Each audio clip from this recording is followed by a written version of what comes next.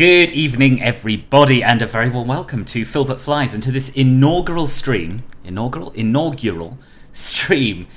the DC Designs Concorde for Microsoft Flight Simulator. Now, I have flown this aircraft twice across the pond. I've flown it from here to New York and back again, and I have loved every minute of it. I'm not an expert at it. There will be things that I do wrong in terms of the fuel system, all sorts of things. But I am 99% confident that this plane will get us across the Atlantic at Mach 2 or somewhere close to Mach 2, and we'll have a lovely time while we fly it. So a very warm welcome to everyone who is here. Tim, you saw the Concorde at the Future of Flight Museum. Oh, where's that?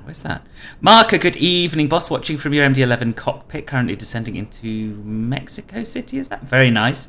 Very nice indeed. Nice of you to join us. Sky Pilot YTS. You're in New York for work years ago and went on the Intrepid where they have a Concorde. It was neat to tour it. I bet. Yeah, so I've been on one at Brooklands, which is a flight and sort of car museum south of London in Surrey, and it was so special. It's almost emotional, sort of standing under the wings and then going on and walking through the cabin and seeing the various seats and things like that. It's a magical plane. And we're going to have a great stream tonight flying it, I'm sure. So who have I not yet welcomed? Simon, good evening, boss, welcome. And yes, as Simon so correctly said, it would be wonderful if you'd hit the like button. It does help a lot with the algorithm, getting more people to the channel. Hussein, welcome. I'm glad you enjoyed the music. eSuperfly, welcome to you. Gibi, welcome to you. Zanis, welcome to you. And Kefri, welcome to you. Dark Fury, Nick, I think there are two Nicks here, so welcome to both Nicks.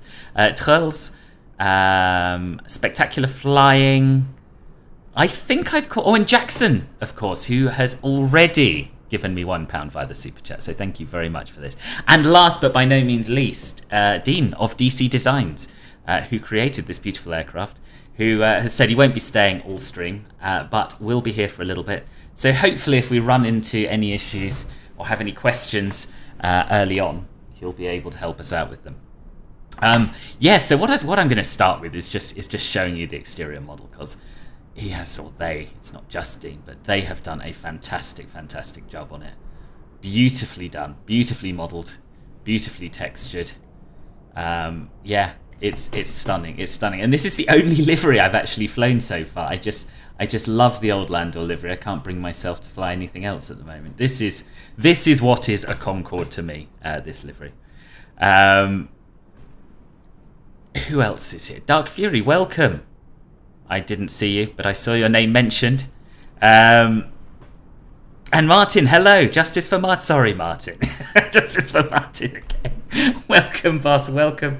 Saw the Concorde in the Technik Museum Speyer, as well as Lufty's old 742. If you're ever in the area of Greater Frankfurt, Speyer is a fantastic place where you can go into these birds and be up close. Oh, I will make a point of that.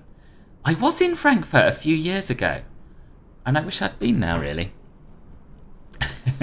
Right, let us get on board, and we'll have a little look at the cockpit. So you can see that my view's already down here. This is the thing. This is my nemesis, the centre of gravity. So when you're flying the Concorde, the centre of gravity shifts quite a lot depending on weight and speed, and the only way you can control it is by pumping the fuel forward and aft. And I spent a little while with Tim, the corporate pilot dad, whose YouTube channel you absolutely should check out. He's done some fantastic tutorials, not only on this, but on many other planes as well. And he is a real-world business jet pilot. So go and check out his channel when you get a minute. Give him a sub and tell him hi from me. Good evening, Justin. Welcome. Trolls, you're back. Welcome, boss. Welcome back. You went to Duxford last summer, but no mobility. So watched my son and granddaughter have a go. Oh, nice. It's a pity you couldn't get on it yourself, but it must have been nice to see them enjoy it. Nothing can go wrong on this flight. Are you crazy, Zanis? Have you seen me fly planes I'm not that familiar with? You'll be flying in the Collimata Concorde today offline. Oh, nice. Yes, I'm flying offline as well. Pardon me. Yeah, because I thought, let me try and make up some excuses for why I'm not flying on VATSIM very quickly. Yes, I thought it would be nice to give the Heathrow controllers a break from the many Concordes they've had since this was released. And also, I thought it would be nicer for us if we could spend a bit more time even just sat on the runway having a look at things without having to rush through and worry about other traffic. How well modelled is this? It's very well modelled. So DC Designs have been very clear, and one of the things I've liked about them since they brought out their P3D version is that they've been very upfront and said, look, this isn't a study level aircraft. We're not aiming for it to be a study level aircraft. It's a fun aircraft. And I never bought the P3D version because I thought, well, it's probably not for me. But having received very kindly a press copy of this, I wish I had, because it is fantastic, and it's got a lot more systems depth than I expected, particularly with the fuel system. All of the switches work. Yeah, it's a really great plane, and it's £28 from Just Flight, which is an absolute steal if you ask me. I cannot think of a time I've spent £28 on an aircraft and had as much fun with it as I have with this one. So there we are. Best excuse: the controllers will like you more even if they don't know you're not doing it. Yes. Will, welcome. You're very welcome, boss. You're very welcome. Good. So, one of the things that I like about this aircraft is the included checklist. Now, obviously, I know exactly what I'm doing with setting this up. But for the sake of this stream, I'm going to show you what these interactive checklists can do. It's a great feature of Microsoft Flight Simulator that not all developers make use of. But when you're learning a new plane, it's just the job. Oh my god, I actually made it on time. You did, Exile. Welcome. Nice to see you. I should be on Volanta. Stand by. I can make that happen at least. I've been doing this a lot lately, forgetting all about Volanta. Jackson with another £1 super chat. Thank you very much indeed. Thank you. Your generosity is incredible. Much appreciated, boss. Why are we coming up as BOAB? We're BOAA, aren't we? Anyway, that'll do us. So let's add a flight plan. We'll import a file. So this aircraft comes with flight plans between Heathrow and JFK and back, and between Heathrow and Barbados and back. I can't remember if there are any Air France ones as well, but I'll tell you in a moment. Which is really good, because we don't have a particularly good sim brief profile for a Concorde, or certainly not one that I've been able to find. So it's really nice to just be able to load up a flight plan and go. Yeah, just so JFK to London, Barbados to London, London to Barbados, and London to JFK. So we're going to be using the included flight plan today. We'll be able to tweak the SIDs and stars and runways and all of that. It's done quite a good job of importing it into Volanta as well. Yes, anyway, as I was saying, you know, you still could. What? Go on VATSIM? I could, but I'm not going to, boss. Every time I look at the traffic at Heathrow on VATSIM, there are at least a few Concordes on stand. I know. Okay, so let's go through the before start checklist. So the landing gear, I can tell you, is down. Parking brake is set. And we can check that with this lever here. And if we didn't know where the parking brake was, we could click the little arrow and it highlights it in blue, which is not the little arrow, the little eyeball, and it highlights it in blue, which you'll see as we go through. We need the blue and green inverters to be on, and they are, I believe, on by default. But again, we click the little eyeball and we can see that they are.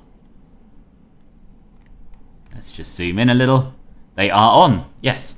So blue and green both on. Anti-stall systems, I believe they're all on by default as well. Yep, they are. We'll set the altimeters now. We don't really need to check where they are. We know where they are, but we'll press the B key because, as we know, MSFS Live Weather doesn't always get it right. Oh, I could still buy the P3D one. I could do. But now I've got this one, I don't really see much point. The included checklist is literally something they admit to be bad. Is it? Well, I haven't found it bad at all. It's certainly helpful for finding your way around the cockpit. Sometimes the ordering's a little bit odd, to be honest, but no, I think it's a great little thing to have. A transponder, obviously we're flying offline, so we don't need to set that. In fact, talking of order, this is one of those things, you do all this before you connect any power, and obviously some of it would benefit from power. But anyway, we'll work through in the order and you can see it how it is. Thank you very much for the sub, Liam. Much appreciated. Welcome to the channel. You have your own written checklist for the Concorde. Do you? Do you know someone sent me one from the FS Labs version as well, which I haven't had a chance to look at yet. So what we're going to do now, we're on the transponder. We're going to go forward to the engine start page and we're going to establish some power to the aircraft. And we're going to start by turning on the ground service switch over here, or closing the switch. We're going to turn the ESP switches on. There's 2 of those. And there you are. Lo and behold, we have power. And we're going to turn on the EPU switch. So that means lifting the cover and moving it to the up position. You know, the landing gear might be down, but I've read a report of a pilot actually managing to put it up on stand.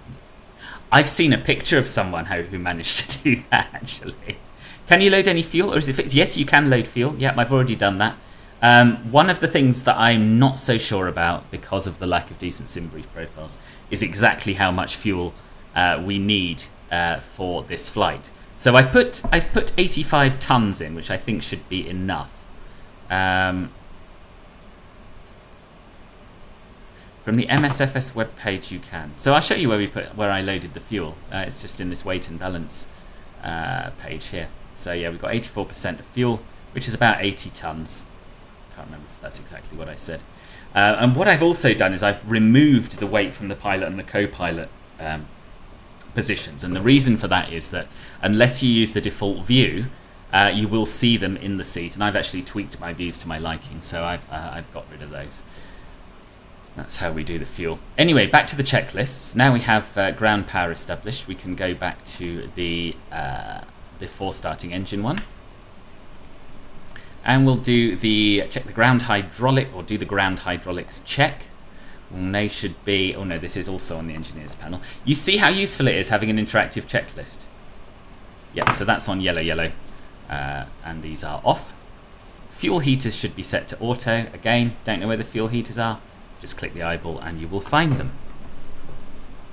85 tons should just about cover it. Atmosphere is warm today. The Atlantic at Concorde will be slow and might not make Mach 2. That's all right. As long as the passengers believe we make Mach 2, that's all that matters. 85 tons sounds about right. Yeah, excellent. Good news. Well, yeah. Okay. I've just realised I initially said 85 tons and then checked and we only have 80 tons. 80 tons. So let's add a little bit more. I might have to get rid of some passengers, but that's okay. Let's see if we can do that. There we are, 84935, close enough. Now, the thing that worries me about taking this much fuel is that there isn't much leeway in the trim tanks to sort out our trim as we climb. But we'll cross that bridge when we come to it. And I'll just remove a little bit of the payload here to get us within our below our maximum takeoff weight. And once again, co-pilot and pilot to 0. Has that maintained my fuel? Yeah, 85 tons. Excellent. Don't boot you for what, boss? Don't boot me. Oh, don't you? Oh, as a passenger. No, don't worry. Your seat's safe, boss. It does eat fuel. Philbert really lost some weight, 0 kilograms. Good evening, Emma. I did.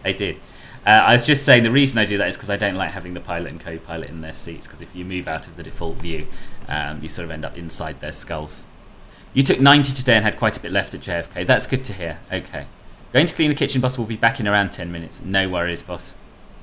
She'll use a ton or two on taxi, potentially. Yeah, I know. I'm amazed how much she uses on taxi. Phenomenal. Okay, so where were we at? We were at the before start checklist. Fuel heaters we've done. Engine recirc valves need to be shut. And again, we can use the interactive checklists to find them. And they are shut. Secondary air doors should be set to auto, and both of them are, I can see that. FMC and INS. FMC/INS, in fact. So we can set that up now. Now, at the moment, there is no INS, but I believe this is going to be worked on as and when they find a solution for making it work on the Xbox, and I really hope that does happen.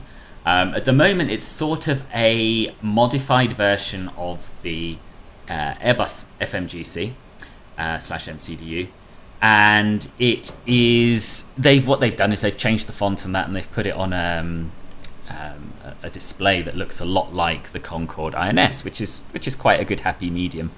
So yeah, so I'll show you a little bit of that as we go along. But for now, if we go to the flight plan page, we have EGLL. We can click on that, and much like with the Airbus, if you can picture that, we can choose a runway. So we're going to be taking off from runway 27 left today, because that is what is in use. And we're going to be doing the Compton 3 Golf departure, which will take us to Compton, our first waypoint. And then we insert so we've got those up there, and we click insert down here. And that has our waypoints to take us from the runway to Compton. Demetris, my goodness me, there's a blast from the past. Nice to see you. How are you? Curious how the auto throttle and heading works. Well, we shall see. Oh, you're right. W is missing off the key, but it should be on the 9 key, shouldn't it? I hadn't noticed that. Still on this planet watching planes flying. Good, good. And what's your excuse for having been absent from this place for so long, boss? I'm joking. You don't have to have an excuse. Checklist, back to that. So we've set up the FMS as much as we need to for now. I believe we've got our route in there, which I imported from the saved file. Seatbelt sign we can turn on. That is up here. Fuel and aircraft weight, well, we've checked that. We can turn the beacon light on as well. Ah, it already was. Okay, nice. Throttles, we'll check that they're at idle. They are, yes, but they weren't quite because they didn't quite match my quadrant position. Now they are. And we can turn the engine feed pumps on. Engine feed pumps. Now, there's definitely a part of this that I have messed up before now because I haven't been able to start the engines, and it was entirely my fault because I found it on the checklist. But I'm quite keen not to do that today. Alright, good. Engine feed pumps are on already. Now we need to turn on the ground service switch, which is all the way over here. Right, that's already on. Oh yeah, we've done all this, haven't we? Yeah, we've done all this. EPU switch. So engine bleed valves, we need to make sure they're all on. 1, 2, 3, 4. Scott, good evening, boss. Does this deviate much from the real Concorde FMS? Yes, it does. The real Concorde doesn't have an FMS. It has an INS system instead, so you're dealing with coordinates rather than waypoints, basically. W has been added. Update out for Concorde tomorrow, most likely with many little improvements and fixes. Oh, awesome. Good. See, now I slightly wish I'd waited till tomorrow to do this, but never mind. It's still good as it is.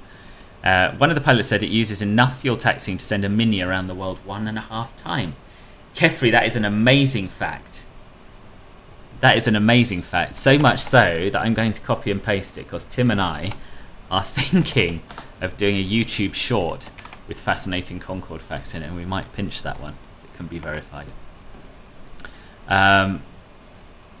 The flight time, Jackson, is just over 3 hours, it should be. Not if you put too much electricity in it and make it explode, then it will replicate the real Concorde FMS, taking you back to the 60s. I'm not good, I just had my hair cut after 2 years and you feel weird. Oh, must have been really long after 2 years. You'll get used to it, boss. Scott, good evening. How are you? I had a rather terrifying first flight since today. Ended up doing 3 or 4 laps of New York before giving up trying to get the ILS to capture and landed it manually. Interesting. That happened to me the first time, Sam. And I think, I don't know, because I tried so many different things and I don't remember what I tried. One of 2 things might have happened. The first thing to be aware of is that this nav radio up here is actually the standby frequency. So you can't set it up there, you can only set it down here. Now I'm pretty sure I'd done that.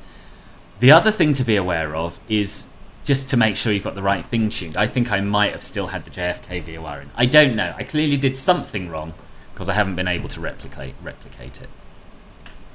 Right, LP bleed valves. LP, that's the low pressure. There are low pressure and high pressure systems involved in this plane, and this is one that I got wrong. I think this is why my engines didn't start, 'cause it's not clear from the switch position. It's only got 2 positions and I thought it was already open, but I'm pretty sure I have to move these to the up position.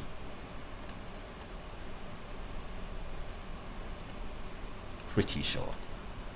Someone correct me if not.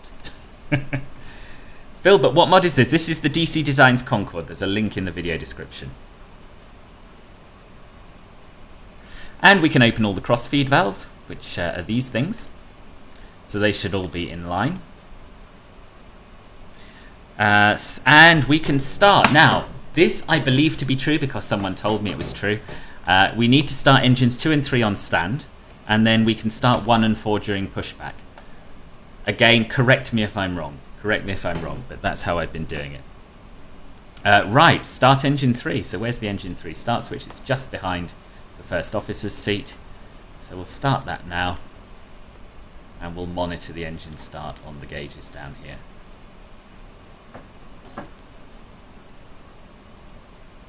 Yeah, N2's rising. That's good.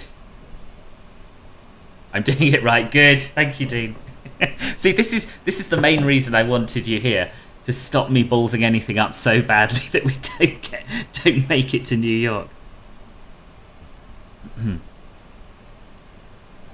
And yeah, of course we should sit here and monitor the engines, but wouldn't it be rather more fun to go outside and listen to them?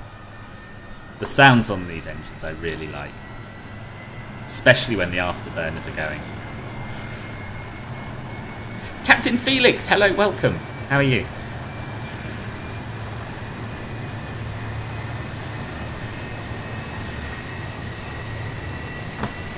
Yes, there she goes. Can you have a flight engineer ride along with you in the sim? I don't know. I don't think so. Oh, mate, well, we do have a wait in the flight engineer field, so I think if it was possible to have one there, then it probably would be there. She would probably be there already. So that's engine 3. And so now we'll start engine 2. This also confused me initially, because it looks like you're moving the switch from start to off, but you aren't. Well, you are, but that's not what's happening. That's how you start the engines. So again, N2's rising. Don't turn off the EPU until all full engines started. That's an error by me in the checklist fixed now. Oh, okay, thank you.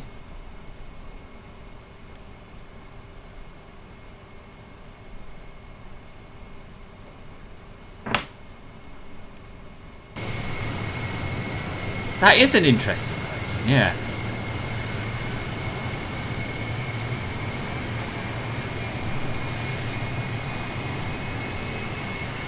She is such a beautiful aircraft. One of the questions I get asked all the time on stream is, well, which is your favourite aircraft? And I usually say the 747-400, because I forget about the Concorde. But there just hasn't been an aircraft, or certainly an airliner, quite this beautiful, I don't think, including the 747s.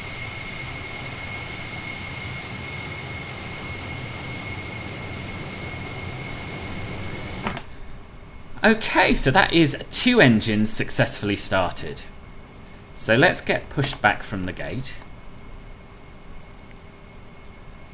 We'll get rid of the jetway first of all. Pre-plan pushback. Honestly, this is the 3rd time I've done this, and it's just so exciting, the thought of pushing back from the gate and then arriving in New York 3 hours later. It's just mind-blowing.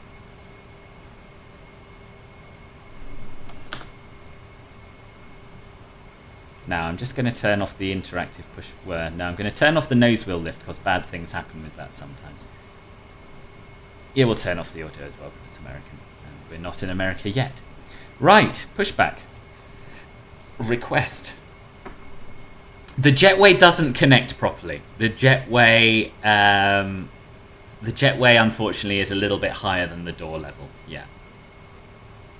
So we're going to check that the tug is connected. It's not yet. Where's Ben with his disappointed man? Ben's at work. And having very recently finished causing all kinds of problems in my Discord, so we'll talk about that another time.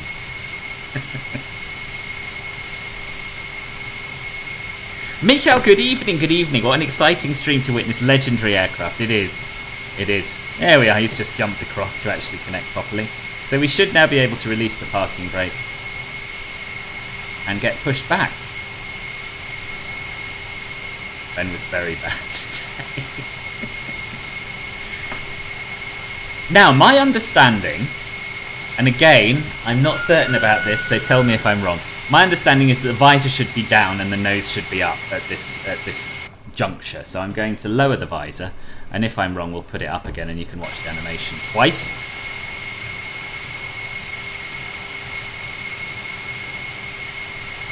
So the nose and visor are both controlled by the flap lever, whatever you've got set to flaps in this aircraft. Do I have to be in the cockpit for it to go down? No, I wouldn't have thought so. Ah, there it goes. There it goes. Just take it off. Look at that animation. Isn't that great? And the shininess of the visor as well. I think nose up makes sense. Otherwise, the tug would probably bonk into it. Yeah, I think that's the reason for nose up when you taxi. I think. Yes, Sam. This is.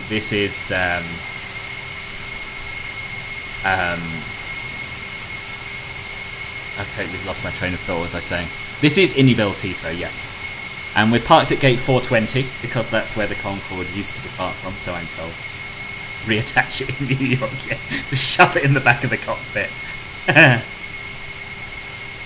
The UK prototype used the call sign GBSST, of course meaning UK Supersonic. As a controller, you always loved overseeing its play. High-speed runs up Irish Sea was a favourite. Yeah. Were you an air traffic controller, Kefri? I don't think I ever knew that. Martin, welcome back. Just made it in time to report. Yeah, if you take a running jump, boss, you'll be fine. Okay, so we've pushed back now. Of course, what we could have done during that is start the other engines, but we'll do that now. I've also heard that sometimes they didn't start the engines, didn't start all engines before they'd taxied to the runway. But because we're taking off from 27 left and it's therefore a short taxi, we don't have to worry about that today. We're just going to start them all here. Is there a special departure for the Concorde at Heathrow like there is at JFK? No, I don't believe there is. I believe that they just followed the Compton departures. Certainly off the 27s it makes sense because it's more or less a straight line out. So there's a few other things we need to set. So of course if we were flying with ATC we'd set an altitude of 6,000 feet because that is the constraint on the SID.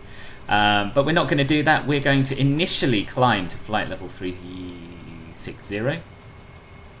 We'll probably bump that up as we go. We're going to set the auto throttle to 250 knots. And I always forget I can hold the shift key down to make it go faster.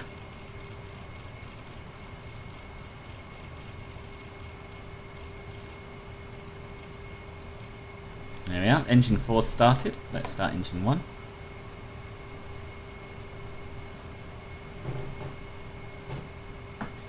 What else do we need to do? Well, we can have a look at the checklist, can't we? And so what I've got here, I've got 3 sources of information open on my computer. I've got the manual, I've got an email that Dean sent me with some useful tips. I've got Discord open with some tips that Tim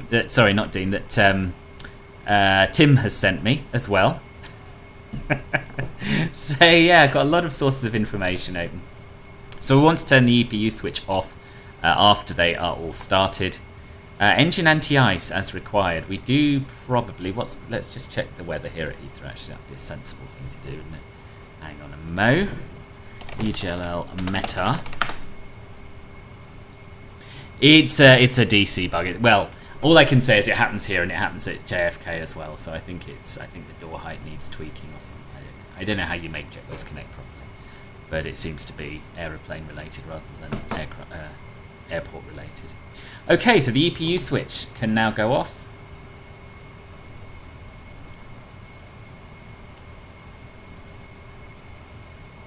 AFCS and trims. We're setting the AFCS now. We'll check the trims in a moment. Stab and feel switches should all be engaged. And I think they all are by default if I'm not mistaken. No, I'm wrong. Right, so we can turn all of these on. All of them on. All of them on. There we go. Forgot to do that on my last flight. Engine anti-ice.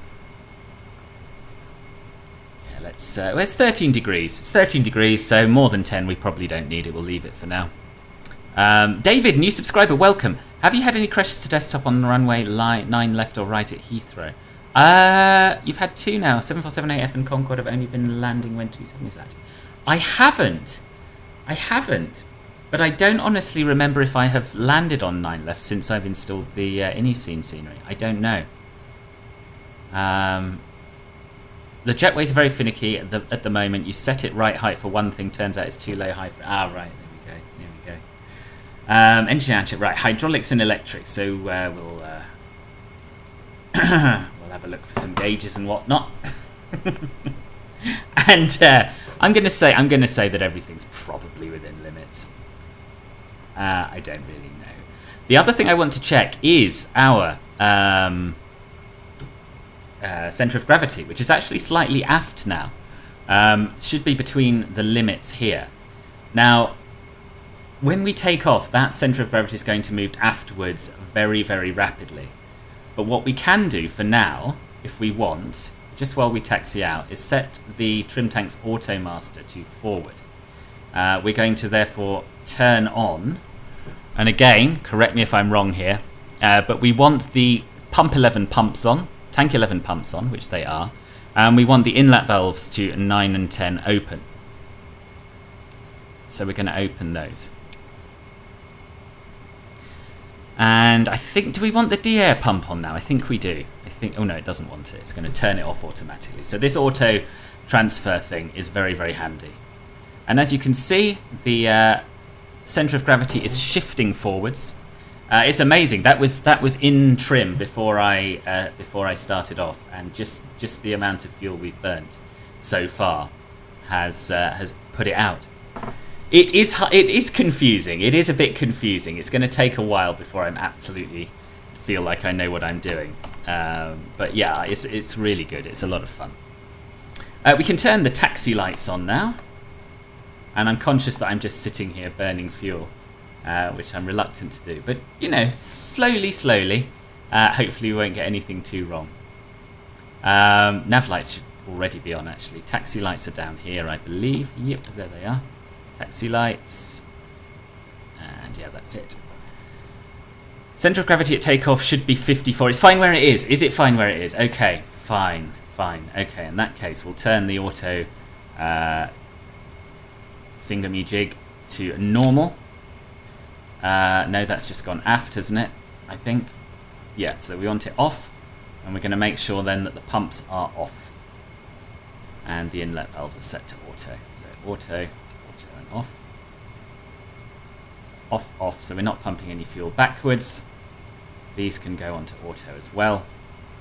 And we haven't got any... Yep, we have still got those pumps on, so those can go. Those can go off. So pump 11, tank 11's not pumping, neither's 9 and 10. So we'll leave it alone now. I'm not on VATSIM. No, I'm not on VATSIM. Not for this inaugural flight, boss. It's just a bit much. And Will was saying that he's sick of Concordes at Heathrow, so I thought I'd be sensitive and not do it. Let's keep it to Michael on YouTube, Vishkas on Twitch. You didn't spell it right, Martin. You didn't. Cool. We can taxi to the runway now, and of course, one of the good things about not being on VATSIM is that we can taxi out, we can line up, and we can have a little talk through what's going to happen next, and hopefully we'll get a nice takeoff out of it. I have noticed it takes quite a bit of thrust to get it moving. I don't know why, but whenever I come to your stream, there's no face cam, but when I'm not there, there is a face cam. Fly with Captain X, I always have a face cam on Twitch. I never have a face cam on YouTube. And I am doing quite a lot of my streams on Twitch at the moment, so for anyone who doesn't follow me there, it would be lovely to have your company on those as well. It's twitch.com/philbert.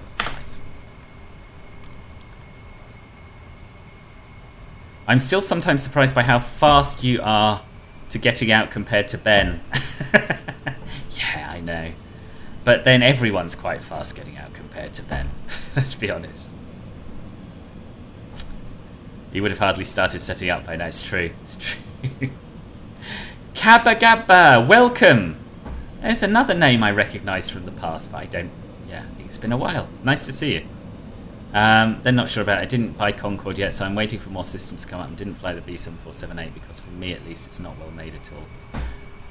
No, the 7478 isn't. This is good though, honestly. I'm very, very impressed with this. It's got so much more to it than I thought it would. I honestly thought it would be at such a basic level that I'd just be able to get in it and fly it, but I couldn't. That's a good thing. Now this plane is really quite tricky to taxi as well. Do I know how the NDB works in the Concorde? Do you know, Nizo? I haven't had cause to use an NDB yet, but we can have a look if you remind me.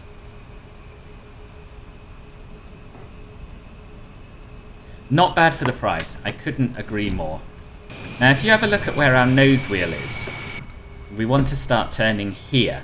So it's roughly, a little bit like the 748 actually, it's roughly when the taxiway centerline is in line with this pillar.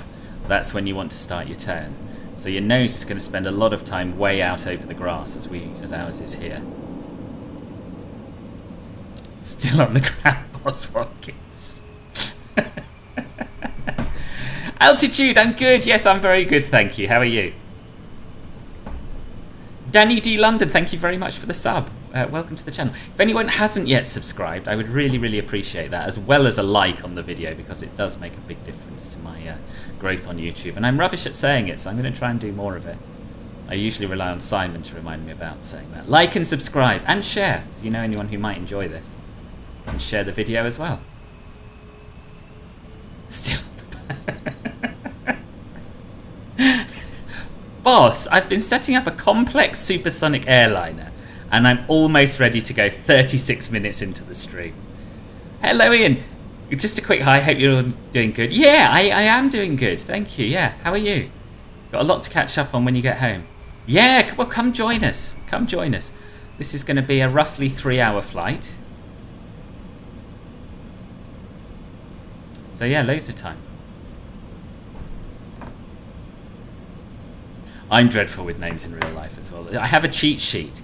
I have a cheat sheet of YouTube and Twitch names to try and marry them up with a real name, and it doesn't always... it doesn't have enough people on it, unfortunately. Liked and fave, thank you, Michael. Nick, what's the sheer cheek? Mine? I hope not. Darren, hello, I'm very well, thank you. How are you? So, you know, me having gone on about how helpful these checklists are, and they are, I haven't really looked at one for a while. So the nose should be down 5 degrees. Just gonna, what we'll do, we'll go through this properly. We'll just get around to this holding point first. Oh, boss, you're in hospital again. How long have you been there? Is this the same time? It's been a few days, right? Or have you gone out and back in again? I hope you're all right, boss. Ben wouldn't even have a battery. Exactly. Thank you, Riley. Can I get access to that cheat sheet? Maybe, boss. Maybe. Right. So visor and nose down 5 degrees. Now, I don't think... Are we down 5 degrees? No, we're not. So we've just got the visor down. So we want to lower the nose to 5 degrees. I was wrong. I was wrong.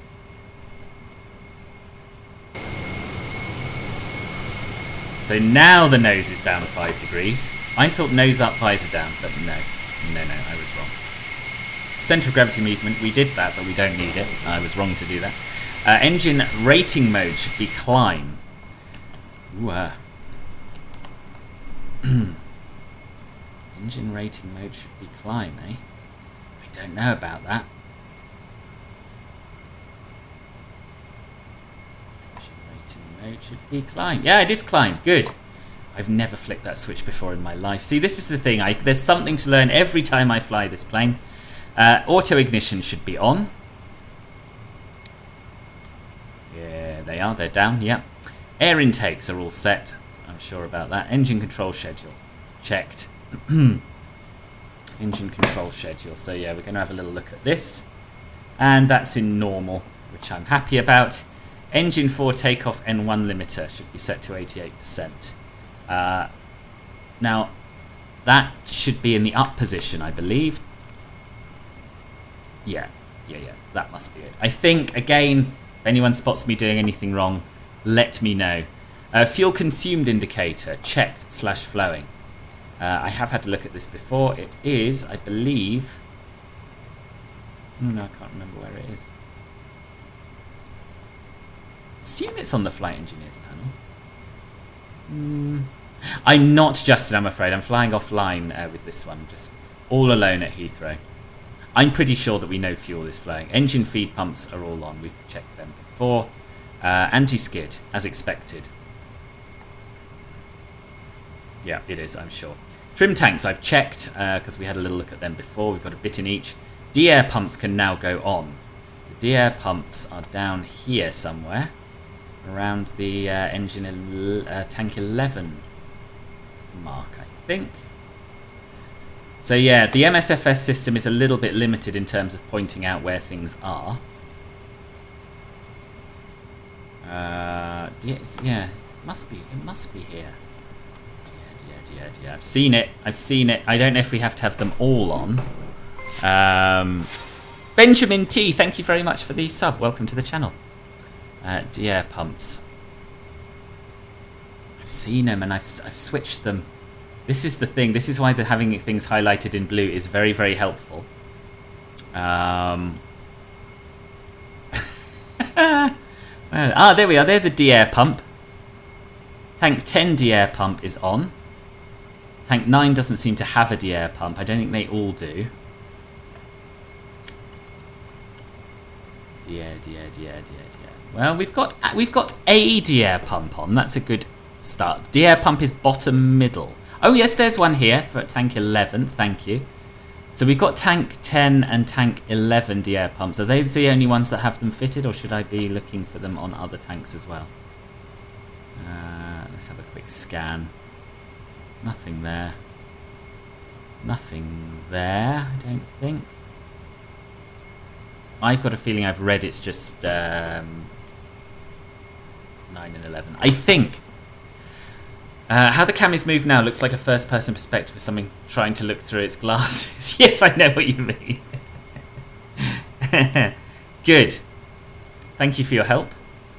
Your gallbladder bursting has caused an abscess on your liver, which caused sepsis. Oh, goodness me, Ian. Goodness me, that's scary stuff. That's proper scary stuff. I'm so glad you're alright.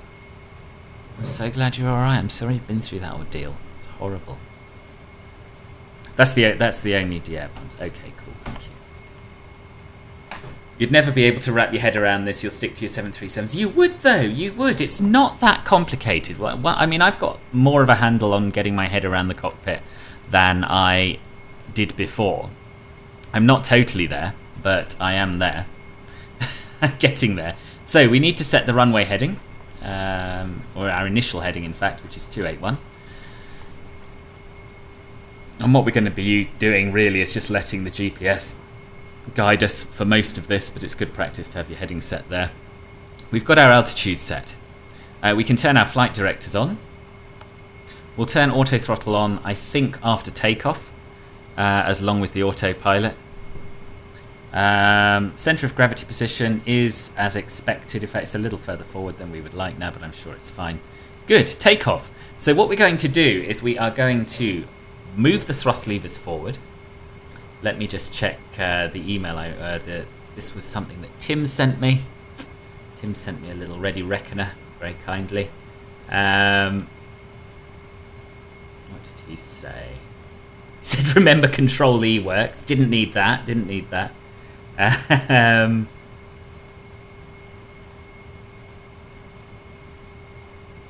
Yeah, so we're gonna apply reheat and turn it off at 500 feet above ground, climb at 250 knots up to about 10k, and then accelerate to 400 knots. That is our plan. Let me just go through the rest of this, re-familiarise myself with it. I think we want to pitch up to about 10 degrees nose up initially, and then let it accelerate, and then up to 15 degrees nose up. And we're going to select IAS acquire after takeoff, and we're going to select altitude acquire, and then we will also potentially use VS mode. So, doesn't mention this in the checklist, but we definitely want to turn our strobe lights on. Where are they on this? Probably lower down here if I can't see them up there. We can turn our taxi lights off, landing lights on.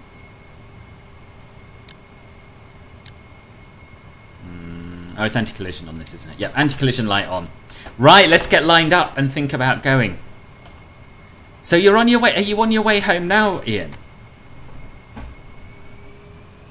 Or how long are you expecting to be in there? And yeah, of course, yeah, anything you need. Give us a shout.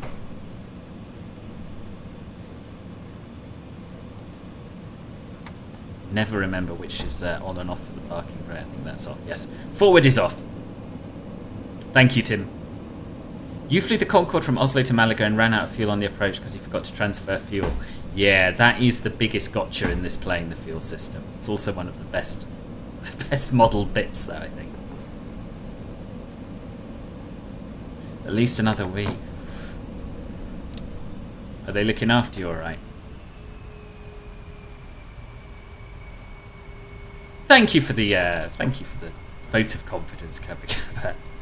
Not good enough at Sims. Yeah, but it's all a learning experience. Everything about flight simming is a learning experience. That's what keeps you coming back. You might not feel ready for this yet, but I guarantee you do 4 or 5 flights in it, you'll feel pretty confident and you'll feel pretty good about yourself as well.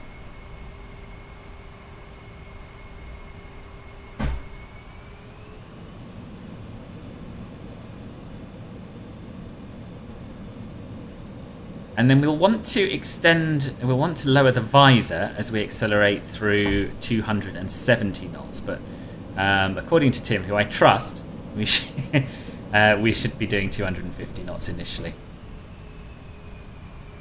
Now you had to learn the autopilot FMC and ILS system myself, all about the learning. Exactly. There you are. There you are.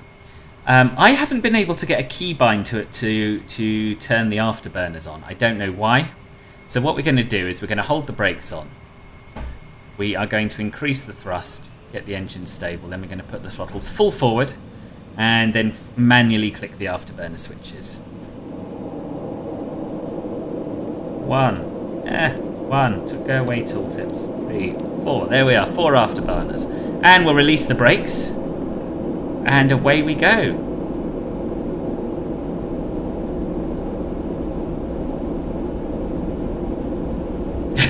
Learning to fly an aircraft in real life is easy compared with this one.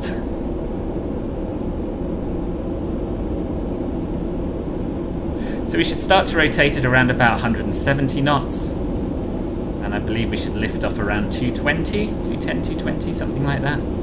Again, this is all in the manual. I just can't remember it. But it'll fly when it's ready.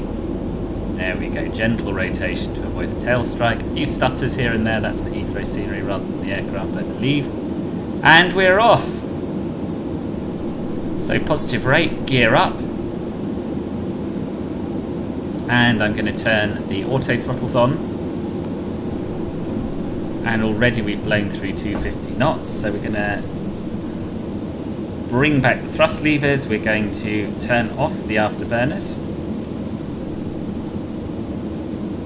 And we're going to just fly runway heading for now, get ourselves a bit used to the feel of it.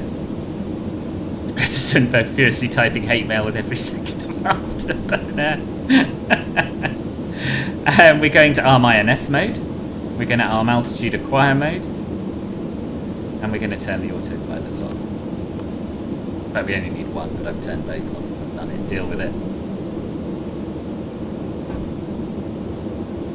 Okay. So as you can see, this radial is coming into meters here. This radial's GPS track, I guess. What haven't I done? Anything? And we're just going to keep that 250 knots with the throttles. Now I'll have a little look outside. Look at her go. Pity about the weather, but anyway. Allows you to focus on the plane rather than the ground. It is such an experience. It really is. It's such... Oh, it's blown straight through that course. Why is that then? Go into heading mode. Heading acquire. Where's that heading acquire? Track heading, rather. That's what it's called in this. Is it because I've got both autopilots on? I think so. Turn INS mode on. There we are. It's intercepted it now. Beautiful. There's absolutely no way the pilots managed to keep it at 250 knots. I have my doubts as well. I think they were probably, much like the 747 is allowed to have a high-speed climb, I think. Yeah, so these are like wingtip vortices, they say. Which have been beautifully done. I love it. I just love it. Honestly, you should buy this plane. Why haven't you bought this plane yet? I don't want any more excuses. Our speed's getting a little high.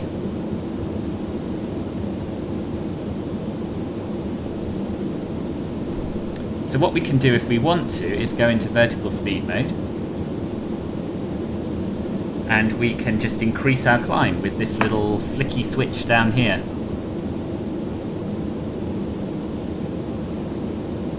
And you'll see that our VS is here, and both are going up. We can bring the thrust levers back a little if we need to, but I don't think we do need to, because who cares if we're a little bit above. It's £28, Ian. It's £28. I was saying earlier, you'd be hard pushed to find this much fun in a sim add-on for £28. Yes, so it's time, before we go past 270 knots, to get the nose up and the visor up.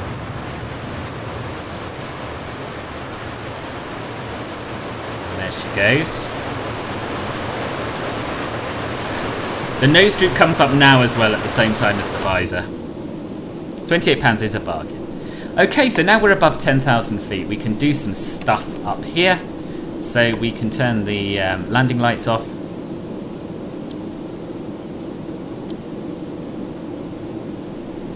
Yeah. Very hard to get them. There we are. And we can probably turn the seatbelt sign off as well. He says, being unable to remember where there it is, seatbelt sign off. And now we can go into max climb mode, which is a very exciting mode. And that will put our speed to 400 knots. Now, we don't want to go supersonic at this stage, so we might have to bring that speed back down. But for now, that'll do us nicely. And again, Dean, if you're still here and this is incorrect, let me know. And we need to start pumping fuel pretty soon. In fact, now. So you can see that our centre of gravity is way forward now of where it should be. So that's where our trim tanks come into play. And I will catch up with the chat after this, but I need to concentrate a little bit. So we move the fuel auto transfer rearwards. And what that'll do is automatically turn on the pumps 9 and 10, tank 9 and 10 pumps, and then down here we need to open the inlet valves manually, I believe, to pump 11. And what that'll do, and in a minute I'll show you the fuel schematic, but that will pump fuel aft, and you can see that this figure here is going up. So we are slightly out of trim, but not too bad, and hopefully that pumping will sort us out. Speaking of the flippy switches, is there anywhere on the instrument panel that displays what you've actually set the speed or VS to? The speed is here. The VS, no, I don't believe there is. You just have to look at the indications. And I think we can set an altitude of flight level 400.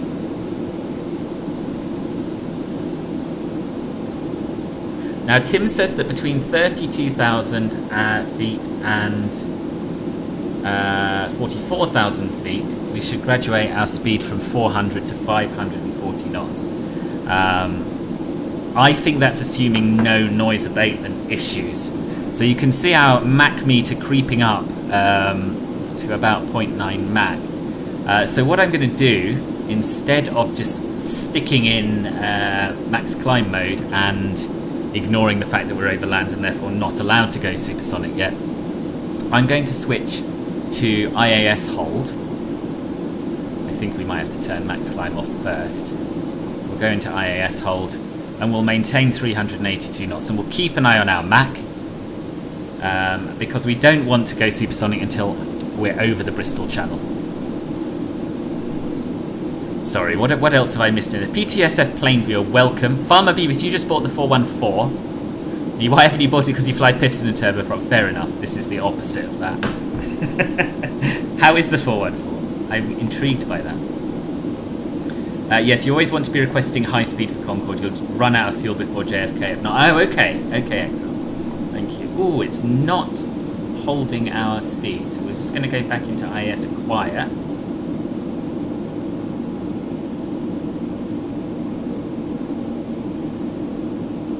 Maybe we need to reduce our climb speed. I think we probably do. Right, let's just turn off vertical speed. We're not in vertical speed anymore, eh? Jesus, what's going on here? Let's turn the autopilot off. And stick the nose down and stick the throttles full forward.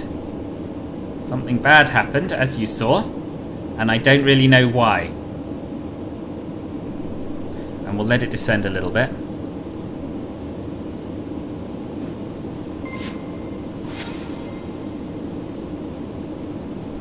So what on earth happened there? And why can't I bring the nose up?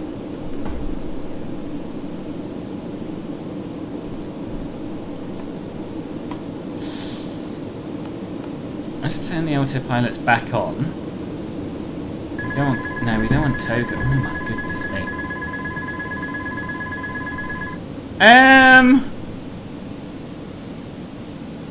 Right. Let's go back into max climb because that was working nicely. Okay.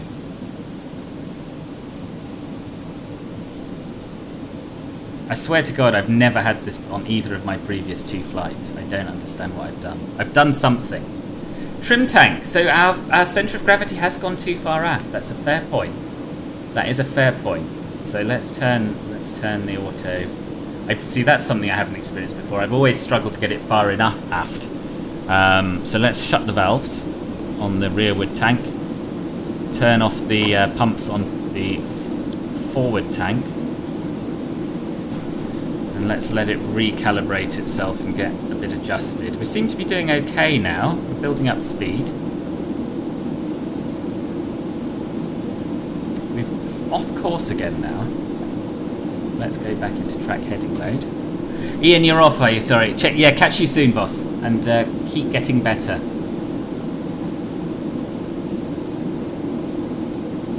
The flight recorder analysis on the captain's musing will be a fascinating study.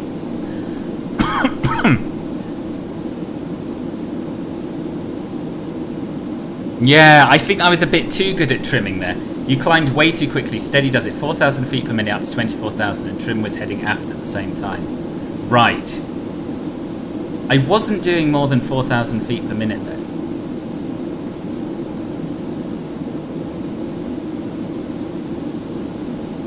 Right, so now if I go into, if I turn off max climb and go into IAS acquire and just bring that speed back until we're out over Bristol, I think that would be sensible, right? Let's keep it at 350. To be fair, it probably lost my INS or my GPS track because I turned the autopilot off. A true Nigel says aft. Yes, that's true. My apologies.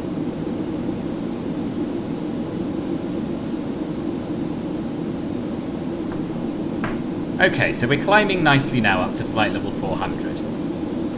And then after we get to flight level 400, the next stage of the climb... Oh, I've lost the email.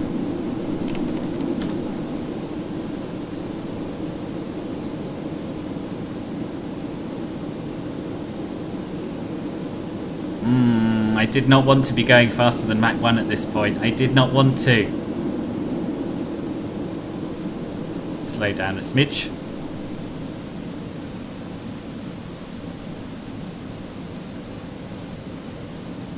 Burner's in at flight level 240 now. Max climb for flight level 500 once you're out over the ocean. Okay.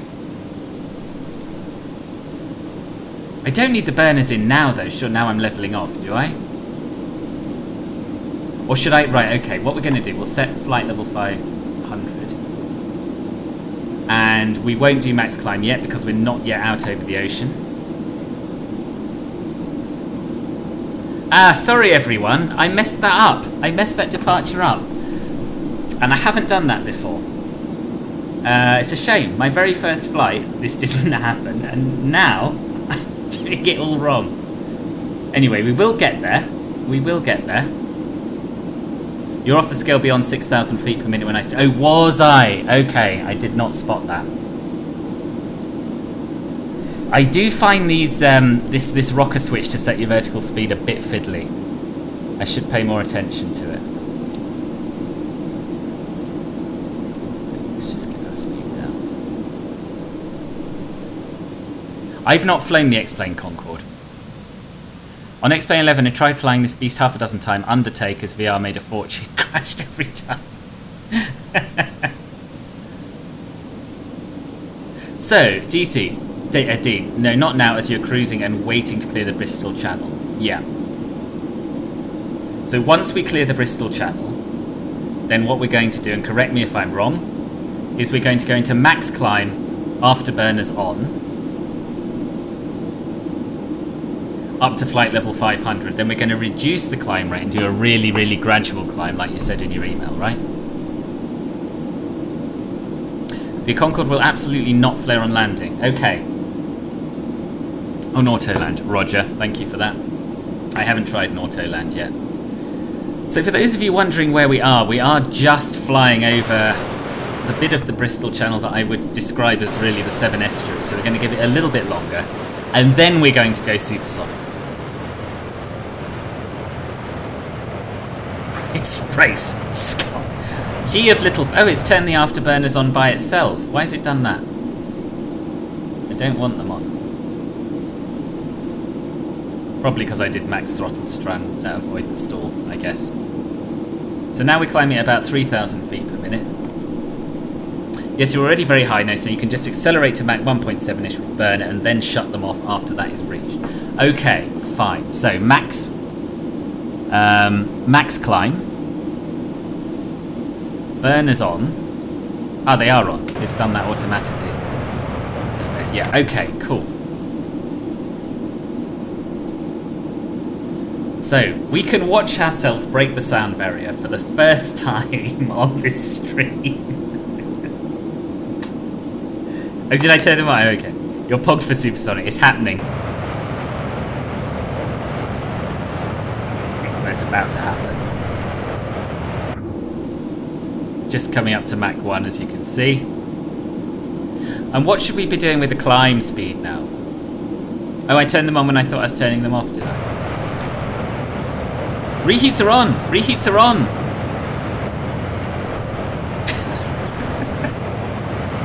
They should be on! Dean just said they should be on. Does this thing have sonic booms? I believe it does, but I haven't actually heard one. It's okay, boss, that you messed up. Sure, it's not like that we're passengers for the immersion, we almost died, but we're all human and we all make mistakes. Exactly. Exactly. I don't know. It's a bit of a shame, isn't it? It's a bit of a shame. First Concorde stream, you mess it up.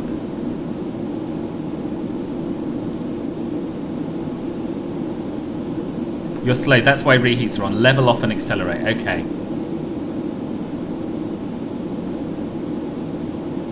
I mean, we're not climbing.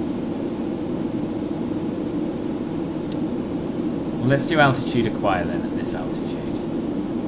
48,000 feet. Alright, let's go down to 47,000 feet. Get a bit of speed up.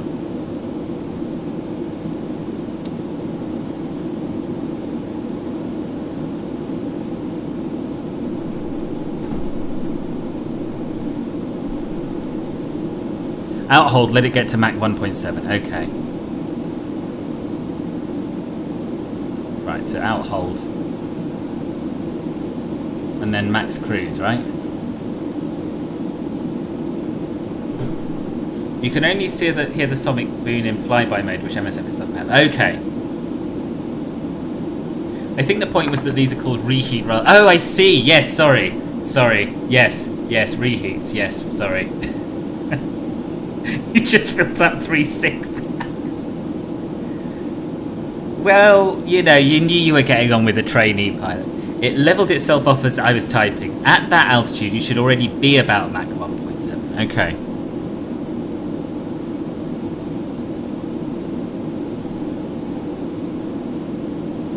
What I don't understand, though, is why we're not accelerating. Are we too high to accelerate or something? You'll certainly get some extra champagne.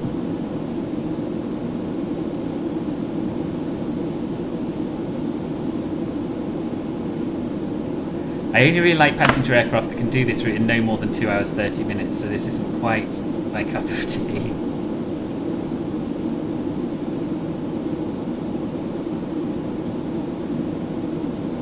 See, when I've flown it before, I've managed to get the speed up, and we've been accelerating as we climb through Mach 1. But for some reason, at the moment, it's sticking at Mach 1.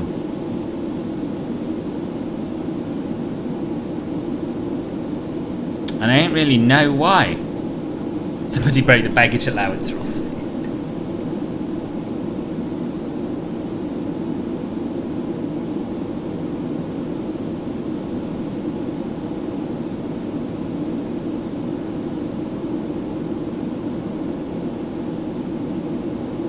Concorde's affected by the atmosphere, which, yeah, you said it's warm today over the Atlantic. I am in live weather. You had let it descend and seek 400 knots IS to speed up. Thank you, I will do that. Let's go down to flight level 400, shall we?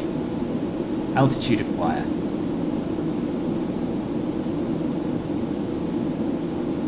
I don't want Mach hold. I want IAS acquire, don't I?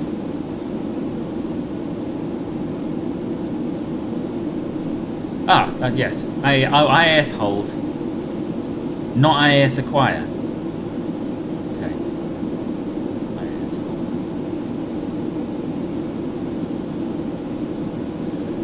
Should be aiming for Mach 2 by 50k. I don't believe... I think Dean said not. Hang on, let me get his email up. Let's analyse what I've done wrong here.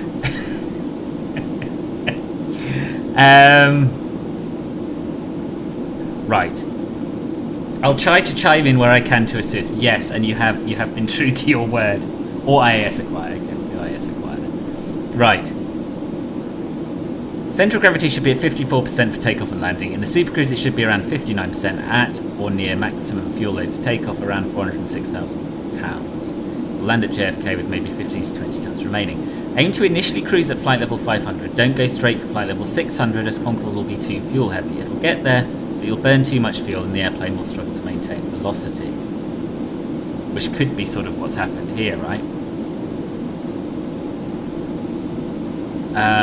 Concorde rarely made Mach 2 at flight level 600 on the JFK routes. The air's too warm in the atmosphere. The crew used to tweak the displays in the passenger cabin so that the passengers didn't feel cheated. Once at flight level 500, aim to climb very gradually as fuel burns off and Concorde gets lighter. Yeah, okay. So we are accelerating nicely now as we descend. Yes, this is much better. Clean, confirmed through the sound barrier now.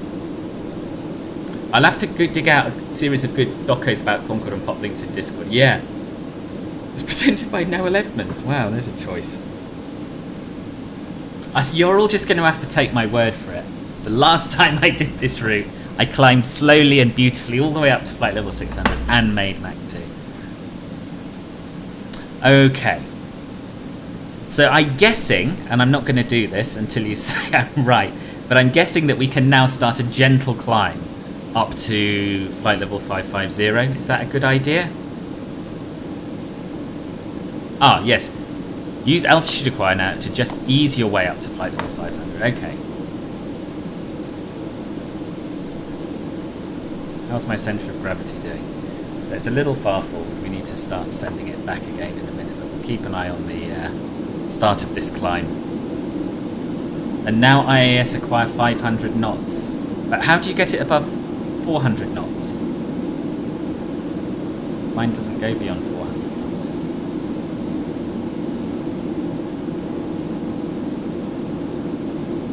Yeah, I mean, people have been flying on VATSIM with it.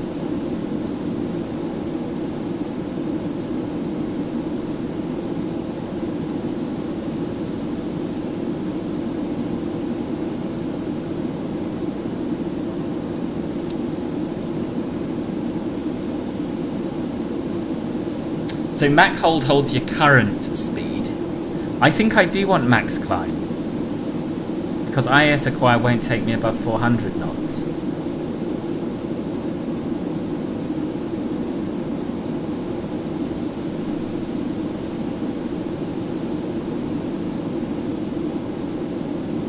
I'll try.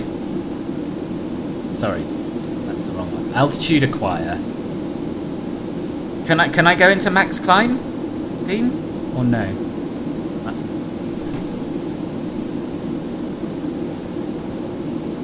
I mean, it is at least holding our speed, which is good.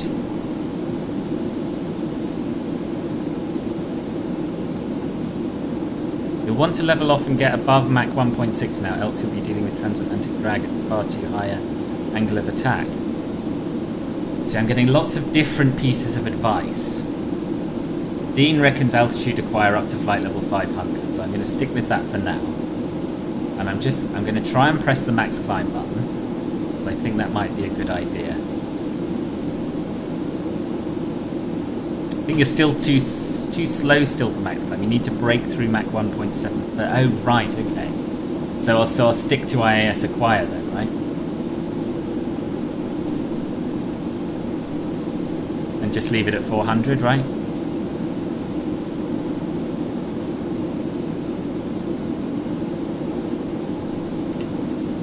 Just realised I didn't set standard pressure like a noob. So we're at Mach 1.3. The climb has stopped, which is probably not a bad thing. Until we accelerate.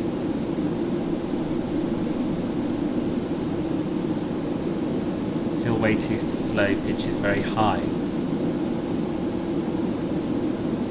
Isn't it good having all these Concorde pilots sitting in chat? It is.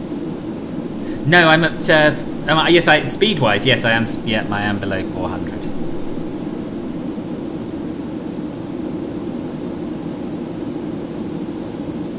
Punch the reheats to get to 1.7, then you're out of the drag zone. Reheats, I think, are already on. They're already on. Add-on was £28. You need to trade speed for pitch and then build slowly. You're starting climbing at Mach 1.27, which was still too slow. Okay, but our speed is on the up. It is on the up. We were at Mach 1.3, now we're at Mach 1.4. We're doing more than the speed of sound, Jason. Doing more than the speed of sound. 1.4 times the speed of sound. Check if fuel's in the right place. So it is still within limits. But we should, by right, start pumping it backwards again now, I think. Because we're just forward of our... we're not on this gauge. The gauges are slightly different. It should be about 58 during the cruise. So I'm going to start pumping it. So again, we're going to turn the auto transfer rearward. And we're going to make sure that the inlet valves on tank 11 are open. Just keep an eye on that briefly. DC Design's done a great job. They have. Where's my champagne and caviar sandwiches? Kefri, you'll have to speak to the chief, to the purser about that, I'm afraid. I can't. I mean, I'm keeping you alive by the skin of my teeth at the moment. Yeah, reheats are on, it's trying to keep climbing, so you're burning fuel when you should be in supercruise. I would altitude acquire flight level 400 again. Okay.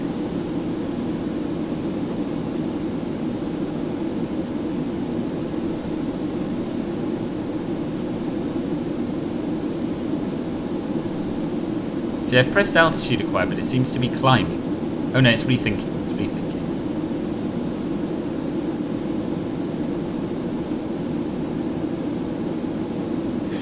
Linus, I am! What are you flying in it?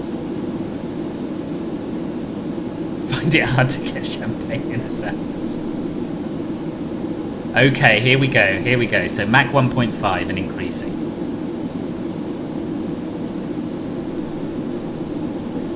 Honestly, it's a bit good though, isn't it? It's a bit good that because I messed up my initial climb, because my pitch attitude was too high, we're running into these problems, which we wouldn't be otherwise. That is a lot of work. That is a lot of work for £28. Do we want to see Concorde back higher? I'd love to see Concorde back higher. But there is a replacement in the works. Whether it'll ever materialise or not, I don't know.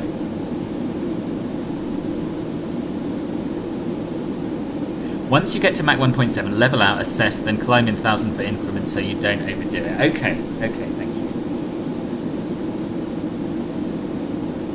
Should we prepare the life rafts already? We might have to do a lot of paddling to get to NYC after we run out of fuel. No, Beavis, because I have a contingency supersonic fuel tanker following behind, just in case, you'll be pleased to hear. Okay, so we are now at Mach 1.7. So we'll switch to out hold to level off. We'll keep an eye on that speed. We're at Mach 1.8 now. So we're going to climb in 1,000 foot increments. So we're currently at flight level 420. So let's climb up to flight level 430 with altitude acquire. We'll see how we do.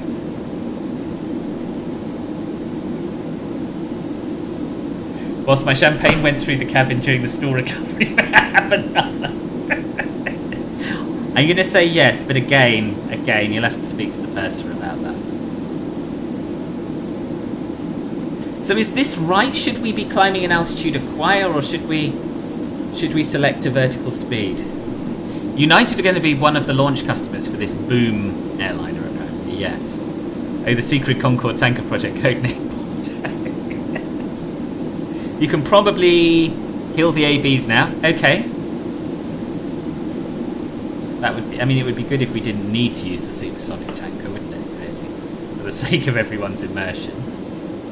Okay, so afterburners off. We're still above Mach 1.7. So let's go up to flight level 440.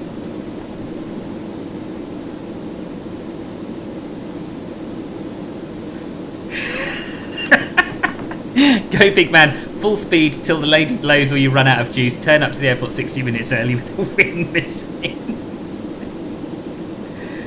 Okay, so we're climbing quite nicely to flight level 440. I think what I'm going to do, I'm going to be a little bit bold here, and I'm going to reset flight level 500. And what I'm going to do is monitor it. I'm going to monitor it, make sure our speed doesn't drop too far. You could not hit Mach hold, I should think, or could now hit Mach hold and control your shallow climb manually. Okay, Mach hold on. Control your shallow climb manually. Flight level 550 and Mach 1.8 might be the best you can manage now. Why have my engines just gone off?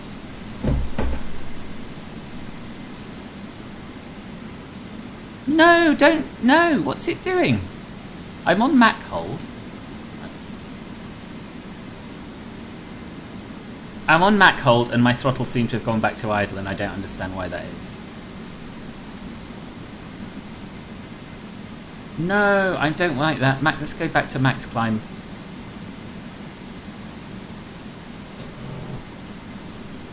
Generic pilot, how are you doing on this wonderfully? I'm doing well, thank you. How are you?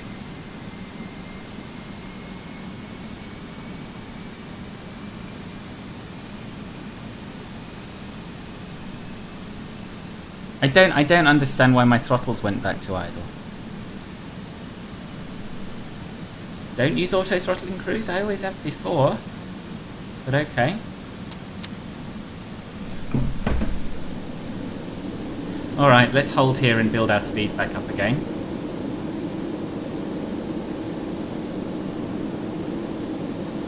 William, it's going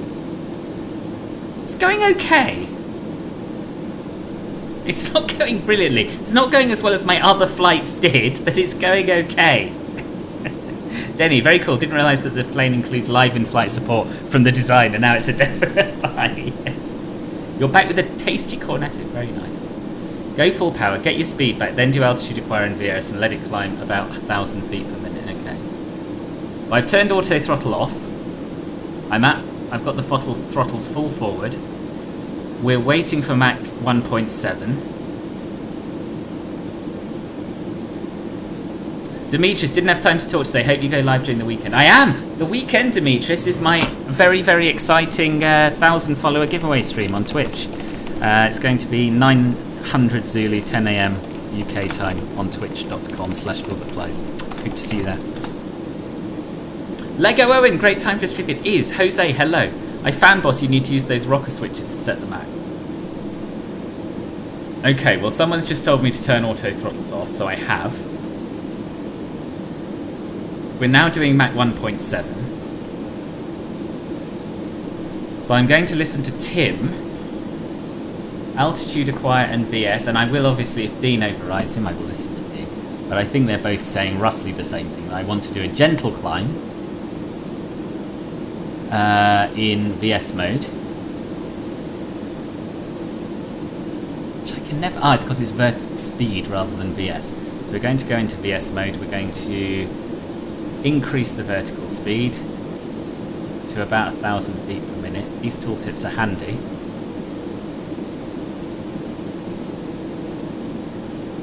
There we are, 1,040. That should do us.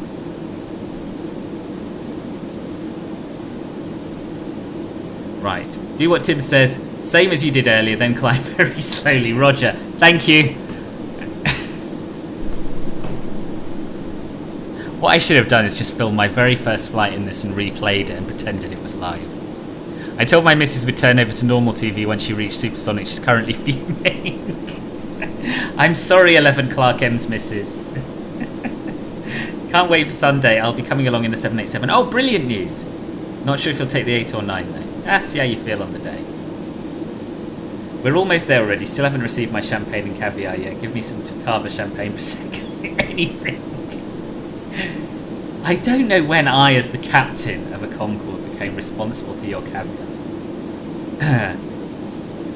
Right, now do what Tim says and climb very slowly without reheats on, even if it's 500 feet per minute. Let it creep up and you won't lose your speed again. Leave max climb like Roger. Max climb is dead to me. It's dead to me. We're not touching that. Fuel balance is off. So that's something we need to think about. The speed is still creeping up, which is good. Melon, hey, where's the boom? You promised an ear-shattering kaboom. Hey, yeah.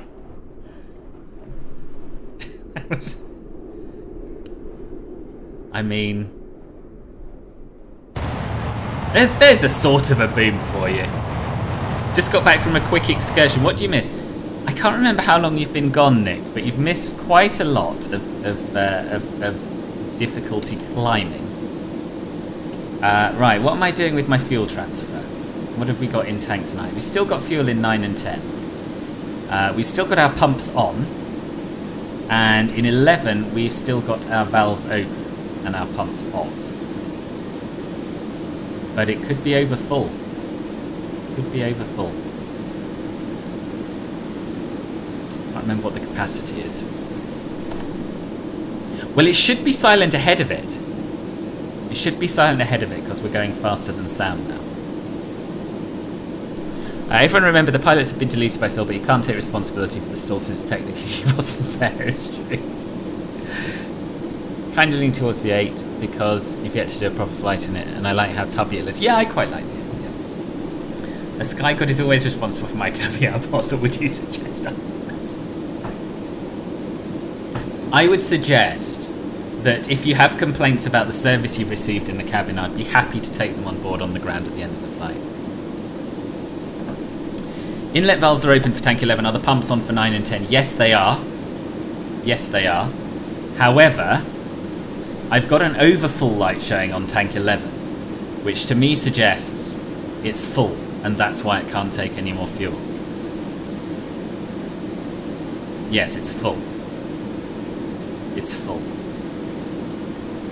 So now, Tim, now I think what we might need to do, and you're the expert on this, I think what we need to do is transfer some fuel from tanks 9 and 10 into tank 5 and 7. Let me just look at the schematic. Anyway, yeah, I've been a bit busy recovering from stalls and things like that to pay too much attention to the centre of gravity. Yeah. So 6 and 7 would be ideal. Naga Raj, thank you. And Alex has been a Club Filbert Gold member for 8 months. I'm sorry I can't help with the hype train, but thank you very, very much, boss, for your continued support. Much appreciated. Close Liu. What? Close Liu? Watch out, mate. Police are following you. Watch your speed. Oh dear. Yes, do that. That will push the centre of gravity aft. Exactly. So 6 and 7. I need inlet valves for 6 and 7, ideally, don't I? I need to open them. I'm just going to pop back. Check that our speed is still increasing. It is. It's still creeping up. What have we got set altitude-wise?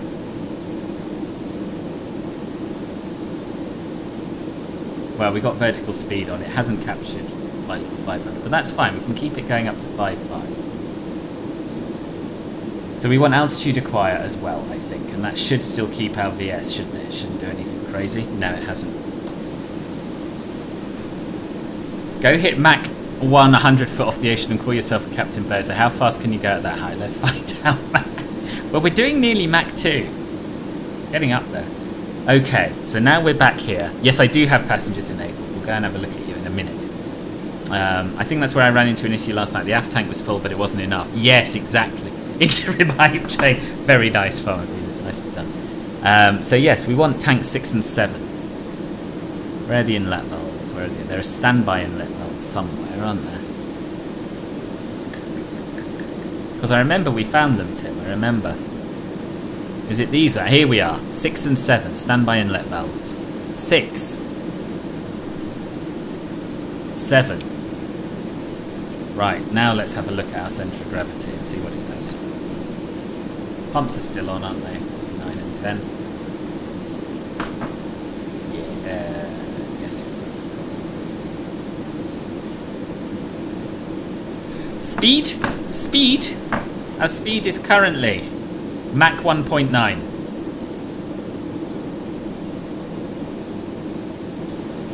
I had a lot of fun transferring fuel between the tanks. It's a good mini game. Yeah, just make sure to select the right reserve tanks. Yeah. Yeah, it's coming back. It's coming back, isn't it? Now, I did link to your YouTube channel earlier, Tim. But what I'm going to do here is a little cutaway to your actual video on this. Hold on. Let me dig it out. Not a cutaway. We won't people can watch it there in time. But, yeah, hang on. You sent it to me, right?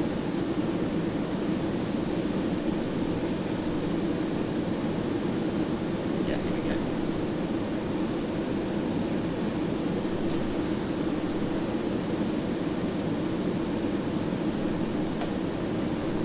So here you go. This is Tim's video on fuel management. Highly recommend giving it a watch.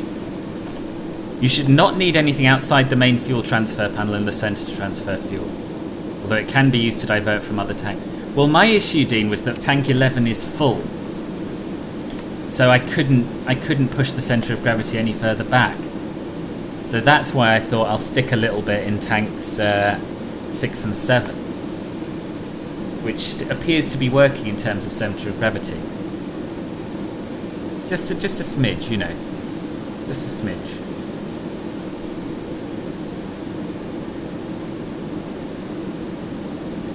I do have track IR, yes. So at the moment I'm not using it though, I'm just using preset camera views and then just sliding it left and right.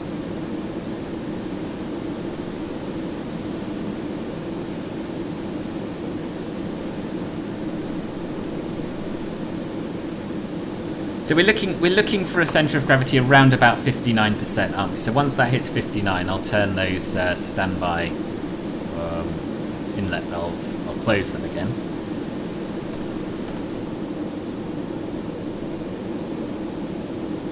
I had to transfer to tanks 5, 6, 7 and 8 to trim it on my flight. Oh really? Yeah. I'm glad it's not just me. So we're now level at flight level 550, 55,000 feet. So I think we'll just sit here, right, until we get to Mach 2, or should we climb a little more? So that is saying 58.8. That's showing just over 59. I think. Oh no, it's showing 58.8. I'm happy with that. That looks good to me. So let's close these magical inlet valves. There we are. We'll switch these ones back to auto. Or was it already on auto? No, now it's auto. Auto, auto, auto. Auto. Awesome. Well, I think everything's going swimmingly now. Champagne, caviar, and a gold leaf is all I need. You watched the video earlier, that's what led you here. Oh, brilliant. Yeah, thanks again, Tim, for including a link to this stream. So you can see our speed's still creeping up. We're about Mach 1.92. Riley! Riley, I think it's showing a membership renewal, but I think this is your first. This isn't a renewal, is it? This is you joining Club Filbert Bronze. Thank you very much. Wait until Mac 2. Okay. You would select an E and K. Okay. Tim, I'm going to listen to you because I trust you. Well, thank you, boss. Thank you very much. We haven't even talked about Club Filbert yet. We'll do that in a mo. So there we are. So flight level 600. And we want to go into vertical speed mode. Where are we? Vertical speed. There we are. And we'll just climb, I guess, almost as slowly as we possibly can. Why is that saying increase selected altitude?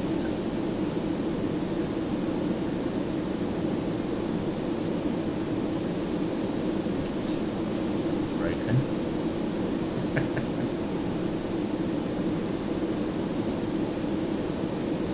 There we are. So we'll climb. This looks all right. Climb about 300 feet per minute. Would you say something like that? You can try to climb very... I'd missed that. You can try to climb very, very gently, but I'd not be surprised if that's as fast as you can go until later when more fuel is burned off and Concorde is lighter. Ah, and you said you'd select an even slower rate of climb versus leveling of Mach 2. May that be achievable. Yeah, you did. You did. I'm glad you're both here. I really am. I think that in my previous flights across the pond, I've just been lucky. Something's gone awry here. I want altitude acquire. But why is this showing me selected altitude rather than... no, don't climb that fast. Right, so when I moused over this, it used to say adjust vertical speed. Now it's saying decrease selected altitude, and I don't know why.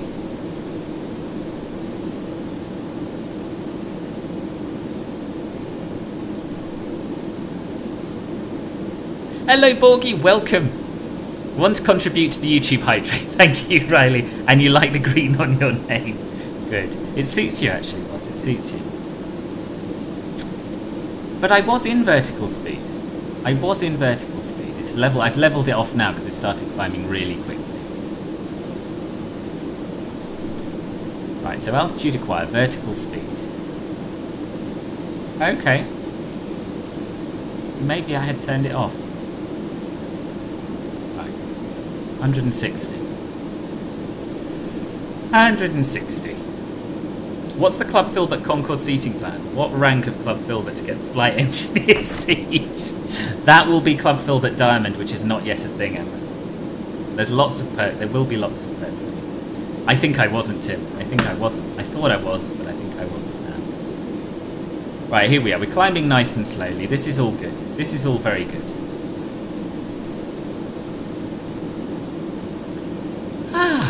Total Aviation. Welcome, I didn't see you arrive. They say that Concorde grows by around 6 to 10 inches when in flight. Wonder if that applies to everything which is on board also. Say no more.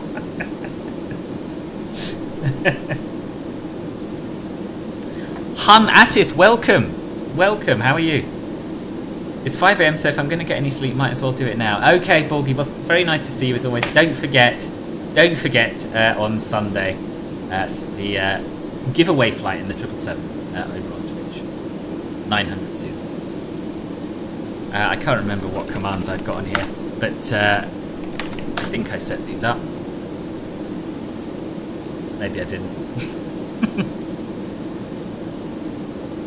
Oh, I did. So, two recommendations for you if you're enjoying this stream. Firstly, come and join me on Twitch. Come and follow me on Twitch. I do more than half my streams over there nowadays. So it'd be great to see you on those as well. And you get to see my gorgeous face, which is an added benefit of Twitch. Secondly, come and join my Discord server. There's lots of nice people in there. And yeah, you get, if you're in Club Filbert, you get access to particular members-only channels and all that sort of thing. But mostly you just get to keep up to date with what I'm streaming and when. Melon! Zoomies was saving this for this flight if you're away. I'm glad you are away, and thank you very, very much for 11 months of Club Filbert memberships. Thank you. Yeah, I'm very well, thank you, honey. It is very good. Will we do the route back by hand flying, boss? Not today, boss. I don't have a German accent, JGI. I'm English. Can confirm Philbert, right? See? That's not a reason to go and find me on Twitch. I don't know what it is. Anyway, I got a little bit tense there when things started going wrong. I'm feeling relaxed enough now to give you a little look at the cabin, where sometimes I have passengers, sometimes I don't. Usually I don't. Other people do. I don't know why that is. No, it's empty for me at the moment. But it is a gorgeous cabin. Absolutely brilliantly modelled. And it's in between this and the BA146 for the award of best modelled cabin in MSFS, I think. What I really like, and that you've no doubt noticed by now, is the Mach and altitude readouts in here, which, funnily enough, are clearer than what we get in the cockpit on the instrument panel. But you can see we're climbing very, very slowly at Mach 1.91, which is good. There's a button to turn the passengers on. Where?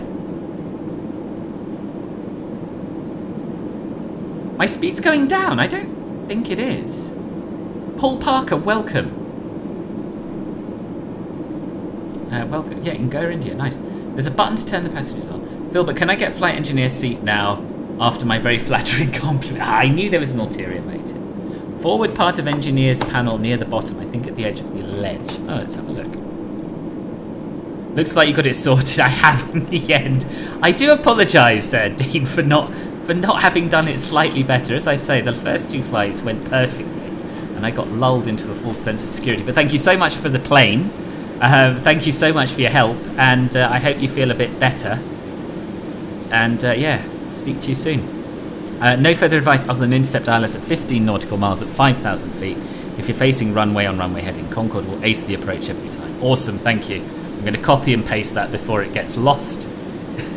But yeah, pleasure having you. Thanks again.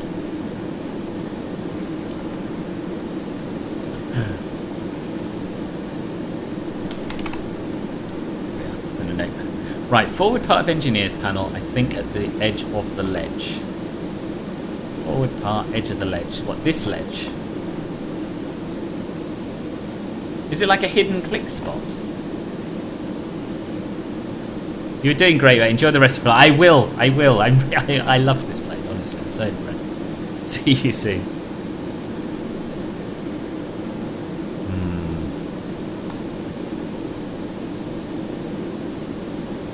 Captain Sin did a great job with the cabin on the 777. That's the only good thing I can say about it. Oh, really?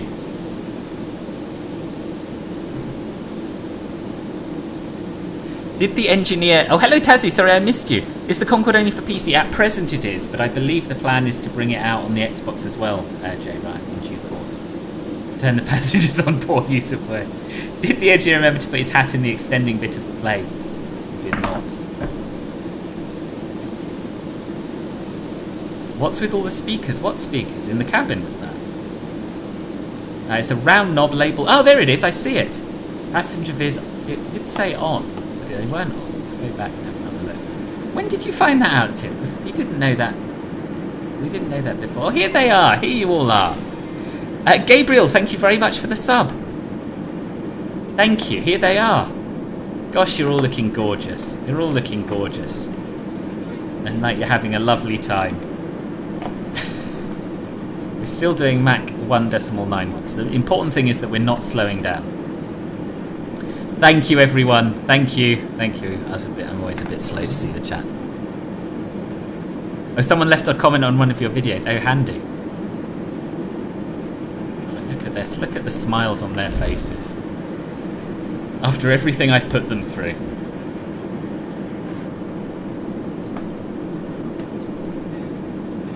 You clapping? Oh, that's nice. It's a little creepy. They're not as creepy as the passengers on the Kodiak, though. Those are the creepiest passengers. I'd like the seat with the champagne, please. I love the fact there's just a whole bottle there. Just waiting for the right passenger. Still doing Mach 1.91. Do you know, I'm feeling just about relaxed enough to put a little bit of music on, I think. And we're going to have something soothing and peaceful and classy. AKA Horror's Ear.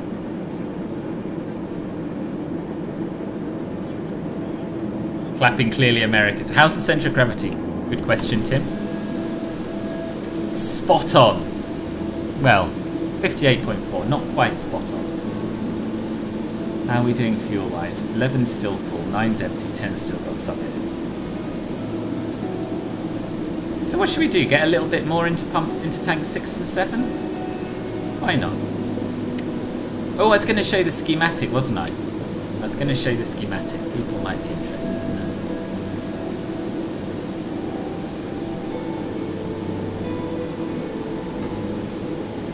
that. Hands off, that's Micey. I will defend myself. That one likes him. Well, I quite liked him as well, Riley, quite frankly. Passage layout seems different. I'm sure I had more on the right. I guess it's down to weight. I guess it's down to the weight in the cabin, right?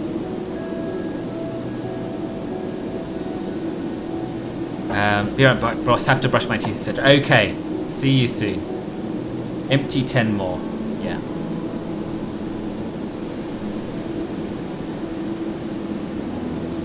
Yeah, look, 58.9%. We want it at 59, don't we?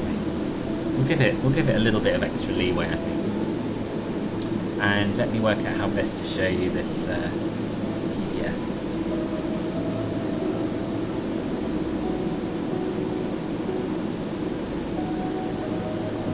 I think we'll just do display capture.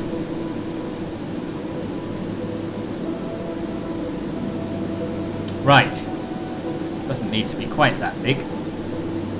But this is what we're trying to do. So this diagram in the manual shows the other side, shows the fuel tanks. So the main way of adjusting this trim forward and aft is by pumping fuel from tanks 9 and 10 here into pump 11 here. And the issue we had was that pump 11 was already full because we took quite a lot of fuel to be on the safe side. And what that meant is, let's turn these off now. What this meant is that we had to pump fuel additionally into tanks 6 and 7. I chose 6 and 7 because they're towards the aft of the plane, the aft, I should say. Yeah. So the fuel was coming from tanks 9 and 10 into 6 and 7, thereby pushing the centre of gravity towards the rear of the plane. And also select aft trim. Good thinking. So that's turned off the pumps on 5 and 6, which is going to reduce the fuel level.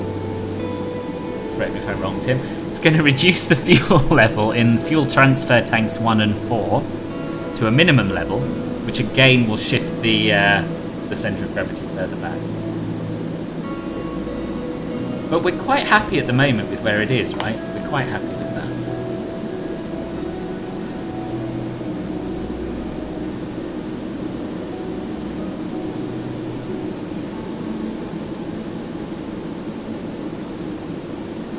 Yes, good. So we'll keep a little eye on that. I'm not. Do you just leave the aft trim switch on all the time? Because for me, looking at it, you know, the centre of gravity is in the right place.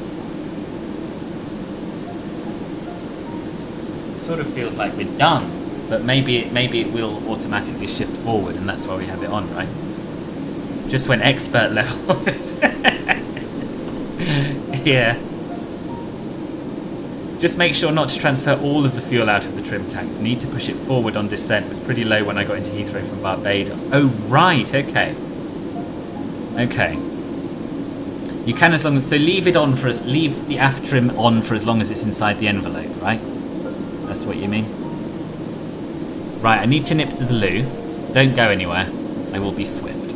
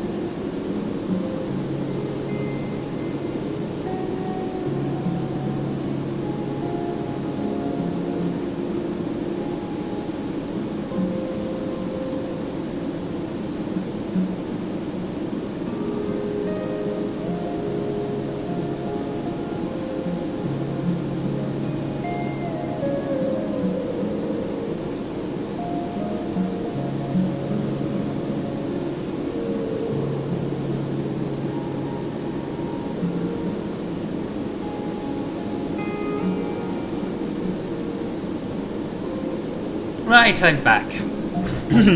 What have I missed? How do you plan your descent in the Concorde? Well, rule of thumb, you need to start slowing down about 250 nautical miles out and then starting a gentle descent. That's what the manual says, and that has worked for me in the past. Again, not something I'm expert at. Last time I was flying it, we started our descent quite a lot too early. But yes, that's what I'm going to aim for. And of course, the beauty of not being on VATSIM for a change is that, you know, if we need to do a few circles to slow down or whatever, we can. We have a toilet emoji? This is news to me. I hear they have nice loos on the Concorde. Oh, yes, I haven't shown you the loo, have I? Hello, Khalid. How am I doing? I'm doing very well. Well, welcome to the stream. How are you?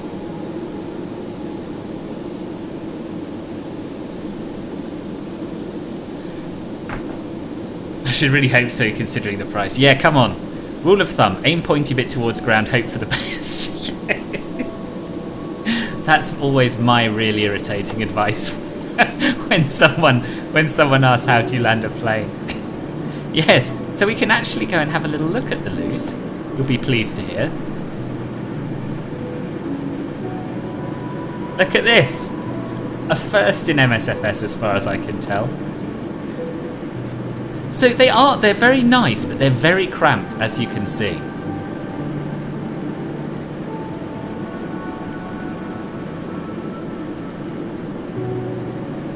Oh, hang on, I can't quite get in there. Too fat. There we are. I'm not sure if New York citizens will appreciate some circling. Well, it's not my problem, is it? They can complain to British Airways. I have charts on descent from the real Concorde manual. They're in French. Don't you speak French? I speak some French. Depends how technical they are, to be honest, boss. Don't worry too much about what's going on out the window. Yeah, this is the toilet. And look, there's a little message on the inside of the toilet door. Thousands of hours of work, countless animations, flight modelling, texture art, blood, sweat and tears, and you want to know if you can shut yourself in the toilet. Friend, we salute you.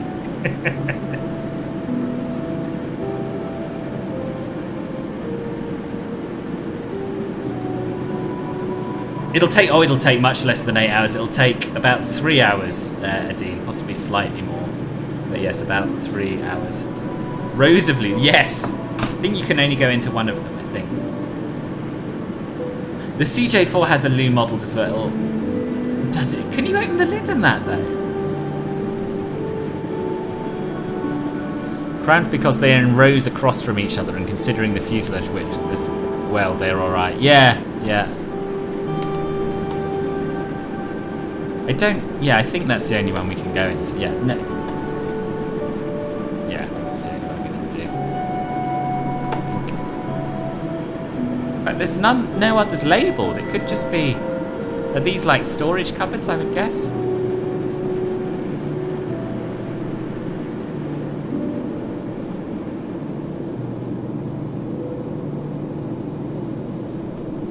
I'm not in VATSIM. No, I'm not on VATSIM. Just had the most Ted Deacon sounding controller out of Heathrow. Amazing. Awesome. That's a bit worrying. Our speed is dropping. Not by much. We've gone down by 0.02 Mach, but still, I would rather it didn't drop. Behind the curtain is nothing, unfortunately. There's nothing back there. So what I'm going to do... Are we still climbing? Yeah, we're still climbing very slowly. I'm going to reduce our rate of climb as low as it'll go, which I think is 80 feet per minute.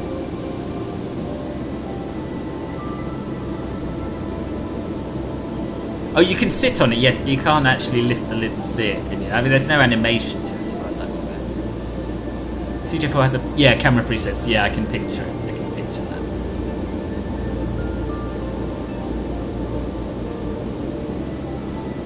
Yeah, just a small part of the cabin is modelled.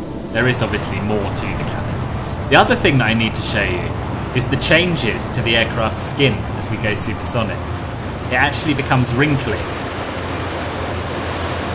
It's easier to see on the shady side. But look, you can see the actual wrinkles and the ripples in the skin, which is really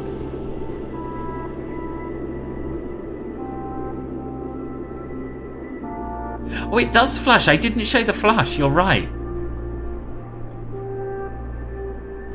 You use that documentary as the basis of your flight from Heathrow to Thailand in the Felis 747-200. Oh, yes.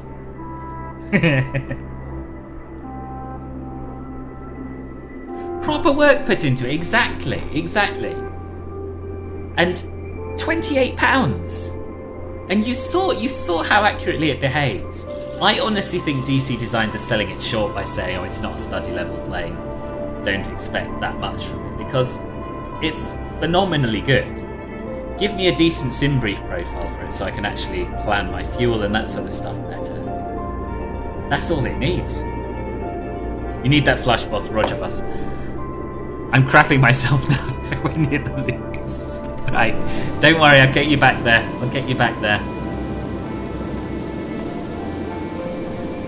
Tim, ping me over that document about the descent. I'll see if I can make sense of it.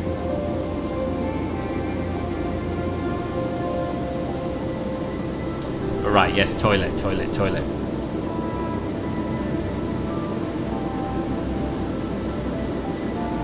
Yeah, ignore the top bar. I've never actually used it on a supersonic flight. The top bar is, I'm guessing it doesn't go higher than 400 knots. Oh, hang on, there's a setting where I can change the max IAS. What happens if I do that? Oh no, it's saying 489 knots. Yeah, just ignore the bar at the top. We are doing Mach 1.9. Yeah, sorry. Right, let's go and flush the toilet. Come on then.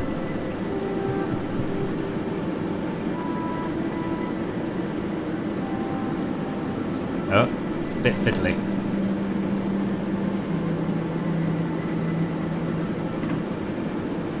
So you only get a noise, you don't get animation, but still. Is anything else work? No. It's amazing though, isn't it? I just wish the 3D model and texture was a bit better. I think it's really good. The flight deck door does not open. Which is, seeing as they've animated the toilet door, a bit of a shame actually, isn't it? This is as fast as we're able to go at the moment, Khaled. So we're doing Mach 1.91. And that's all to do with the temperature outside. Apparently it was actually quite rare for the Concorde to get all the way to Mach 2. And what they used to do was lie to the passengers by fiddling with the sign in the back.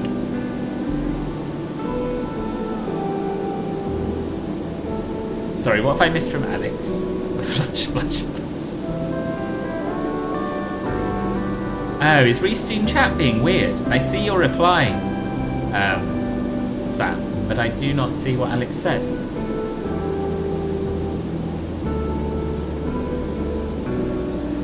Oh, maybe it's because he atted someone. I don't know. Anyway, well, now we're here.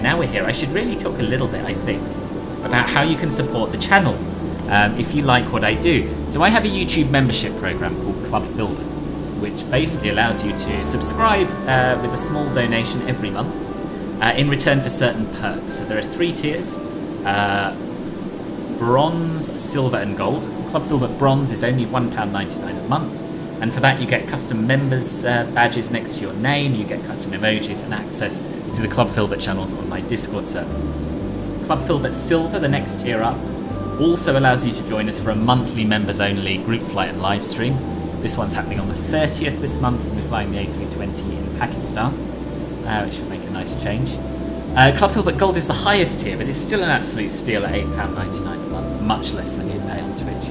And if you join Club Filbert Gold, then you get to vote on the routes I'll be flying the following week, and you also get to join me after each stream in the Club Filbert Gold VIP voice lounge on my Discord server. So lots of perks. If you don't like the sound of that, the best way you can support the channel is with a subscribe and a like. Just click the like button down below. And if you'd like to make a one-off donation, then you can do that via the Stream Elements link, which is coming soon.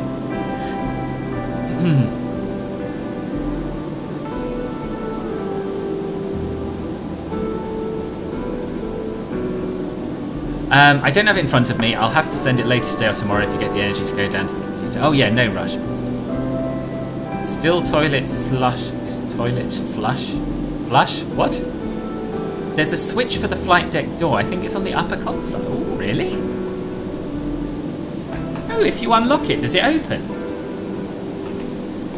Blimey, it does. Well, I was wrong again. Thank you very much, Melon. I just assumed that locked it and unlocked it. I didn't think it made it actually move. So you argue the toilet is not quite study level? I would. Now, boss, I do not want to boast. I mean, I find that hard to believe, Sam. But I've got to 50,000 feet at Mach 1.9 without instance so far. Very good. Very good, boss. TAT is the total air temperature. Now, Sam, I don't want to boast either, but I have flown this aircraft to New York and back before without any issues myself. But you know, we all have off days. Total air temperature, the temperature of the airplane feels. Yeah. Tim says, Liam, good evening. How are you? This plane is making good pace. It is. Sadly, can't join either group flights, but maybe next time. Oh, that is a shame, Martin. That is a shame. I'm sorry to hear that.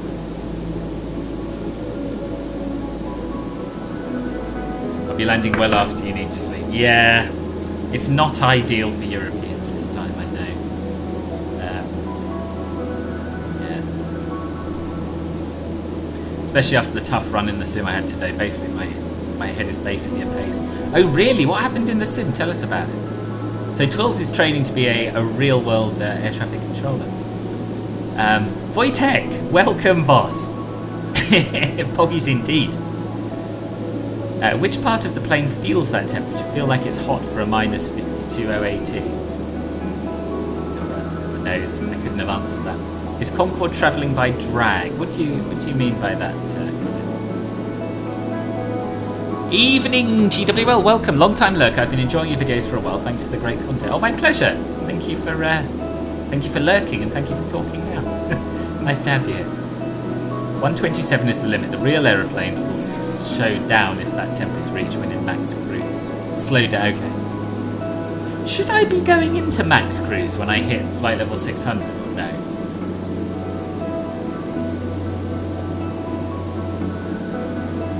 MFS pilot, welcome. How are you? Wait, did Philbert say hello to me like 2 hours ago? I don't think I did, Treat, and I don't think I spotted you. But hello, boss. How are you? Perfect time for me, getting me through the long part of my workday. Good, good. I think really that is the one remaining benefit of streaming on YouTube, that you can watch. The real pilots could touch the ceiling of the aircraft in cruise, and it would be hot to the. Oh, Tim! Before you arrived, you know you were talking about doing this fascinating facts video. Someone, and I'm sorry, I didn't have a name, but. Apparently, one of the pilots said that Concorde uses enough fuel while taxiing to send a Mini around the world 1.5 times. If that's true, that's an amazing figure. It was just very tough all of a sudden with loads of potential conflicts, etc. We had a tough time adjusting to the new difficulty level. Yeah, because you hadn't found it too bad up till now, had you? You've been here for hours. Had you? Did you speak before, boss?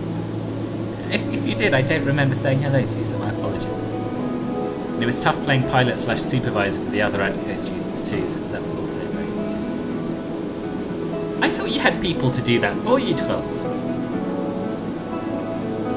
I think the skin of the aircraft would actually get pretty hot due to friction. Yeah, and that's why presumably why it wrinkles up. Yes, it will keep it at Mach 2.04, however, it will engage reheat, which you don't want. Okay, so we'll just let. I think that's what I've been doing in the past. But yeah, we'll just let it do what it's doing now then.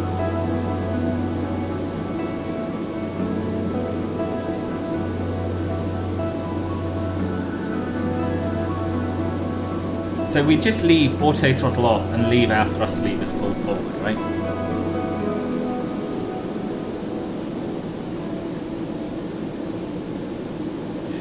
Khaled, I don't really understand what you mean travelling by drag. I'm afraid. It's being propelled by its engines, which are on maximum power at the moment. That's a great fact, and I feel sorry for the person driving a Mini around the world. Yes.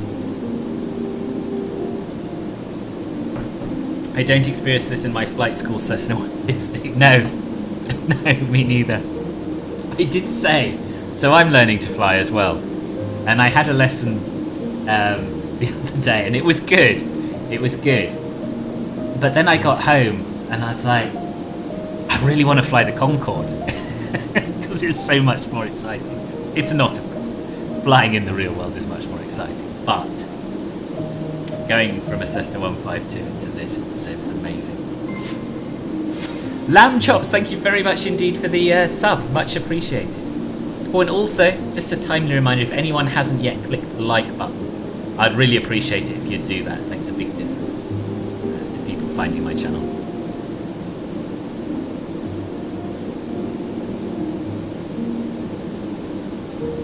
That top bar's melting away.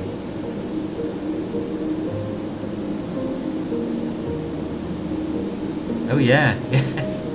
You're talking about the total air temperature, right? Now, we aren't at that stage where they want to use money on fake pilots for us yet. Oh, okay, okay. I still find it crazy how this thing can speed across the Atlantic in such a short time. I know, such a rush. Such a rush. I don't have auto throttle on at the moment. No, that's because someone told me to turn auto throttle off. You don't use it during the cruise. You just use manual throttle and have them fall forward. That's what someone said. Would the engines not overheat constantly at full power? Well, apparently not, Dark Fury. Apparently not.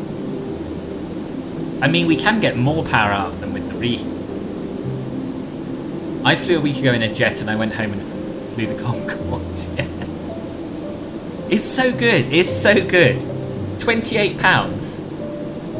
Come on, buy it.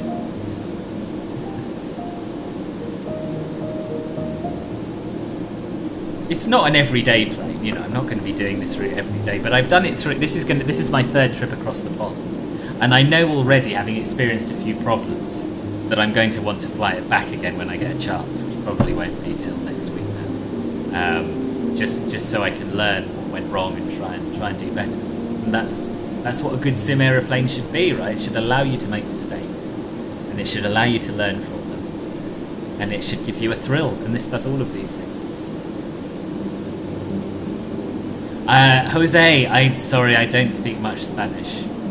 Hablo un poquito español, pero in YouTube we have to speak English just so everyone can understand. Also, I don't speak enough Spanish. My flying has completely changed because someone can't take off a Cessna 172. So what are you going to be flying, Riley? I never heard the end of that story. You said that your 172 was a write-off, and I hope the people flying it were alright. But yeah, are you going to be flying something else, or are you waiting for it to be fixed, or what? You're talking about the stream overlay and the bar that indicates how far we are in the flight, and it's going by... Oh, I see what you mean. Yeah. I realised you meant the stream overlay, but somehow I thought you meant the total air temperature.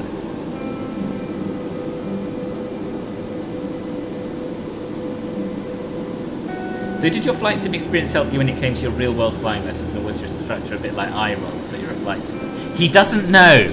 I haven't told him, GWL. He has absolutely no idea. Mostly because I don't. He's probably heard of me. I don't want him to get all starstruck and awkward around me. No, not really. I just didn't mention it. I would say it has helped. I'd say I understand the principles, but in terms of the feel. I sort of felt like I should be better at flying a real plane than I actually was when I started off because of all my simming experience. But the sensations you experience, the movement of the plane, the sensation of the yoke and the rudders are nothing like anything I've ever experienced on a flight sim. So it's helped in some ways, but in other ways it's been a bit of a hindrance in a way. Just in terms of my own expectations of myself, I think. Ritvik, it's kind of amazing that this plane can fly faster than the Earth's rotation. It is. Will VATSIM ever allow Concorde for across the pond events? I don't know, boss. I don't know.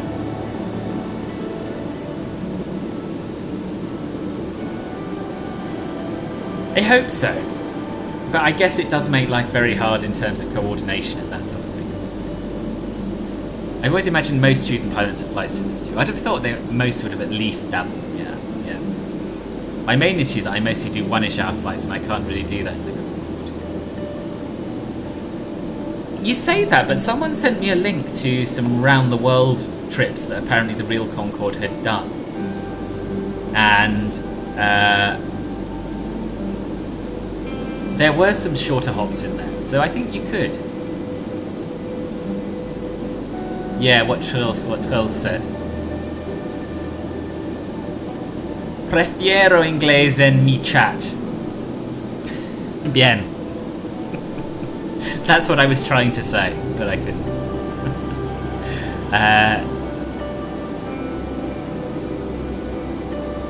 I said that there was one person in the plane. They overran the field into the fence at the end and into a hedge. Person was fine. Oh, okay, good. I obviously missed that, and I was like, oh Christ, yeah, we never heard what happened. So yeah, what are you going to be flying then, boss?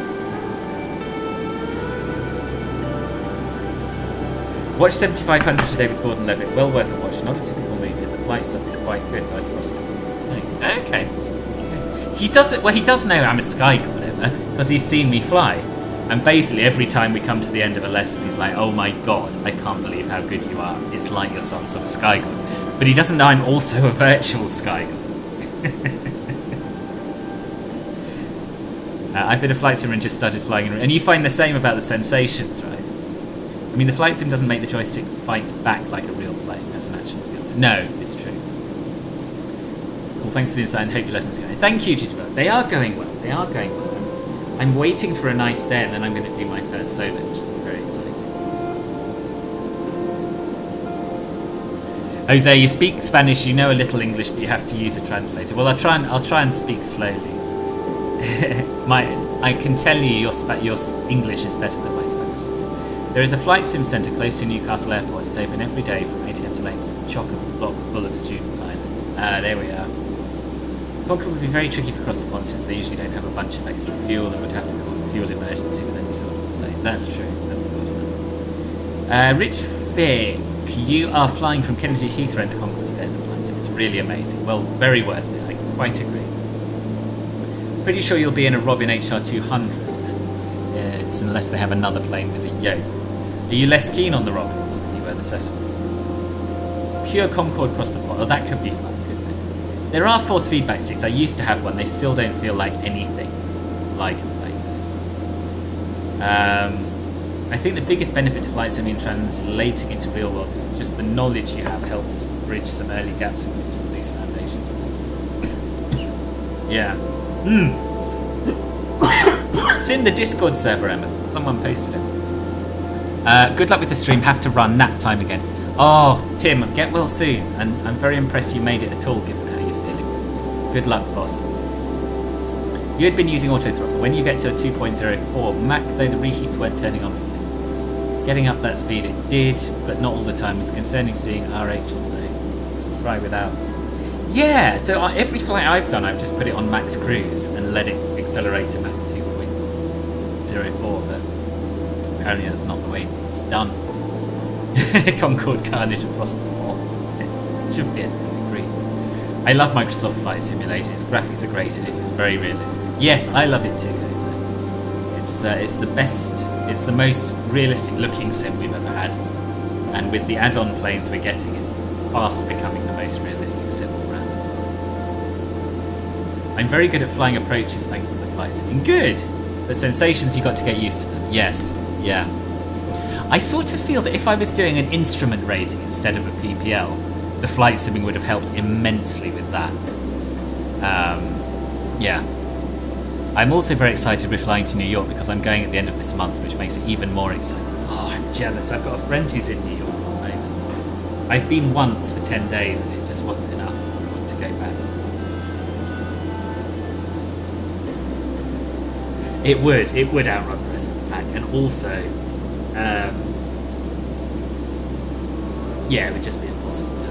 I mean, the American air traffic controllers wouldn't be out of bed by the time you got there. Just, I'm not too pushed on the sticks on the floor like a fighter jet, and I feel I have a lot more control on a yoke. Yeah, I can understand that.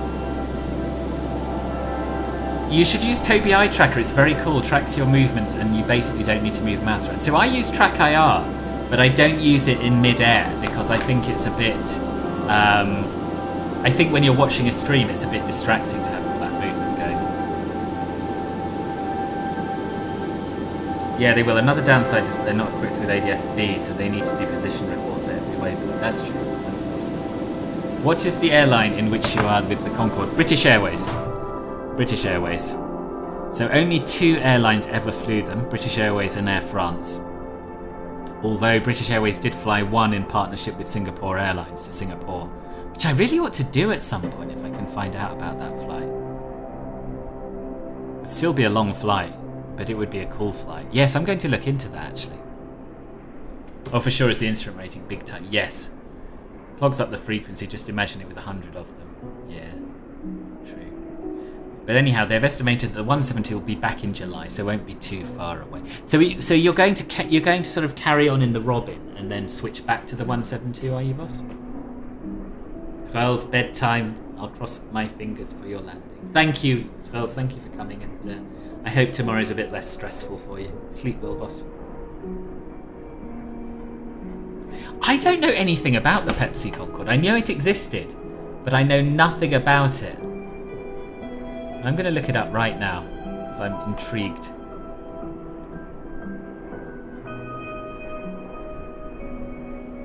Right, bear with. Pepsi Concorde.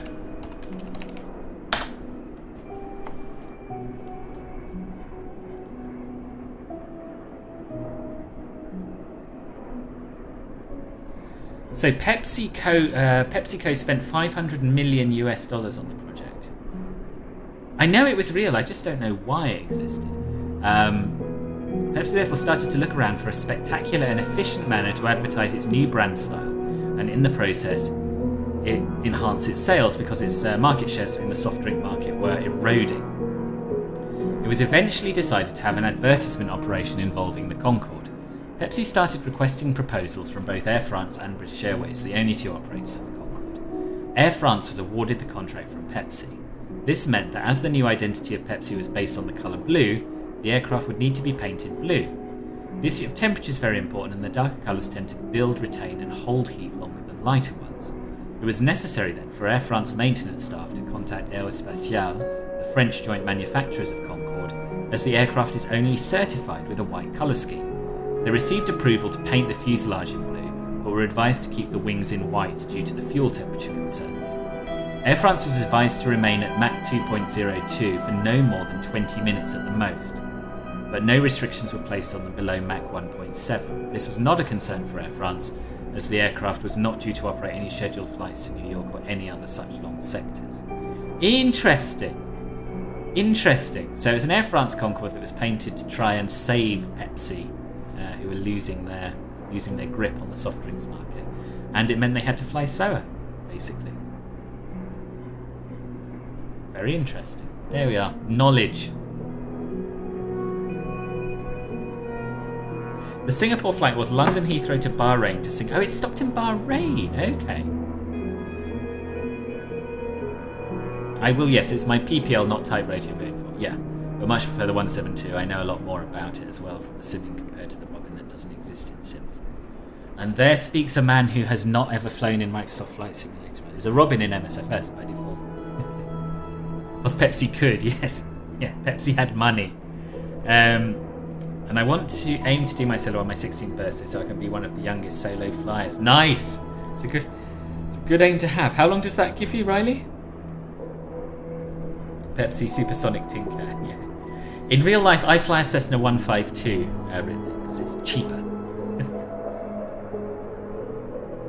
On the membership, what is it in pounds per month? So it's £1.99 for Club Filbert bronze, the lowest level. It is £5.99 for Club Filbert Silver and £8.99 for Club Filbert Gold. If you click the join button, there's a little video which tells you a bit more about it, and it gives the prices down there. Even shows you the poggers emojis that you get. No, there's two normal low wing Robins in the MSFS. Basically the training planes that are largely used in France. Can't remember what they're called. What do I think of Microsoft Flight Simulator? I love it. I love it. Yeah, all Concords ceased in 2003. Till December. Oh, so most of a year. Most of a year, yeah.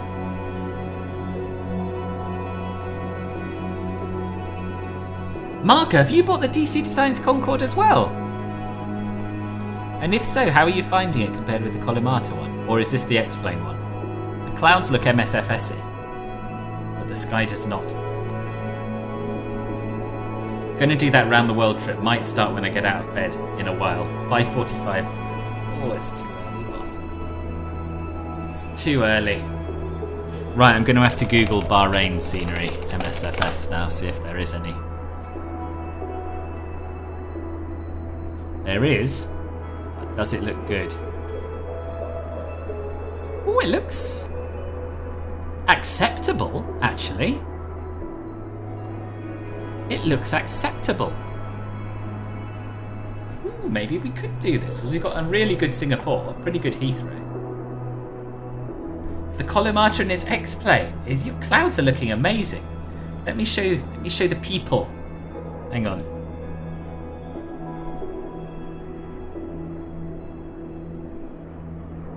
Look, this is the Collimata Concorde in X-Plane. Not bad, is it? Not bad at all.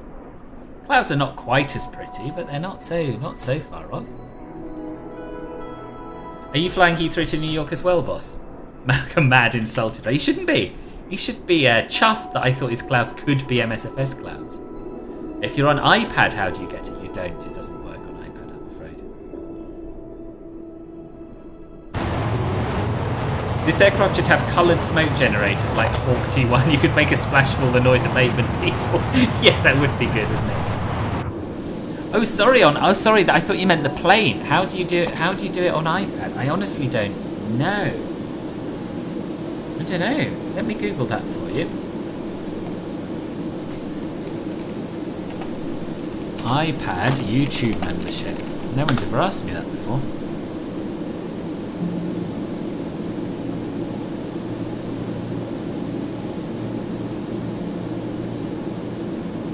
Apparently you just click or tap join, follow the prompts to enter your payment information, then click or tap buy. I'll send you a link. I mean, I don't know, but that's supposedly how you do it. If it doesn't work in the app, you can try it on a web browser, I suppose. That's with enhanced cloud scopes. Yeah, nice. Can you see the F1 track in the scenery? Probably. I've not been to... You mean in Bahrain, right? I know I'd forgotten you uninstalled MSFS. I'd forgotten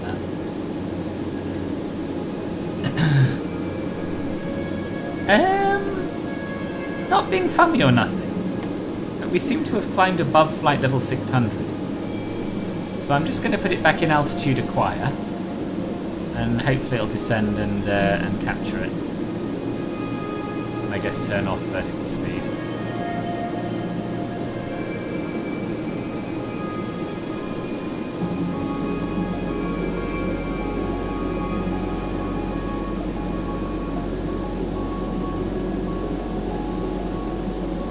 Minute, I guess.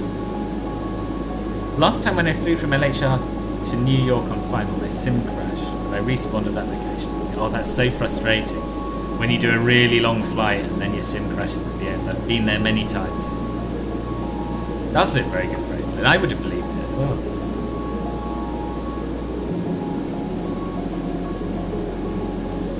Oh, there you are. You have to do it via Safari, not the app. I've never flown X-Plane 11. So I fly MSFS and I fly P3D And in the past, I've only ever flown Microsoft sims, or Microsoft-based sims.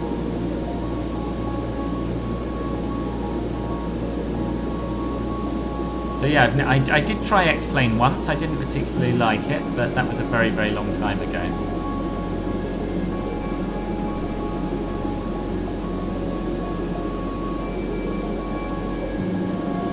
Ah, there we are. So if you want to join on an iPad, you have to open it in a web browser. JetBlue starting flights to London soon. Might have to do a quick trip across the pond this summer. Yeah! What, IRL, Nick? We're in the sim. Hopefully IRL. Come to London. If altitude acquire isn't doing, press hold. It should bump it down. It's alright, we're in VS now. We're descending gradually.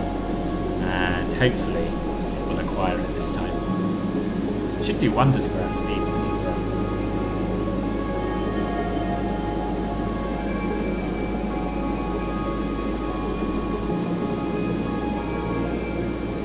I mean, I say wonders. It's limited. Right, I'm a bit bored of this music now. We're going to have some retro jazz.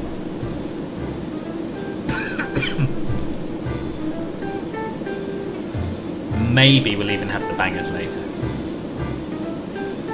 So on iPad, Captain Felix, you have to go to your web browser and you have to go to youtube.com/filbertflies, and then there should be a join button. Sometimes the Concorde has a mind of its own. Yeah, but you see, I've thought that, and every single time I've thought that on this flight, it turns out I've done something wrong. So I'm no longer sure.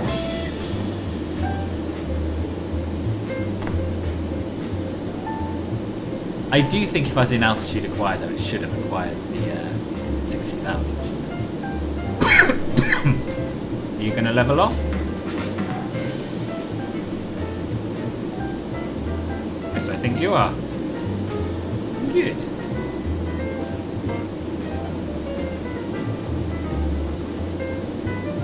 And yeah, I think we only pay like $50 per leg. Oh, wow. That is a lovely perk, that is. Fuel check.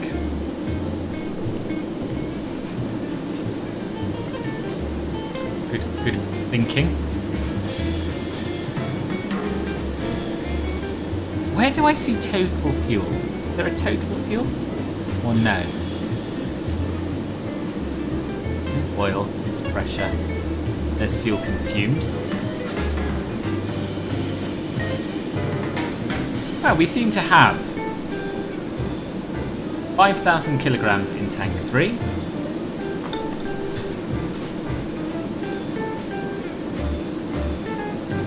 Um, 1,800. Sorry. Yeah, 1,800 in tank 4. 1,800 in tank 1. 5,000 in tank 6. I should be totting all this up. In the centre, is this total? Is this total? 46 tons. 46.7 tons.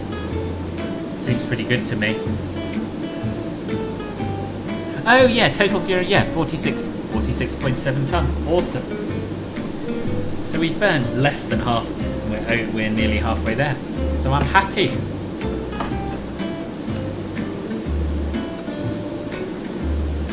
Oh, Marker, I might join you Heathrow tomorrow. It's expensive. I'm just going to set this to normal because I'm a little bit uncomfortable with how far after our central gravity should be round about 59. Can I suggest a real New Yorker old-timer jazz classical song? I'm learning on the site. Yeah, YouTube copyright, unfortunately. They'll steal all my monies, boss. They'll steal all my monies. That's what YouTube do.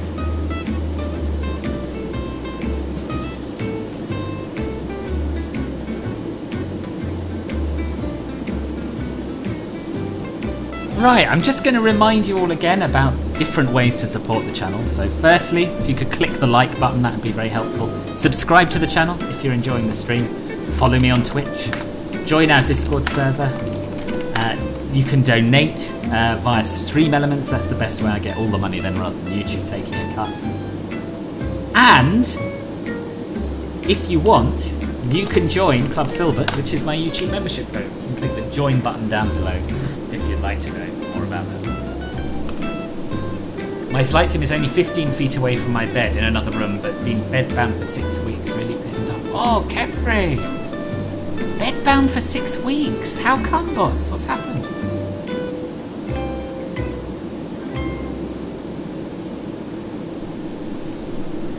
Anything you'd suggest doing in London for like a day or two trip? I'd suggest going for a beer with me, Nick. It's the best thing to do in London. No, let me know what you. I mean, if you organise it, let me know. I'll give you some tips depending on what you're into.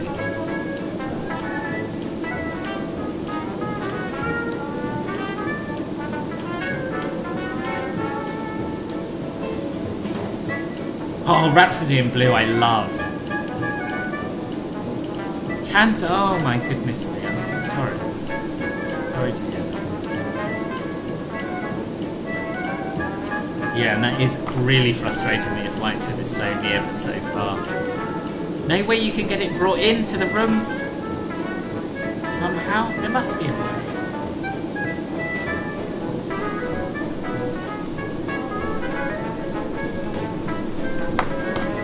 So what I think we'll do when we're halfway there, according to the bar at the top, which is not far off, I might go grab a beer. Have a celebratory halfway across the Atlantic beer. In fact, I think we are there now, roughly. So the white line's not exactly, the bar's not exactly. Yeah, I'm going to grab a beer. I'll be back in a moment.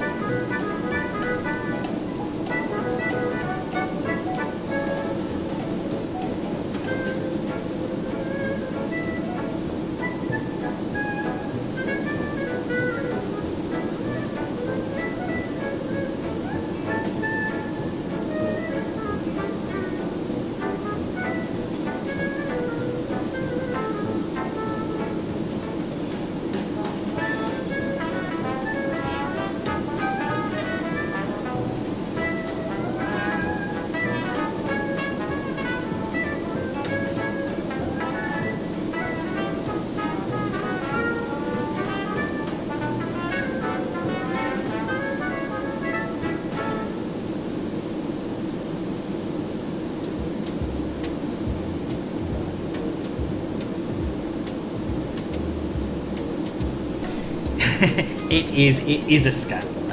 I know.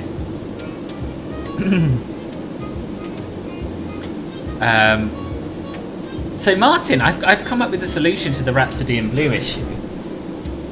Play it for us. Get your saxophone. We'll go into a voice chat on Discord, and you can play us Rhapsody in Blue. It's an awesome tune. Jeff Boss, 12 months and a renewal at Silver as well. Thank you very much indeed. Welcome. How are you?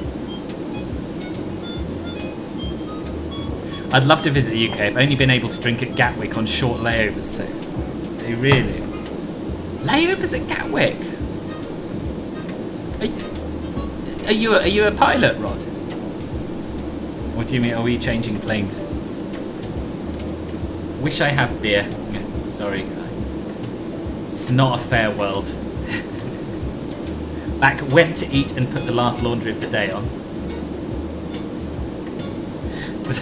Nice. I should have done it. Tomorrow then. Take some champagne like all of us, boss. We've plenty on board. Yeah, but it's very obvious if the punters or the air stewards start bringing bottles of champagne to the cockpit. You've got to be a bit subtle. Yeah, I'm good, thank you. Yeah. I mean, we're cruising across the Atlantic at half the speed of sound. What's not to like, boss? After seeing you struggle with the DC designs, I honestly think the Kalamata's easier. Really? That surprises me. Quite like London when I was there in 07. It's good. It's a good city. You're going to Italy from Colorado. Okay. What did you... British Airways was that?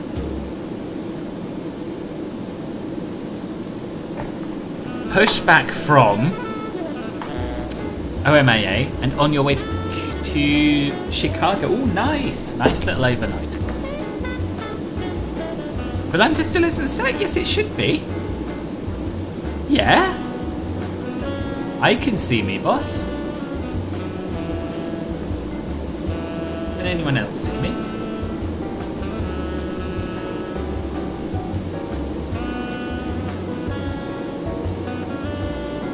Or are you talking about yourself, boss? Speedbird00. Oh, I haven't put my call sign in. Oh, right, yes. Thank you, boss. Speedbird001, boss.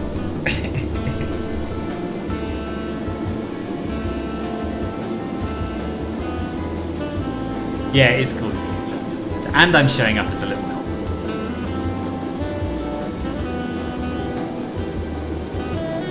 Colorado to Gatwick on Norwegian, then to Rome on EasyJet. Ah, okay. I've never actually flown Norwegian. But yeah, it's a shame that they've stopped their long haul stuff, isn't it? It's a good deal.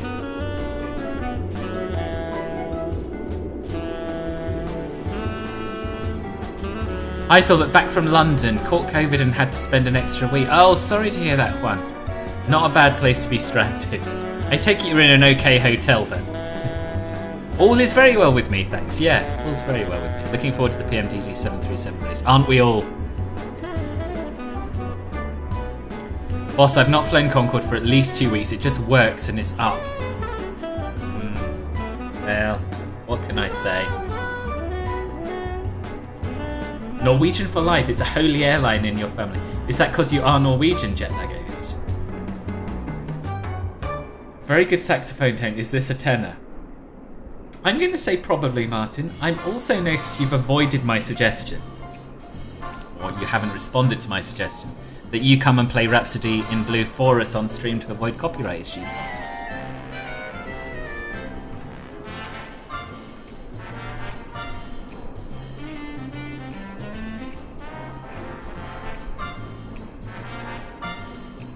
Alex, you got some whiskey and Guinness beer on board. Very nice, very nice.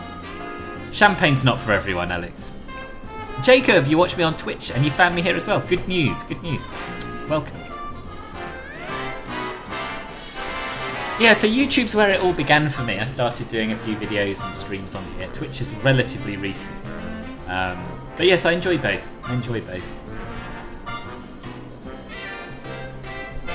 Ah! I will in a few years when I'm ready. Justice for boss, exactly. A few years, come on. I think you can set yourself a closer deadline than that. It is the best piece of saxophone music in the world. So yeah, take your time. We'll be ready. It was an extremely good deal though. The Norwegian 787 was in the shop for an engine rebuild. So we're on a Wamos Airbus A330 with terrible air conditioning. Oh, grim. A very hot 9 hours. Yeah, that doesn't sound good.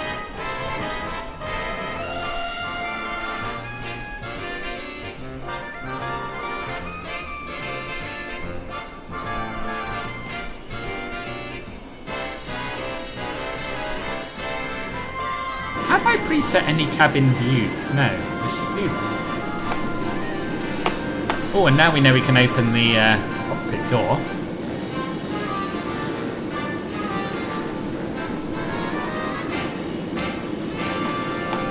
We can do that rather than going through it.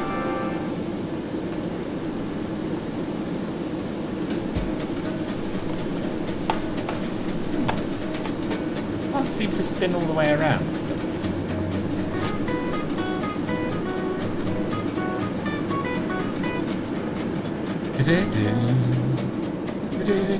Should we squeeze ourselves in next to this chap? Don't mind me. I can fly the plane from back here, it's all fine. Oh no, you've got no windows lined up with you. We'll find somewhere else to sit, don't worry. This looks good.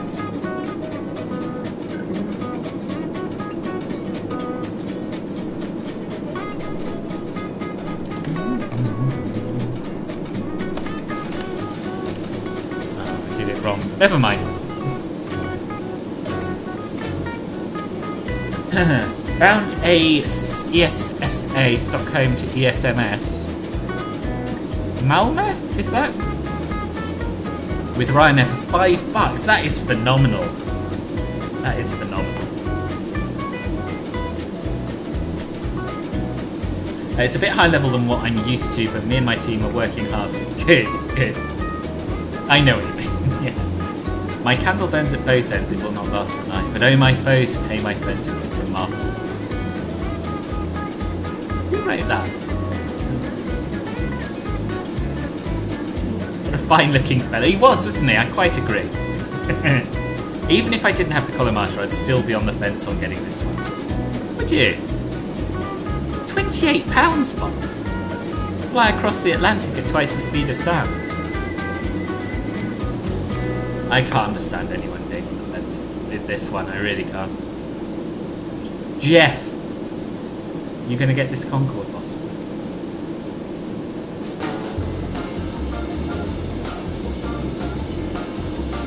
Set up a view for looking out the window and for the flight display is what I did. Yeah, I'm gonna have another go at that.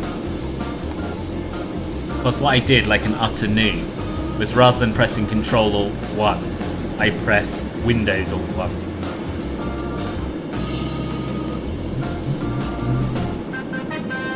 Is there a particularly good window? Can we see any wing if we go right to the back? No. But this is nonetheless quite a good window. Right, Control Alt 1. The flight is about 3 hours, Jeff. About 3 hours. I think that's the only key I've got left. I could set a 5, actually. Just float over these here seats. We'll make this 5. Speed's dropped off a little bit, don't know why. Right, so, window, display, cockpit, engineer's panel, overhead panel. Yeah, done.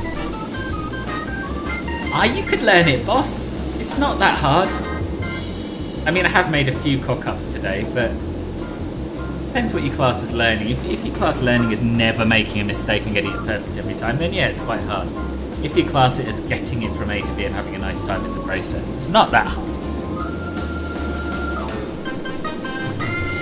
You own the Concorde, Martin, just haven't got time to fly it yet. Yeah. I know, I'm slightly resentful that I'm not going to be able to do any flying until Sunday after tonight. Maybe a little bit tomorrow morning. Stuff on. Seeing some friends tomorrow afternoon.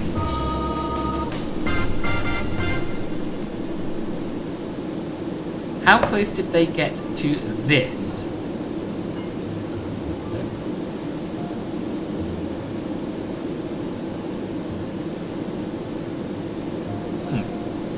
Let's go and have a look, see. So in the forward cabin we have 1, 2, 3, 4, 5, 6, 7, 8, 9 rows of seats. One row missing, I think. 1, 2, 3, 4, 5, 6, 7, 8, 9. Yeah, there's a row missing at the front. And that's all the cabin we have. But the forward bit looks right. So we have a toilet. 4 cupboards and a toilet. We should shut the door, really. Door. And the other door's further forward. So yeah, pretty accurate. Just one row of seats short. I don't know why all the reflective bits show clouds. That's a bit of a shame. Oh, for the window alignment.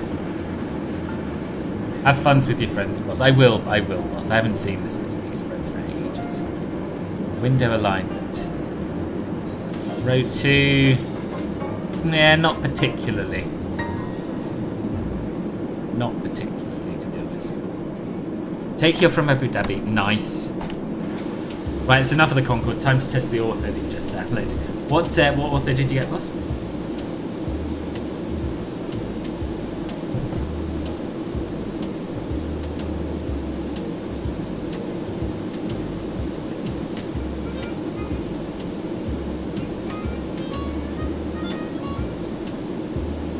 If a row is missing alignment, is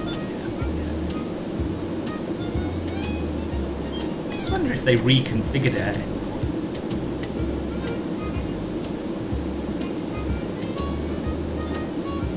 useful site.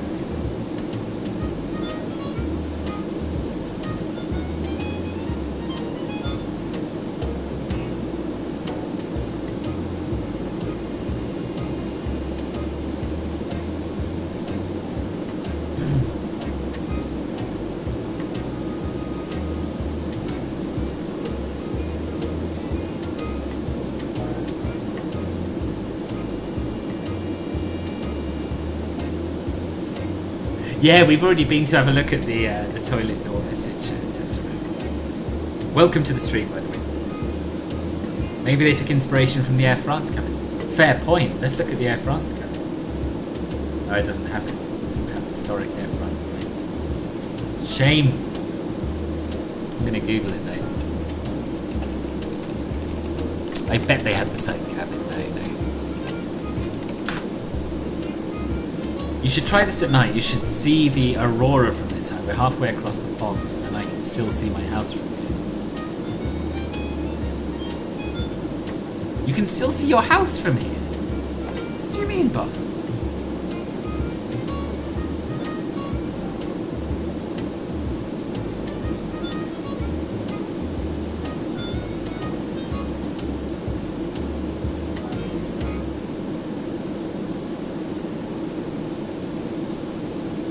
No, the Air France one had 10 rows of seats in the front forward cabin as well, I'm afraid.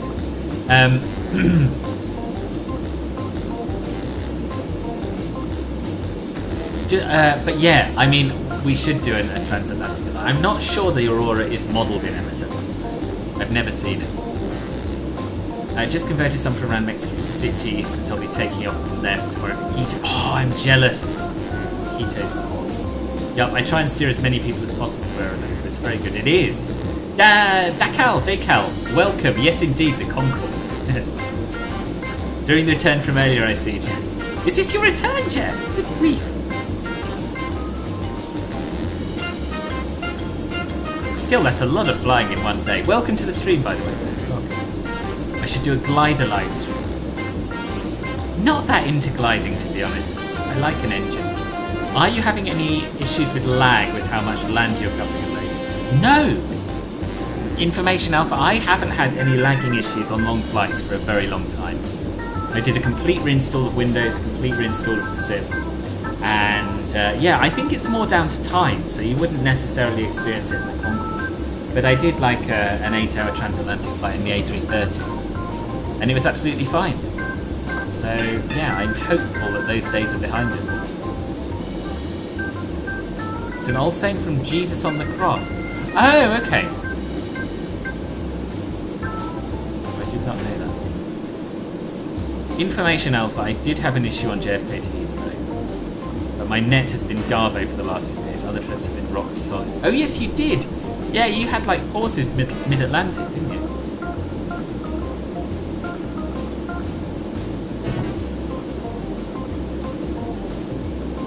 What's the emergency, Riley?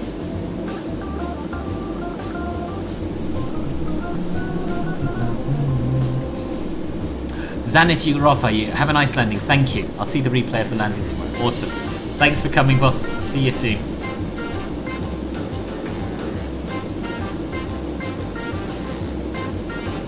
That's great. I last flew a month ago, and I would lag around the 2.5 hour mark badly, so I don't know how the sim has been performing recently.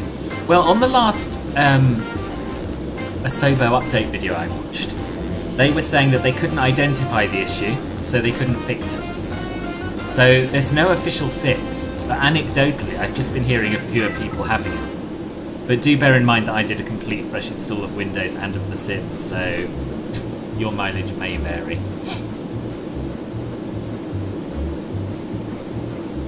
Had to run out for milk, too much of it's going into tea these days. Can we see the curvature of the Earth from this altitude? Yes, I believe so.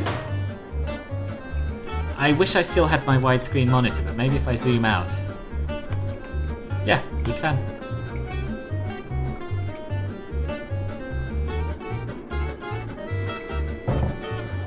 Sorry to any flat earthers on the stream.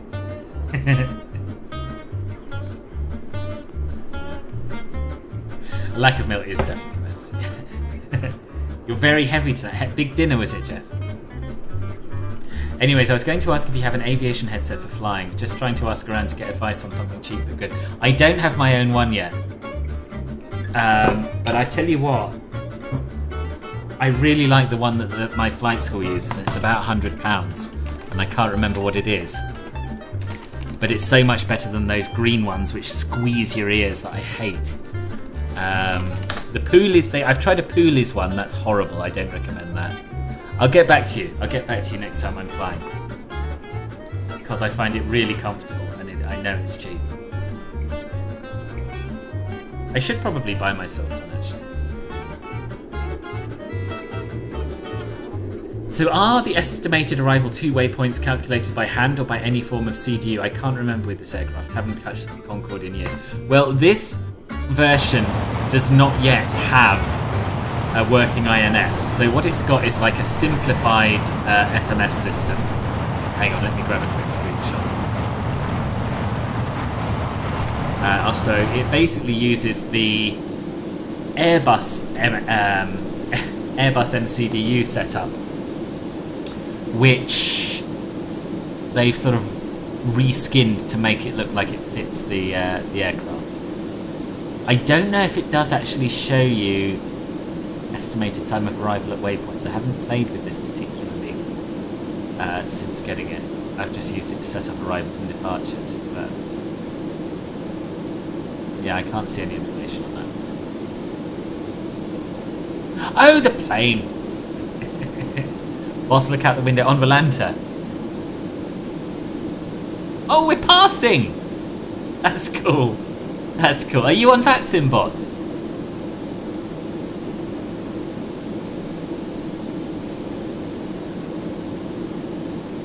That is really cool.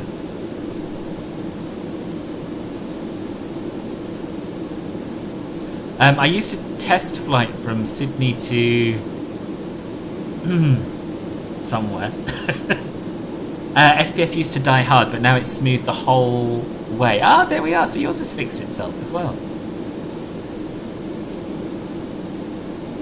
Stop being cheap and buy the Boses. Boss, aren't they like £2,000?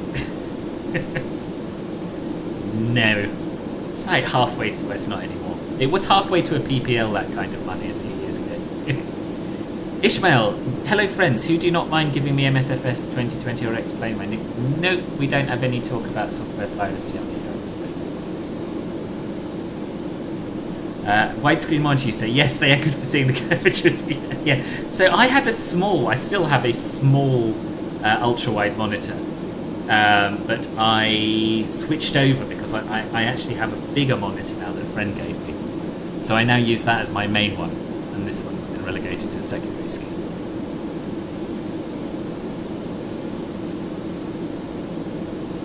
Yes, just don't please, thank you.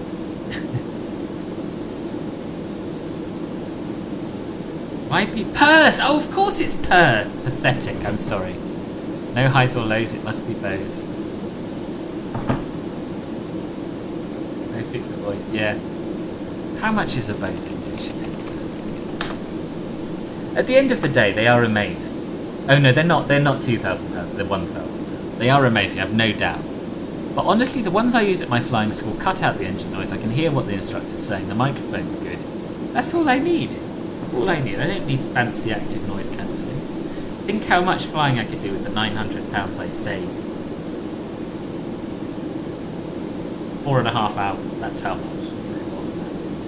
7 or 8 hours. That's a really pog trip into Europe, isn't it?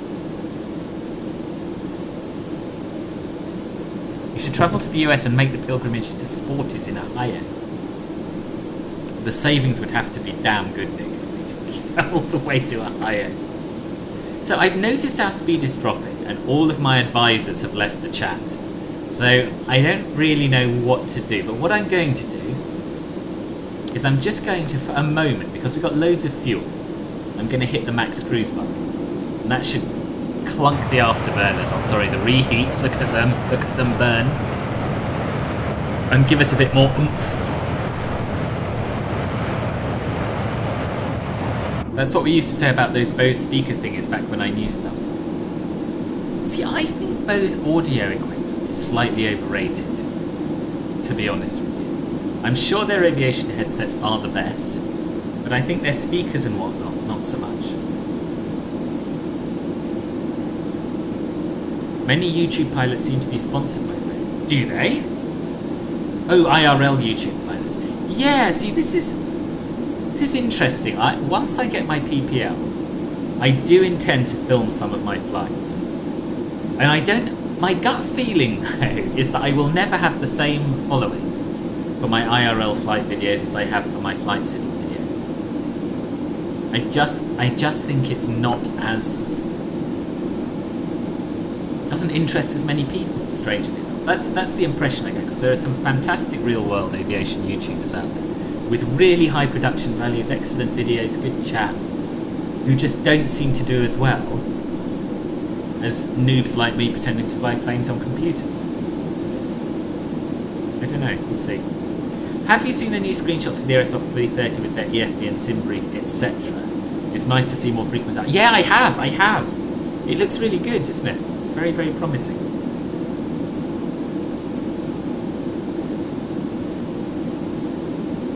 No, I'd recognise it if it was Rugged Air.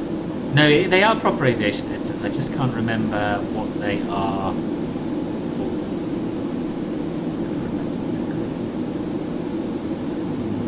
I'll get back to you. I will get back to you. I'm going flying next Monday.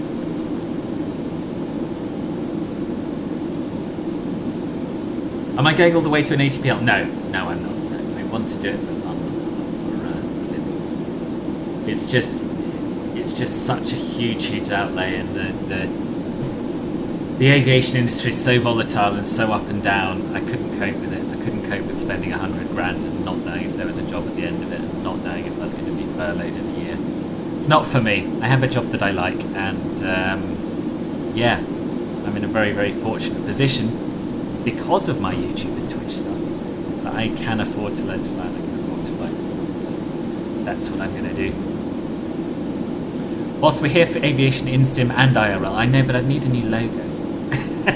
Yeah, I will, of course. Once I've got my PPL, I will of course stick some videos on. We'll see how it goes. You'd watch me do some. That's good. Do they look like those green ones? No, the green ones, the David Clark ones, I hate. They are sort of your generic cheap headset that they really crush your head if you've got a big head like I do. And they're what my old flying school used, and I always hated them.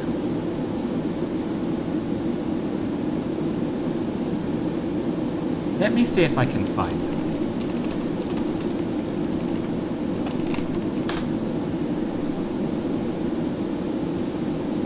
Hang on.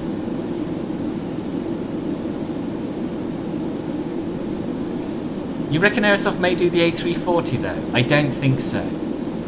They did rule out the A380, and I see what you mean, the A350. But I can't see them doing it as a priority. They haven't done it for P3D, and you'd have thought that would be a quick and easy win for them, really. But yeah, no. My gut feeling is no.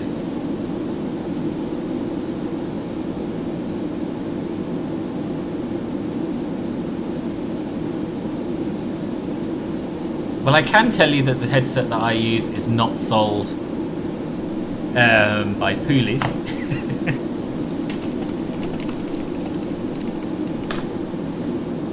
As long as you do welcome back to Philbert Flies at the start. Well, I thought I might start a new channel called Philbert Really Flies. That's my current plan. Because I think there might be a different audience. Keiki, I'm very well. I'm glad you are too. Just finished work. Have you reached Mach 2? We have, boss. In fact, we were being a little conservative with fuel and just not using the afterburners. But as you can see, we are at Mach 2 now. Just as you arrived, we've made it. Boss, what was that conversation about with Ribbon this afternoon? It looks quite funny. Oh. I'll DM you afterwards, Martin. Remind me. It's not stream appropriate. What's my honest opinion on the DC Concorde? My honest opinion on the DC Concorde is that it is amazing for £28. Really amazing. It's a lot more in depth than I expected to be at that price. We've had some issues today, and they've all been to do with me and the way I was flying it and the atmospheric conditions. And that, if I'm honest, has made me like it even more, because it just shows how well modelled it is. I wish it had a proper INS. I hope it does get a proper INS, but in its current state, £28, you'd be mad not to buy it. There we go. Aerosoft have pretty much committed to A320 now. Oh, have they? I wasn't aware of that. Well, I'm looking forward for the Welsh Sim 340. It looks promising enough that it'll pull through. As for the level of quality, I don't know. I hadn't heard about Welsh Sim. The only one I was aware of was, is it NSX? NLS. I know they're working. Yeah. If there's two in the works, even better. It's a smart name. It's a smart name for people who know what my channel's about and already follow it. It's not necessarily such an enticing name for newcomers. I don't know. We'll see. Right, let's get the auto throttles off. Turn max cruise off. We'll just get rid of the afterburners. Oh, they are good. So yeah, we don't want to totally cave it, but it was good to catch up a little bit.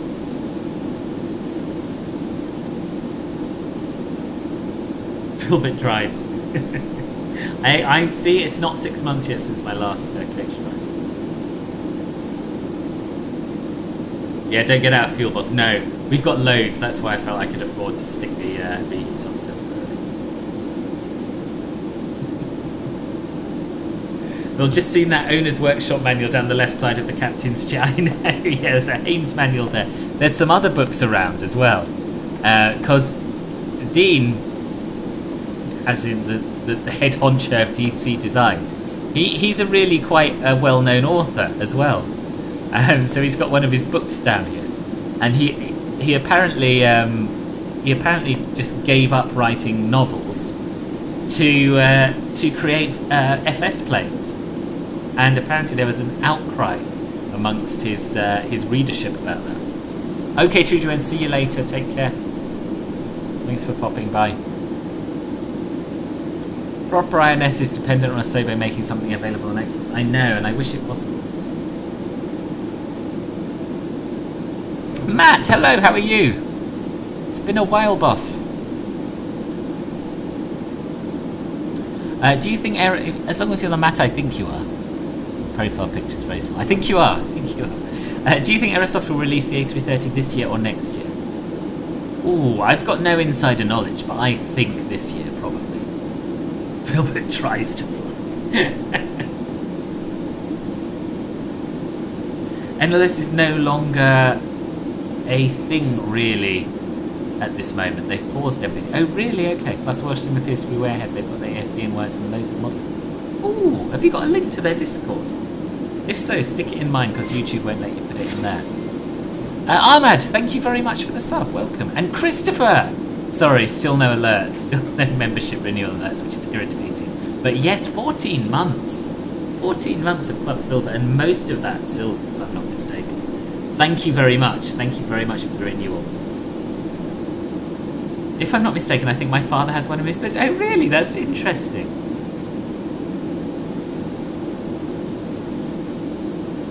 Reheat would turn off automatically at 540 with auto throttle on. Yeah, but seeing as we've been told that we shouldn't really be using that in cruise anyway, we should just have auto throttle off and the throttles fall forward. I don't want to overdo it. Anyways, I'm going to let while I finish up homework as well. Catch you for the landing. Okay, Riley, good luck with your homework. I kind of hate their first film. Yeah. I do think, because Aerosoft were originally going to do their A320 first, and then they decided to do the A330, which I think was a sensible idea because there's so many A320s out there. But also, I would imagine that they'd started work on their A320 before they made the switch. So I guess it makes sense for them to finish that. But yeah, it is a shame. Good guess, yes. It has. Sorry, it's been a while. No worries. Work has been manic. Hope you're well. I was going to send you a message soon. Yeah, I am well, thank you. Yeah. Congratulations on your wedding as well. Looked very, looked lovely. Kate keeps getting me, it's your 12th birthday. Oh, happy birthday. Happy 12th birthday. Harry, the flight in total is about 3 hours. You'll have to DM me the information about much. They made their Discord private due to spam. Oh, okay. They have a few videos on their channel. Yeah, let me know. I'd be interested to see what they're up to. They are, Martin. They are developing an A330. It's what comes next that we're talking about. And I thought it was still up in the air because they asked for feedback on their forums, and I provided some. And it seemed that most people were requesting either... Well, they were requesting something that isn't an A320. But then Sam seems to think, and he's probably more on the ball than I am, that they've confirmed that after the A330, the A320 will be next. Their channel is Official Welsh Simulations. Thank you. I'll make a note of that. Click C420. Hello, welcome to the channel.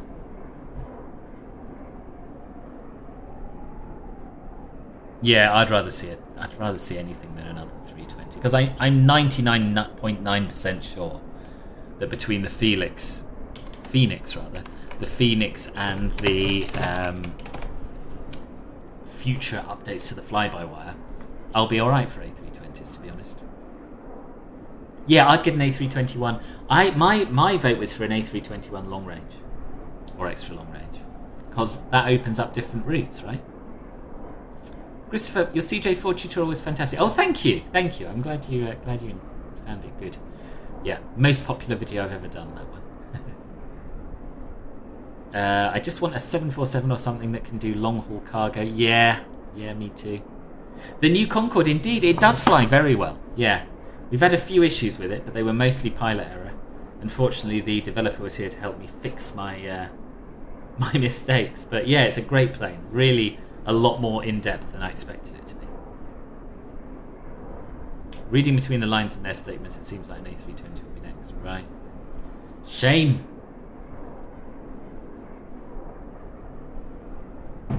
Phoenix for A320ceo and fly-by-wire for the Neo is more than enough. Yeah, but so Matthias's argument, I think, was that the Phoenix is only going to be available on PC.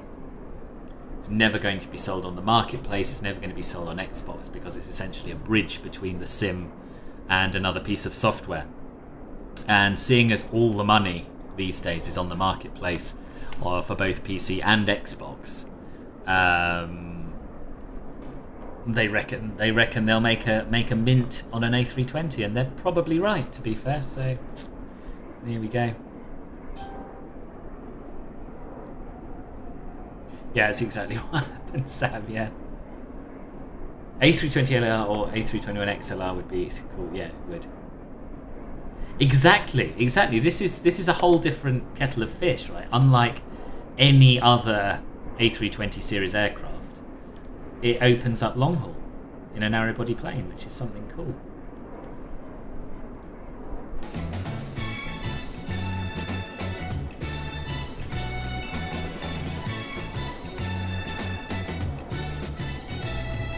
A320 is like basic as heck these days. It is. We do have quite a long flight today, Keiki, but not half as long as it would be in a conventional aeroplane. This is so basically we're flying London to New York in about the time it takes to fly from London to Tenerife. That's what's going on today. 2029, United Airlines are operating supersonic planes. Allegedly, yeah, plan to. I hope they do, but I think it's a case of many a slip between cup and lip. I mean, when they get their prototype flying, boom, and I really think they should think of a better name, then that'll be when I start getting excited about it. Capitalism, just lame tactics sometimes.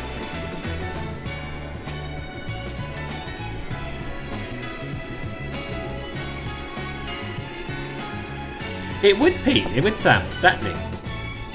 You're quite excited for the Ouroboros. Yeah! Or whatever their name is. I think it is that. For the E170 or even the E145. Yeah, me too. Yeah. The E-Jets, London City Ops. Me too. Familiar cockpit based on the 320. We're all familiar with them. Extra range. Yeah, exactly. Can't wait for some tri-jets. Yeah. A 727 would be very, very bold. Jay, good evening. Good evening. How are you?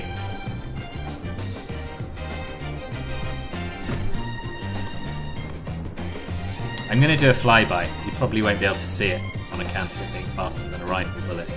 But I'm intrigued. Sonic Boom plane sounds epic. Yes, indeed. You've got to go to sleep. Cakey, no worries at all. I hope you had a very happy birthday. And we'll see you soon. Oh, hang on. I pressed the wrong button. Flyby. Go. There you are. There's a boom for you.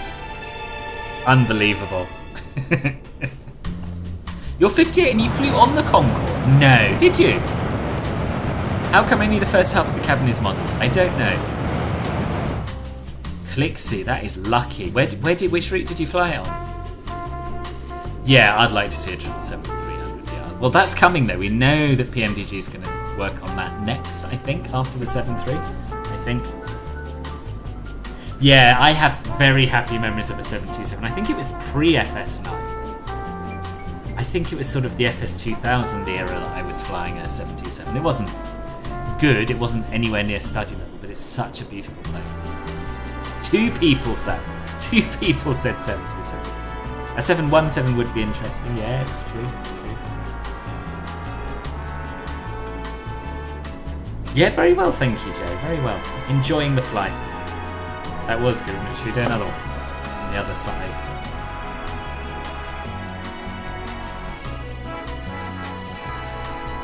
Your grandfather was an engine engineer for Concorde BA. Oh, wow. How did you know that, Saf? How did you... Do you two know each other?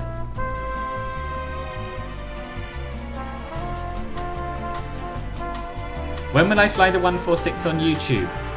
I don't know, Christopher. I don't know. I am largely flying on Twitch at the moment, to be honest. Oh, look at that. Look at that. But I'm sure I will do a flight of it on YouTube at some point. I try and do 2 Twitch and 1 YouTube a week at the moment. So it's... So I don't really choose a plane based on the platform. I choose a flight based on how much time I've got and what time of day it is and that sort of things.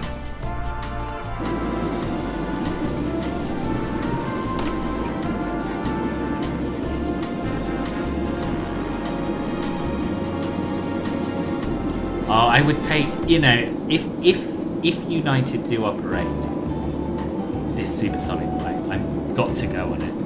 I've got to go on it if I can afford to.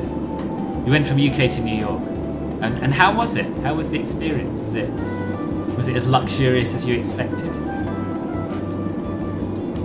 Yeah, and the A220 I'm really looking forward to as well now. The A220 is very different.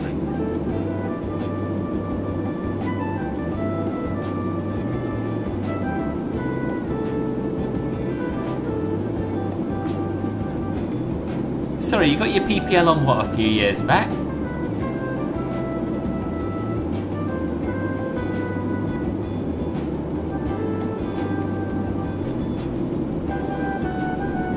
Blair Twitch. It's the same, Christopher. It's just people give me a bit more money on it.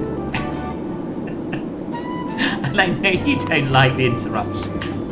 But come on, put yourself in my shoes.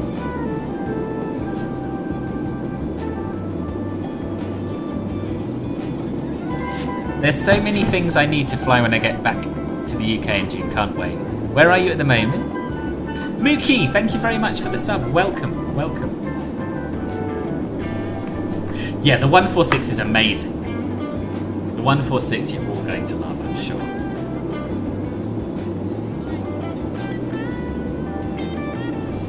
I wanted to do some IRL spotting this weekend at Schiphol, but it was a bit stormy, so I didn't go. I mean... stormy weather's when it's most exciting, though, right? Tried to watch the Aspen flight today. Had to skip the constant bings and bongs and sub donations during the start. Well, that's all right. That's allowed, Christopher. With luck, you'll be flying an A220 later this month. I've got a feeling you told me this, but I can't remember where. Remind me of the route you're going. Amazing but very loud. Okay. On an Aquila. Right. Do you know, I've never even heard of one of those. I'm going to Google this plane.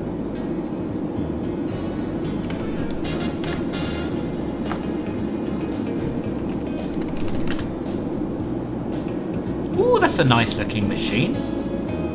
Very nice. It's a bit like a diamond.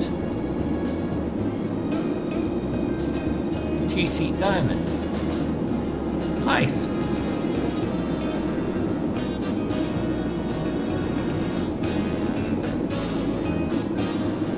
It's just so money driven. It's for influencers and 14-year-olds. If you look at the people in my chat on Twitch and the people in my chat on YouTube, they're not so very different. Like TikTok compared to Instagram. Yeah, but Christopher, I'm trying to be the world's premier flight sim influencer. So I need to be across the platforms. Oh, are you off, Five? No, are you off? Are you off? Or are you talking to Saf? So are you doing your PPL in Cyprus, Saf?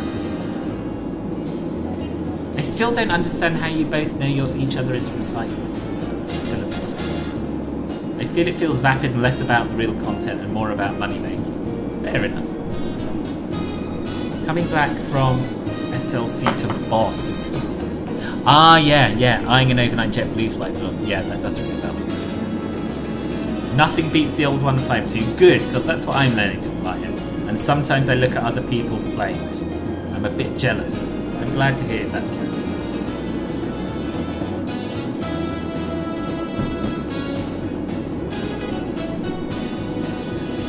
My dad saved up money to fly on the Concorde, but he never got around to doing it before it was too late. Oh, that's sad. Ah, 5B is the registration of the Cyprus aircraft. Right.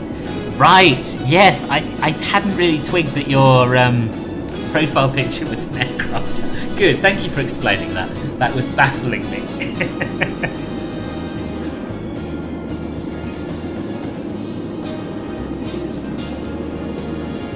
Well, I did get to look in the cockpit, and all I can remember is there was at least 1,000 buttons, and the chair on the right was a sliding mechanism. I didn't know it slid. Let's have a little look at that.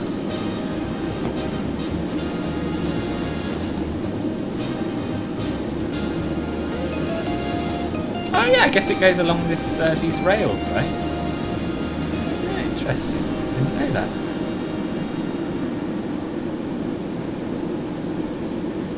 Should have just said magic, mate. Just really thrown him for a loop. Yes. Jenny! Good. Afternoon. How are you? Just back from work? We haven't made it to New York just yet. No. What time did we start the stream? 6:30, 7:30, 8:00. No, so we're probably fanning about on the ground for about half an hour. Maybe a little more. Then we had a few little whoopsie-doopsies. It took us a while to go supersonic. But we're making good progress now. We should be there in about, I'd say 45 minutes, something like that. Talking of which, we should probably start thinking a little bit about an arrival.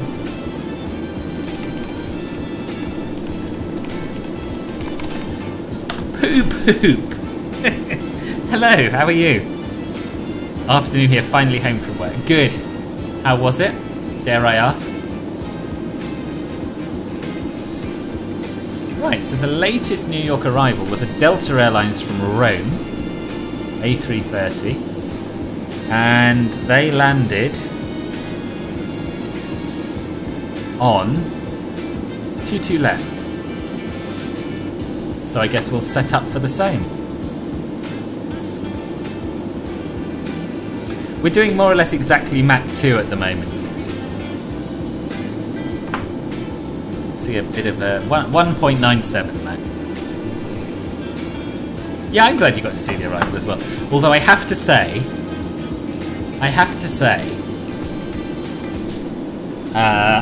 my success at landing this plane is minimal so far. That's all I'll say. Just manage your expectations. Missing school to watch this. That sounds like, I'm flattered, but that doesn't sound like the best idea. Oh, look who's perked up. It's Mr. Mark Sansom, who has not even said hello to me. But Jenny turns up. It's like, oh, hi, Jenny. Unbelievable. Like, oh, I'm still 500 kilometers away. The length of many regular flights. Time to think about planning the descent. I know. Well, we don't have to start the descent yet, but I like to be prepared. Can we do another flyby? Sure. Oh, and hello to everybody. Bad Jenny for ignoring.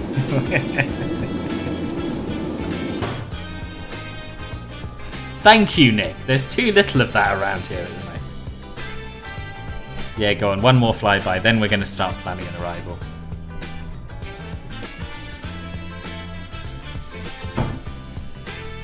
Right, ready? 3, 2, 1, go! Can't spin the drone fast enough to watch it. Did he? Ahem, I posted my 15 months gold subscription notification. Oh, Mark. Oh, no. Why do I do this? Why do I do this? 15 months, boss. I totally missed it. Totally missed it. Did it actually come up? Thank you for your continued support and my apologies. And yeah, what can I say? I can't backtrack from this now. Oh, the first I saw from you in the chat was you saying hello to Jeremy. Yeah, hashtag justice for Mark. F's in the chat. Anyway, how are you, Mark?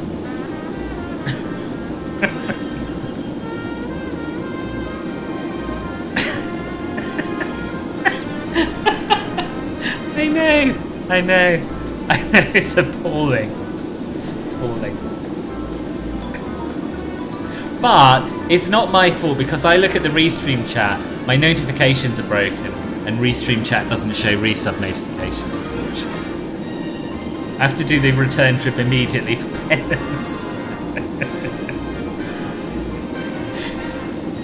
Denny, back from lunch in a doc's appointment and I'm still cruising. What's the current altitude? It's justice for Mark. The current altitude is 60,000 feet. The current speed is 1.97 Mach.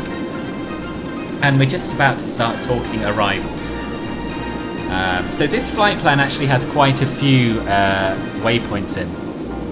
So we're going to go for, what did I say?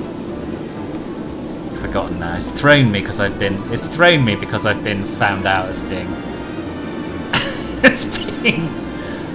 just a bad person, really, and missing Mark's resub. 22 left. We're going for the ILS 22 left. And we're going to try and get this built-in FMS to fly. It may or may not succeed. We're going to do the Cameron. Can we do the Cameron 4 arrival?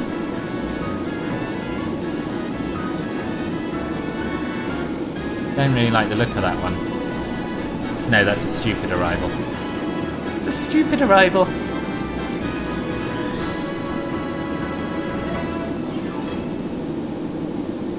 Or maybe it isn't. All New York arrivals are silly, actually. The chat has very much turned on me, and rightly so. Rightly so. Not unexpected to just ignore people in the chat. It's like you're trying to fly a plane or something. Yeah, my graphic settings you can see in the video description. There's a link to a picture of all of them. Lodge a complaint, an official complaint at the Hague, Mark. It's flagrant. Oh dear. Jeremy Pilot, you have to go. No worries. Thank you for coming by, and yeah, see you on the next one, I hope. Which will be on Sunday on Twitch.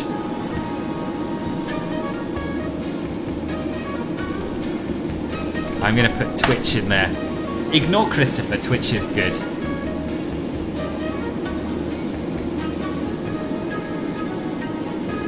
I'm a little bit tempted to say we'll do the Parch 3 arrival.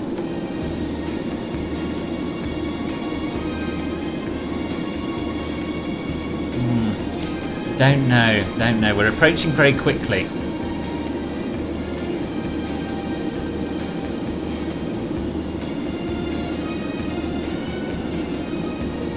Symbol transition doesn't work for us.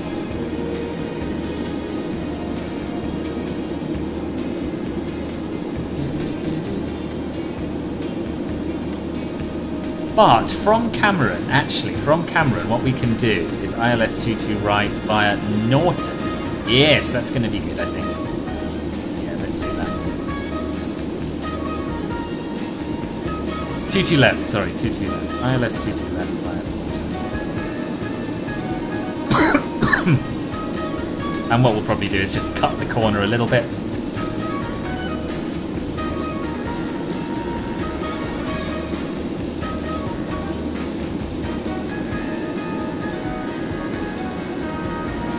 Missing Mark and missing Martin.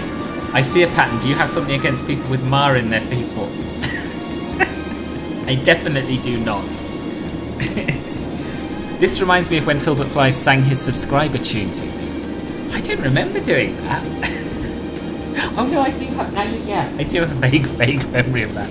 Yeah, so one of my celebratory tunes is a snippet of this tune. You're right. Wind's not permitting the Canarsie visual. Skills not permitting the Canarsie visual, boss. What are the winds actually? I don't know. Let's have a look at the meta. Yeah, 1080 Ti, yes. Twitch would be great without the Twitch things. Twitch would be rubbish without the Twitch things, boss. The Twitch things are what make Twitch good.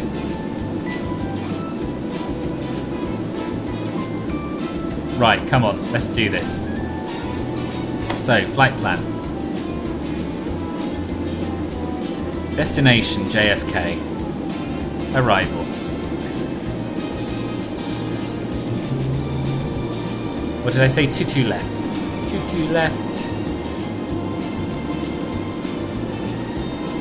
Via Norton. We're not going to bother with a star. No star.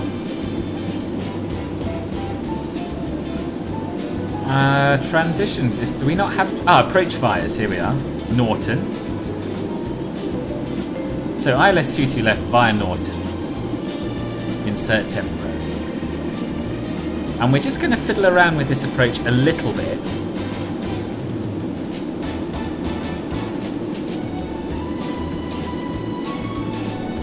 So rather than going all the way to Ziggy, we're going to go from Owens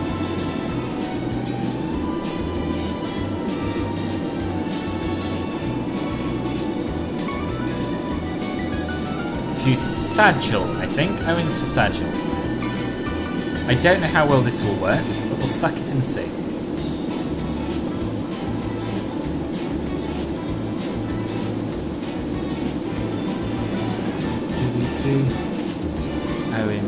Owens. Ooh, it's tricky, especially without a proper nav display.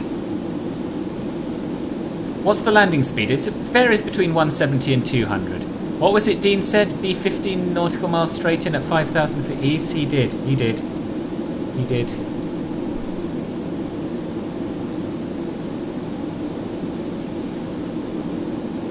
to do that, we're going to have to vector ourselves, aren't we? But it'd still be nice to follow the initial part of this plan. Cameron, Yankee 4905, ALB, Athos. I don't see any of these. Let's do a little bit of cheating and have a look at the GTN 750.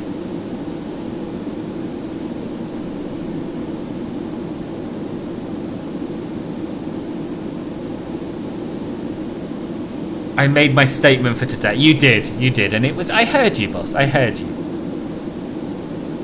Fair enough, if it's skills, it's skills. Did you ever try flying a C-17? No, I never have. No, the overlay I don't think can cope with proper high max speeds. I don't know why.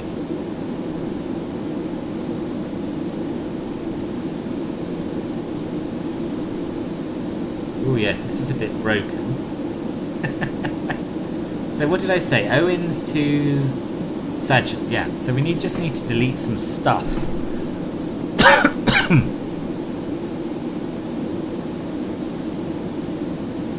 Right, there's Sagil. So, how do we delete? Clear button?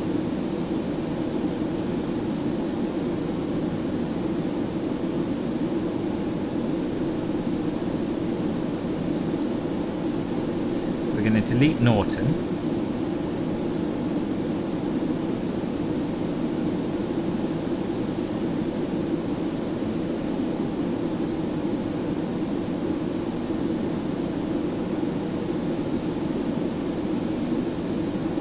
Oh gosh, something's gone wrong, hasn't it? Destination DPK. No, maybe we'll leave that alone and just vector ourselves in. Let's do that.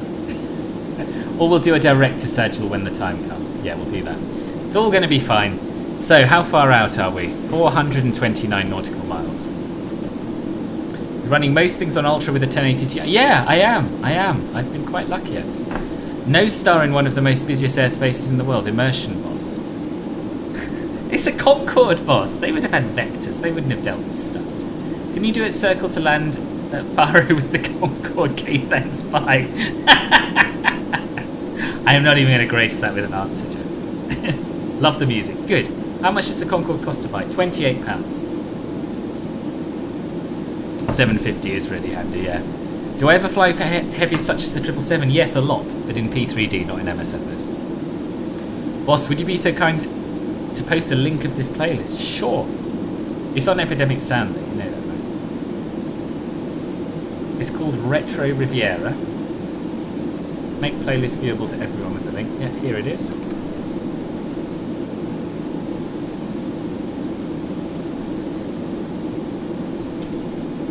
That map is the GTN 750 freeware add-on.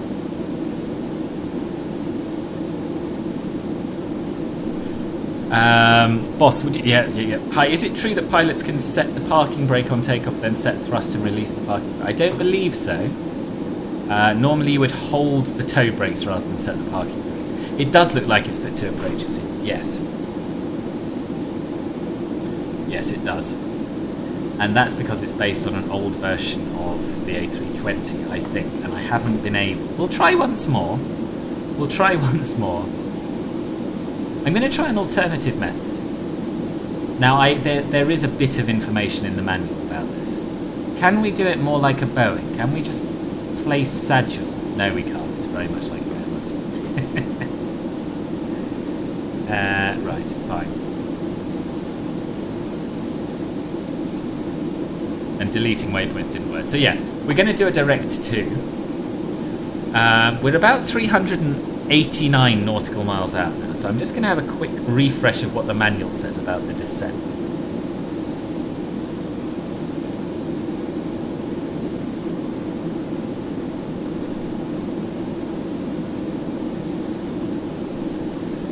Okay.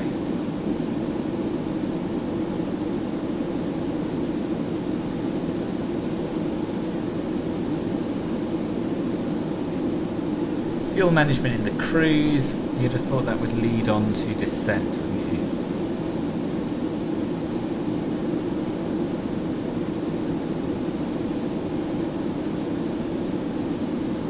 Approach and landing.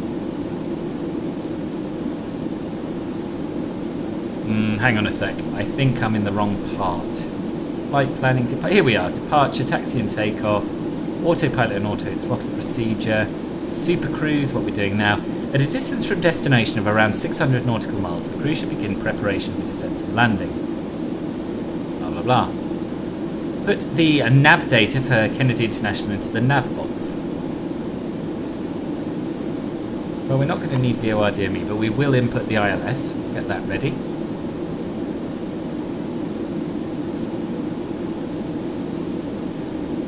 So that's going to be 110.9. And a little gotcha in this plane is that this is actually the standby frequency, not the nav frequency.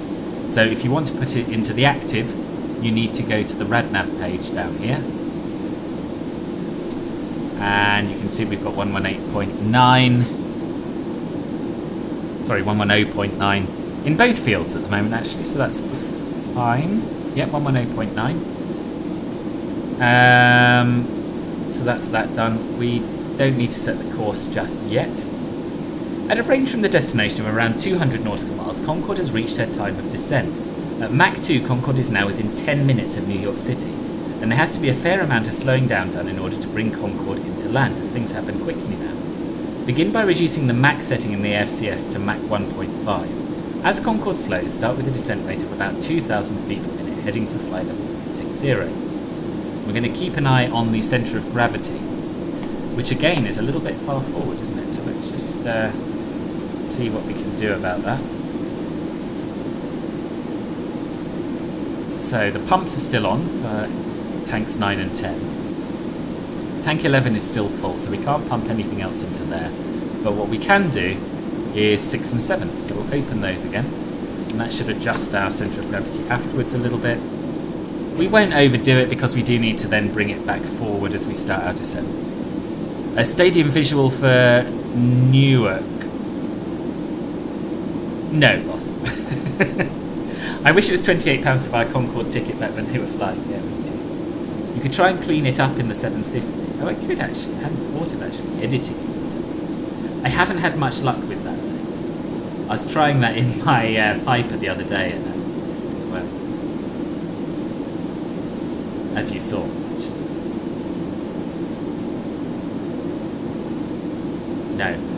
No, it's fine. I'm just going to do a direct 2. I know where I'm at with that. It's going to be fine. And then we'll vector ourselves for a longer final anyway.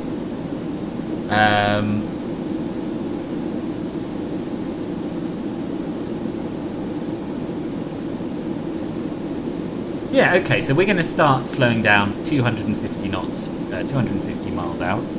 Or maybe even slightly more. A ticket for a Concorde costs 12 grand. It's unbelievable, isn't it? Unbelievable. You think what else you could spend that money on? It really was for the super rich, wasn't it? And I talk about it like, oh, I missed the chance. But honestly, I can't imagine ever thinking that $12,000 was worth it for a ticket on the plane. No.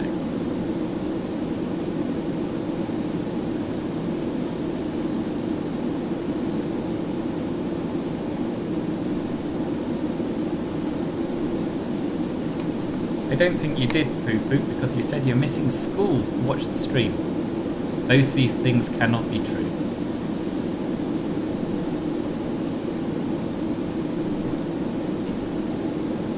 $250 minimum in your... Really? Okay. Alright, you've convinced me. Okay, so what we're going to do is turn the auto throttles back on. And we're going to acquire 400 knots initially. So we'll start slowing down first and then we'll begin a gentle descent. Oh, a bit of peace. Where are we geographically? We are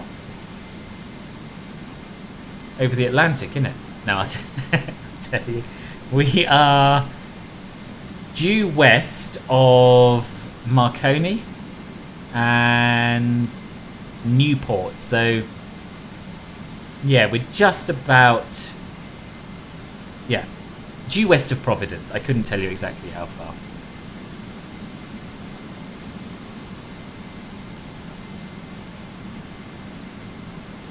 Based on my experience so far. See, yesterday, or the day before, we started slowing down a little too early. But yes, 287 nautical miles. I think that's a good time now to start a gentle descent at 2,000 feet per minute. So let's set an altitude of 360 initially. We'll go to altitude acquire.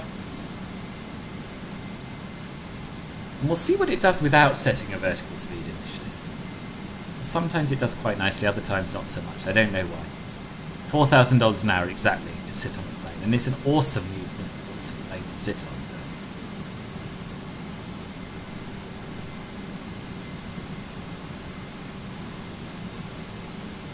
Okay, so it's chosen a descent rate that's about 3,000 feet per minute. So I'm just going to reduce that ever so slightly. Go into vertical speed. We'll bring it back to 2,000 feet per minute to allow us to bleed off some more speed. Well, welcome back. Departure was good. Climb was a bit hit and miss. Had a little bit of a whoopsie with the climb rate, which made me very glad I wasn't on VATSIM. But the takeoff itself and the last bit of the flight up until now have gone very well. How are you? What have you been up to? Jamie, good evening, boss. We can slow down a bit more. Let's get the speed off quickly. So we'll go down to 350 knots. And we've got 266 nautical miles to go. It's all going to be fine. Do you guys have found or know of any fix for the Concorde shutting down randomly? Fuel management. I think that if your Concorde's shutting down, it's because you've got a dry tank. So you have to manage your fuel system quite carefully. I've never had that. But other people I know. I see we're going with the aim pointy end towards ground theory of descent. Not quite, Farmer Beavis. There's numbers involved. We're slowing down to 350 knots. We're descending hopefully at 2,000 feet per minute, but we're not quite. There is a bit of a mismatch between this vertical speed indicator and this one. But yeah, roughly 2,000 feet per minute, which is what the manual says. Just finished streaming on Edinburgh Tower. Okay, wasn't expecting much traffic, but seemed to pick up. Oh, good. You enjoy it? No, they've got rid of their A318s, Christopher, sadly. Thank God for that. I just looked back through your chat messages. Sorry, well, thank God for what, boss? I must have missed something here. Justin, I'm glad you're excited for the landing. I am too. But I do need you to be aware that I'm not very good at landing this plane. It's only the electrical system that fails. Oh, okay. I haven't had that.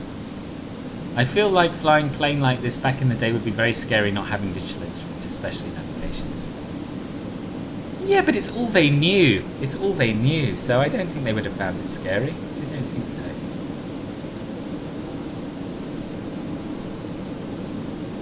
As Concorde slows, start with a descent rate of 2,000 feet per minute, heading for flight level 360. Keep an eye. Oh yes, we need to pump some fuel. Getting back heavy. So we'll switch this to forward. And we'll make sure that the inlet valves on tanks 9 and 10 are open. And that should shift our centre of gravity forward. Just notice the flight number is the same. It is the same as your name. Yeah. It's very loud in this game. I have to turn engine volume setting to 10. Yes, I do turn it down when I'm streaming as well. But I turn it down in the Windows volume mixer.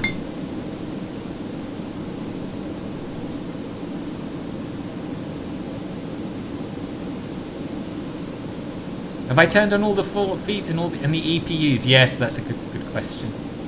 When you eventually become an airline pilot, you should interact with your passengers through the PA in the same way that you do with us. I'm not going to be an airline pilot, 5 Bravo. That is not my ambition. I'm just going to fly privately for fun.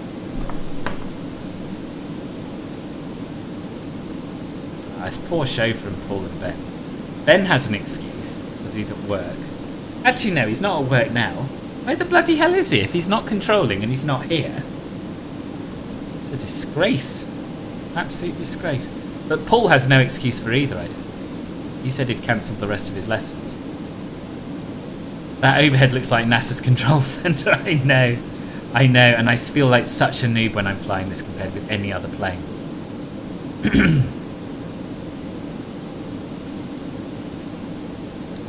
Avoid every single step, it said, but it keeps shutting down at random intervals at any moment with no clear indications of why.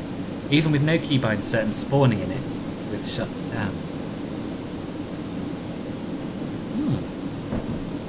That is really annoying.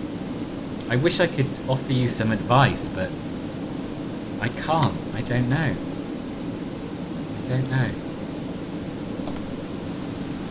So centre of gravity is moving slowly forward. I was a little bit late off the blocks with this though. So we are slightly out of trim, but hopefully we'll get there. Let's close these inlet valves.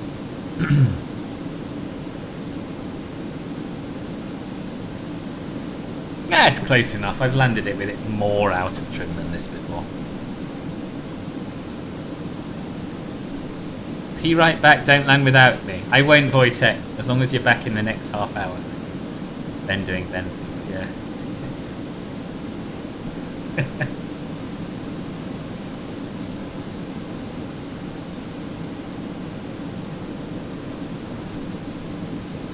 You've got a lot of attraction. A lot of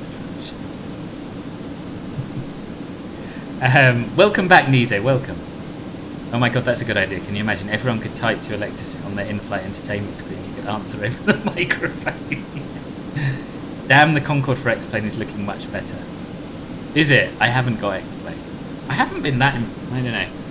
I don't know. My two impressions of the Concorde in X-Plane are Marcus' screenshot earlier on tonight, in which it looked amazing, and Linus's stream, in which I thought it looked not so good.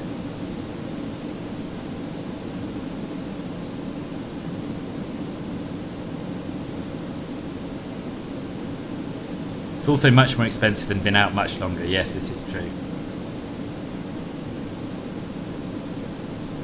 Okay, let's continue reading. At Mach 1.5, retard the throttles. Okay, we can do that. You can refer to IAS now. Maintain around 350 knots indicated. This will cause Concorde to pitch nose low with descent rates of around 4,000 to 5,000 feet per minute. At flight level 360, retard throttles to idle power, descent rate can increase to as much as 8,000. But we don't need that, do we? We don't need that, I don't think.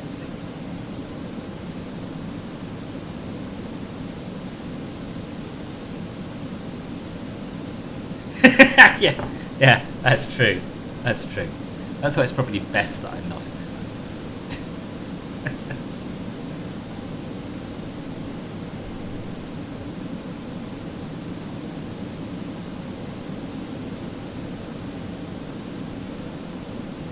Okay, well, I'm quite happy with the way this descent is going. I'm not saying this is necessarily how it would have descended in real life, but we've still got 200 miles to go. I'm not feeling a desperate urge to increase the rate of descent, so we'll just leave it going as is. And we'll reduce the altitude to 15,000 feet.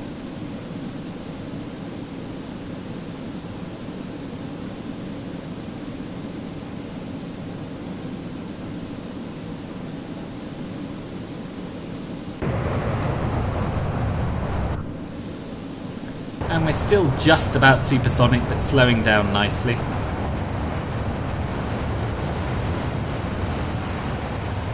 Paul, when you've descended this plane, have you followed the instructions of the manual and descended at like 8,000 feet per minute, or have you just done more of what we're doing now?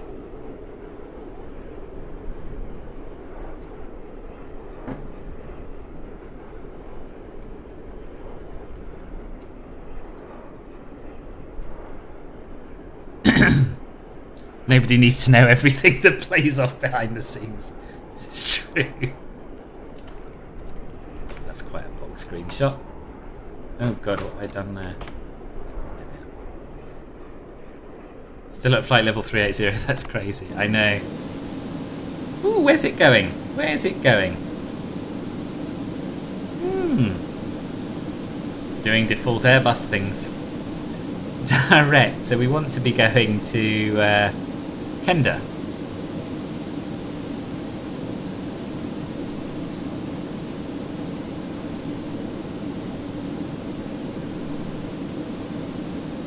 Okay, I think what we'll do is oh my goodness me, what is it doing? Okay, this isn't very good. This is not very good. I cannot excuse what's going on here, so we're going to turn the autopilot off.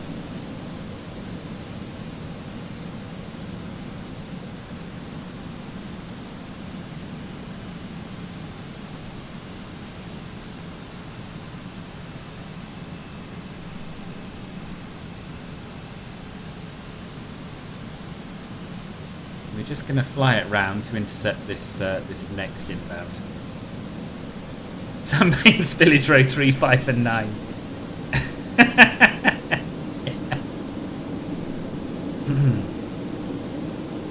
Never had it do that before. That's a new one on me.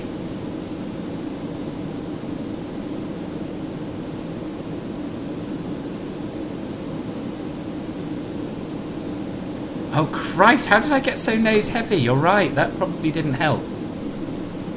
How? You're supposed to trim forward all the way through the descent, I thought. Good spot, Nick. Good spot.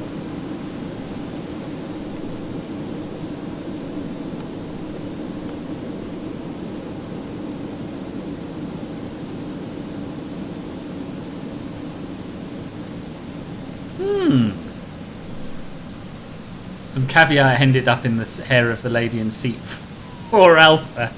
Oh dear. Right, let's put it in heading track mode, shall we? See if it likes that a bit better.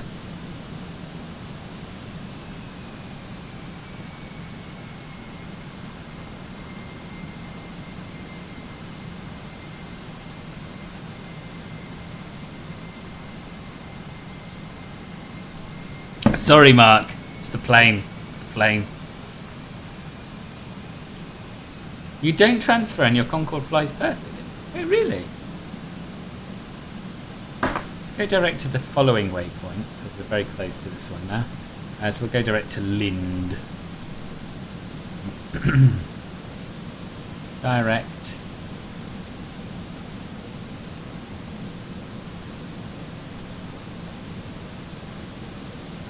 Lind. Temporary direct. And let's try putting it back into INS mode. Let's see if it's going to try and kill us again. Right, so we're in trim now, so we can't blame the trim. That looks about right, doesn't it? Okay, we'll turn off the auto transfer. Turn off the pumps.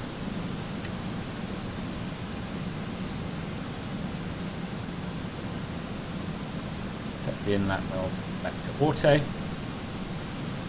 Both tanks.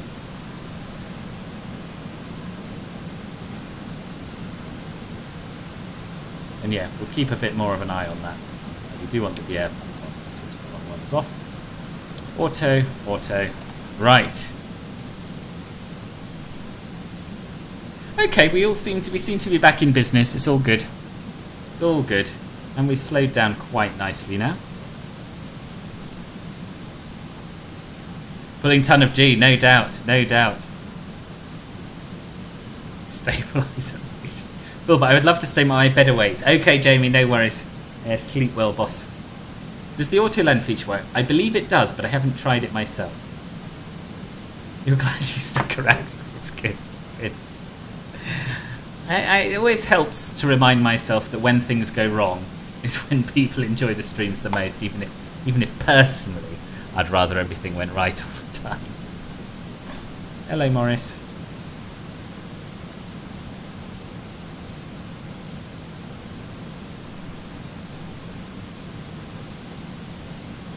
Okay, 182 nautical miles to go, and we're descending faster now. Because we're in pitch hold mode. So let's just slow our rate of descent down a little bit with vertical speed. Why can I never ever see it? Oh, we are in... Right, we don't want pitch hold. We do want altitude acquire. We do want vertical speed. And we do want 2,000 feet per minute. But actually, let's slow it down a little now. Because we are getting quite low quite early. So we'll go for about 1,600 feet per minute. This plane desperately needs a flight engineer. Yeah, I know. I would love an auto flight engineer. I can't be expected to serve you lot caviar and champagne. See, now we're out of trim again. And it wants to go aft. Maybe only slightly. Let's try doing that one.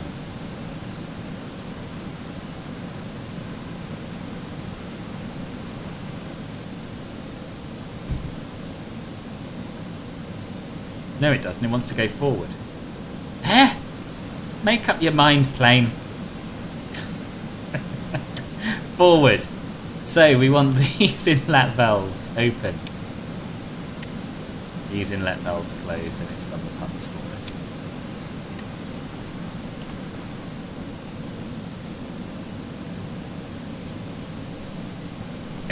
Yeah, even a flight engineer that just said checked would do me.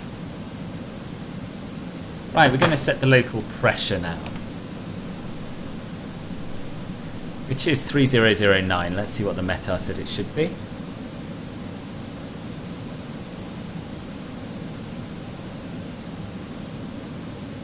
$3004. Well, we'll keep an eye on that as we get closer to New York.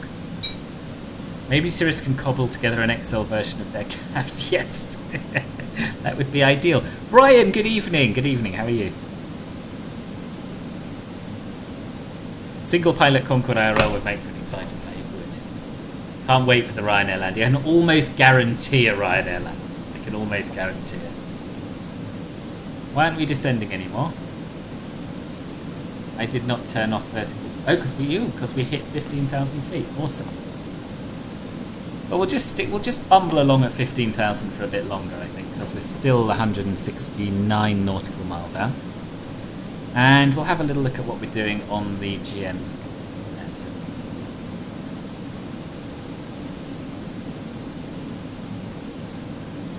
You'd leave feeder tank trim in normal. But I think you're supposed to pump it forward the whole time, but maybe you're right, it is getting a bit far forward.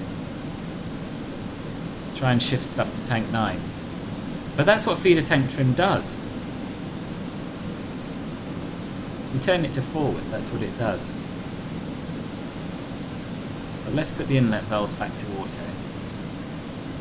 Because these are the inlet valves for tanks 9 and 10. And we'll see if it can manage it automatically. Yeah, it's going forward still, isn't it?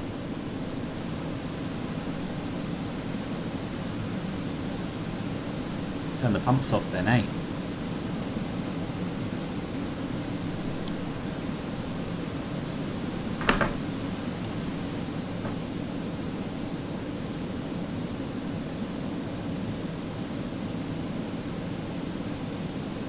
The stupid thing is the technology to automate the fuel systems existed when the plane was developed. What, the real Concorde?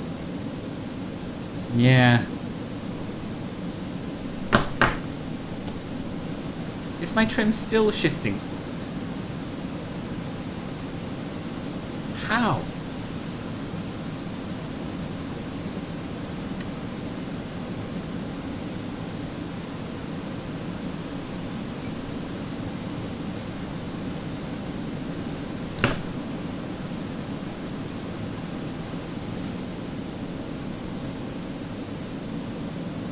Boss, just to boost your confidence, the IRL Concorde pilots definitely didn't have this workload put on them. Thank you, Riley, they did not. Oh no, not the auto, the one to the right of that. That is in normal. The aft trim, yeah, no, that is in normal. That is in normal. And we don't want to shift any more forward because our centre of gravity is way forward already.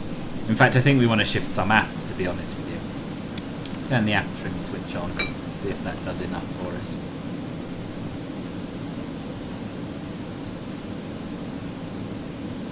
Luke, welcome. Was wiggling pumps pretty regular on descent? They close the tanks, don't leave in auto. Yeah. I think I have now, haven't I? Yeah, these inlet valves are closed. Pumps are off, those inlet valves are closed.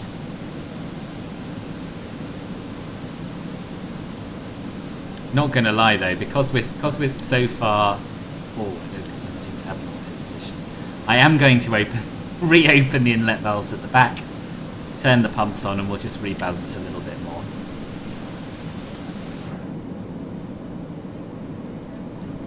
Harry, good morning, boss. How are you? Good timing. Adoro Simula, welcome to the stream, and thank you for the sub. Dylan, love my live stream. Oh, I'm pleased, thank you. It's nice to hear.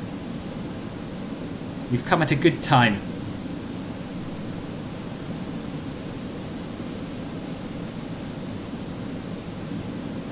So yeah, my plan is when we get to Owens, we're going to cut this corner a little bit and go direct to Saginaw.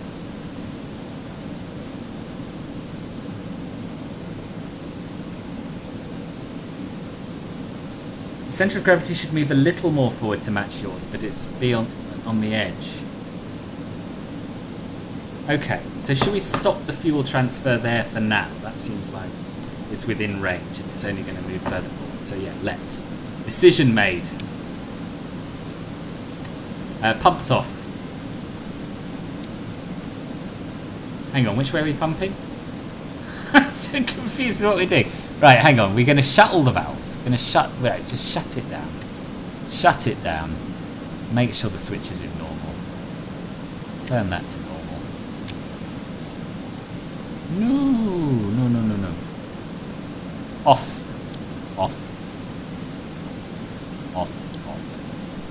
Right. Those pumps are okay. I think we should be alright now. I think we should. Just got home from work. How was work, boss? Give me the A321X anytime. This is way too complex for one pilot. It definitely needs an engineer. It does. It would benefit from an engineer. But it's good fun. It's good fun. And Nasia0892, thank you very much for the sub as well. Just don't crash it, boss. It depends what you class as a crash, Will. If you look on my Volantra at my previous landing rates, we were getting close at times. Florent as well, welcome to the channel. Thank you for all the subs. And just a reminder, friendly reminder. If you haven't yet clicked the like button, I'd love it if you would do that. That would really help me. Oh, and another one, gosh. Dylan, thank you for the sub. I wonder how many people have taken this thing on VATSIM and Course to Carnage. Well, I think Will would say far too many already. Sorry about your caviar situation, Christopher. What I'm going to do is just sort out a little bit of anti-icing. Engine anti-icing on.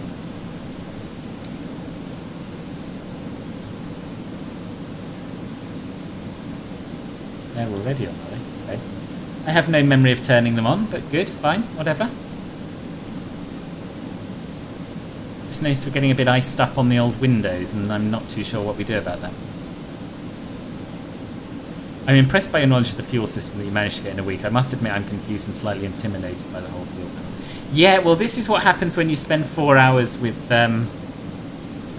corporate pilot dad Tim flicking switches and trying things out. Yeah, I know, Nick.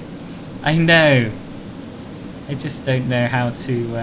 I don't know how to clear the windows of ice. There must be window heaters somewhere. There must be. But I'm blowed if I know where they are. Oh, here we are. Look at that windshield de-ice. There we are. That's the one, isn't it? Does it have different? Yeah, it has different positions. Let's go with high. Bye bye ice. Pretty standard. Got a hot chocolate and apricot Danish from the cafe when I go home. Ah, life's good, boss. There's a reason I use the built-in engineer in the DC6. I have enough to deal with just trying to keep it from crashing in the sea or a mountain. Flight engineers are very necessary. Co-pilots to some extent are also quite necessary, I think. Okay, I think what we'll do is slow down further now to 250 knots and continue our descent.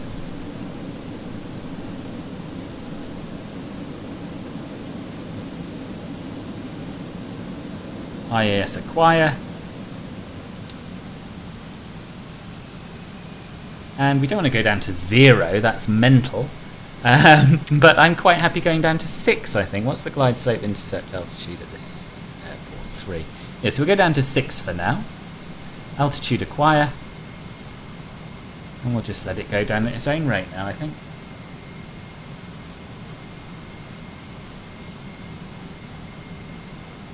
Far too many. Why don't I get the cool animation when I sub? I think it's something to do with you not making your subscription status public. Only people who have that set on YouTube public get the notifications, unfortunately. What you do is go supersonic to heat up the aircraft and melt the ice. Also, my mistake a bit, I think. I was descending at like 1500 to start and increased it to 2000. Yeah, we were down a bit early. But, you know, never mind. If you get too much ice on Windows, many people suggest a reinstall. But you've always said that's overkill, Alex. Yeah, that's just a sim thing, though. All planes do this, don't they? Unless you completely turn off visual icing effects, which I know some people do.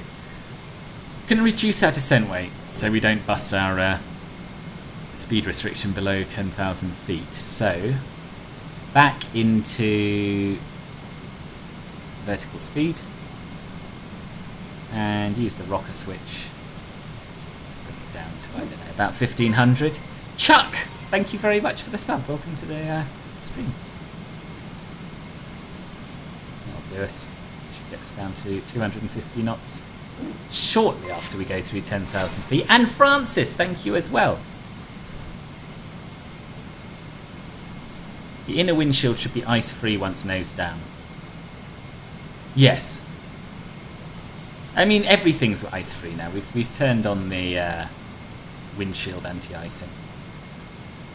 See, at times like this, I want to reach for a spoiler lever. And there isn't one.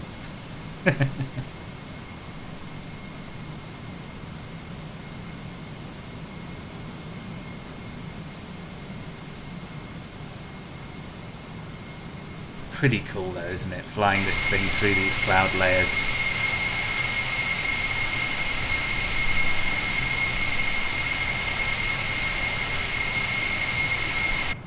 Yeah, too many switches and knobs. Noticing what were you noticing? Noticing that too. Nick figured he knew how to take care of it. I don't know how to take care of it. I don't know what I'm doing. The flight path seems to have fixed itself in the 750. Sort of. It looks better than it was, but we've still got multiple lines, and I don't know what it's going to do. I think it wants to take us up here and back round, which I don't want, and that's what it did last time. So I'm still going to go direct to Sagil at some point. How often do I stream? I stream 2 or 3 times a week generally. I don't have a set schedule, unfortunately, because of my shift pattern at work. But I do most of my streams these days on Twitch. So if anyone is enjoying this and would like to follow me there, that would be marvellous. Ooh, it's going wrong again. Right, let's go direct to Sagil now.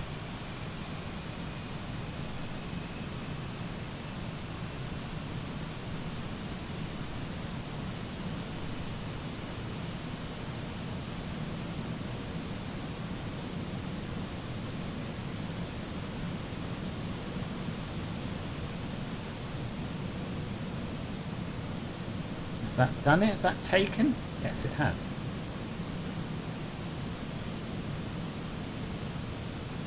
Yeah, that's all looking good now. Marvellous. And we're coming down below 260 knots, is that, I think? Anyway, we're below 270, so what we can do is lower the visor.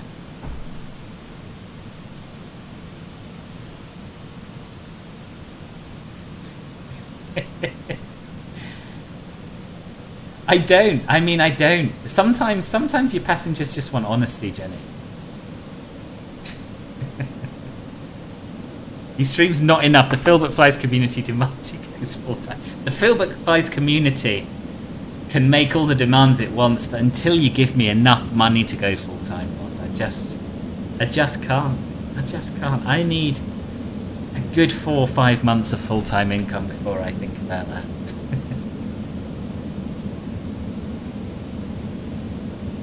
Jenny, that's nothing. Earlier on we had, I can't remember, but it's in the manual. It's true, we did. We did have that.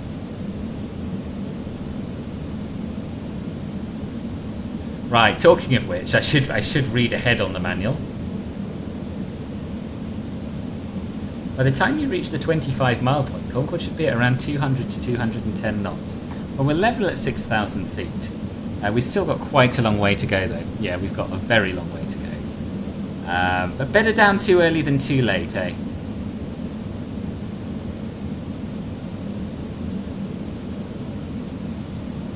Yeah, I mean, do feel free to join Club Philbert if you'd like to, yeah. I'm pretty sure if I paid $12,000 for a ticket, I would want the pilot to know what the heck he's doing. Yes, but you didn't pay $12,000 for a ticket, Jenny. So you don't get a pilot who knows what he's doing.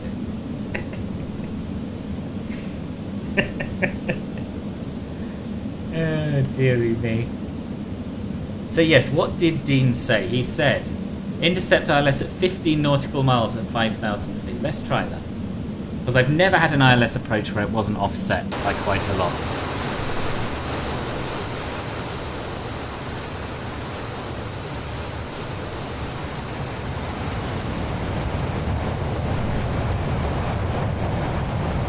And you'll notice because we are now subsonic, you have sound all the way around the aircraft. even remember what the £1 million or subs were for. That was for a face reveal, wasn't it? Yeah, face reveal on YouTube for $1 million subs reveal.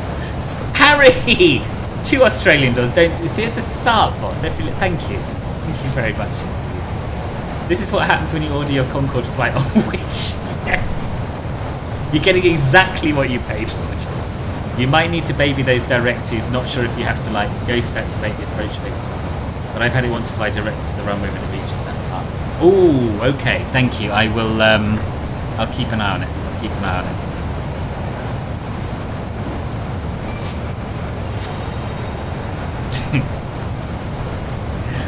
If I follow long enough, I will have paid $12,000, so I'm demanding better service ahead of that. You can't have better service in advance.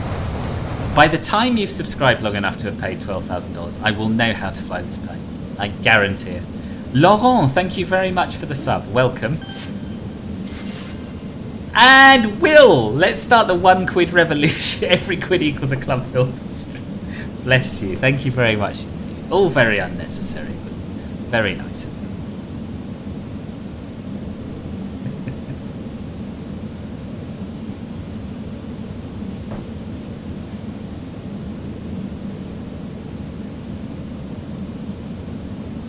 Stream Elements gets about, Johnny. No, it didn't age well. No. I still haven't revealed my face on YouTube, though.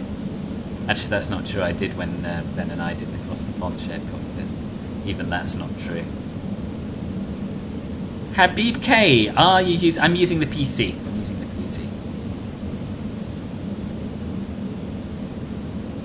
Do smash that like button if you haven't already. That would be very much appreciated.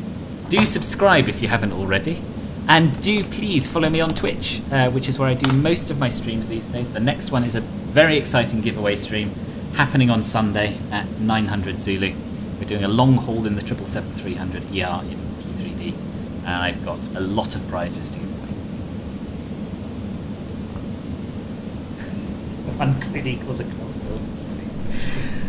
I can neither confirm nor deny that. All I'll say is it's worth a go.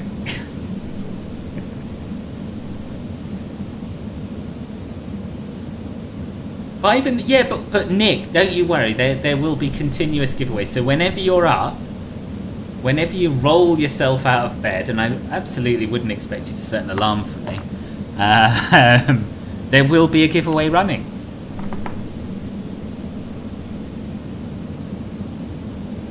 This guy refuses our request for streams, then requests us to like his booty content and subscribe. I mean, when have I refused your request for streams, boss? I've merely refused your request to live on the poverty line and stream full time. Is Concorde going to be available for the Xbox version? Yes, it will be, but it's a few weeks off still.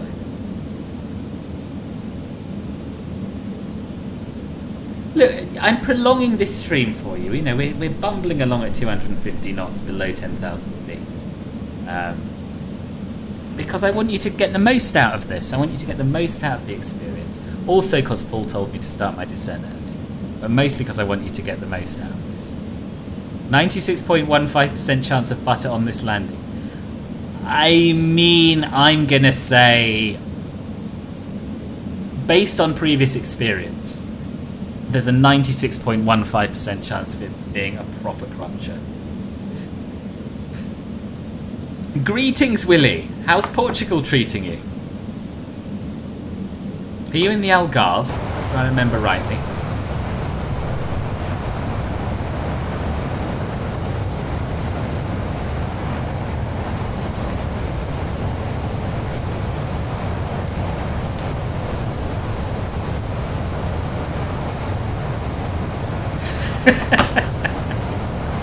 I'm sharing them.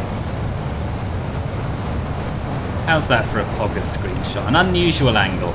Really shows off the shapely curves of those wings though, doesn't it? Yeah, according to the METAR though, it gets better. I think the ceiling's about 3,000 feet, so we should have a pretty nice approach.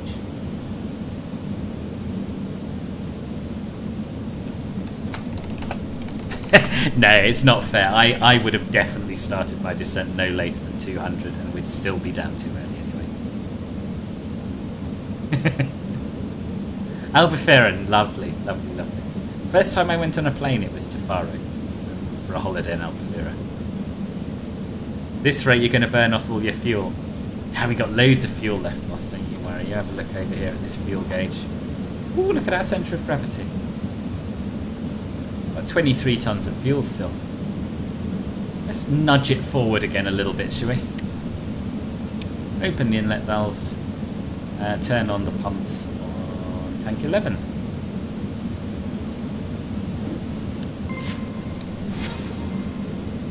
Paul, another Paul, welcome. Thank you very much indeed for the sub. Hope the 12,000 includes a chiropractic. First time on the 738 in 20 years. Really? Gosh, that's a long time. You're flying Ryanair, I take it, are you?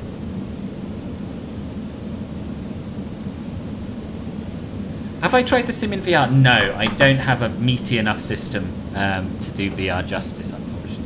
I'm sure I would love it, but I don't quite have my head around how I would stream it.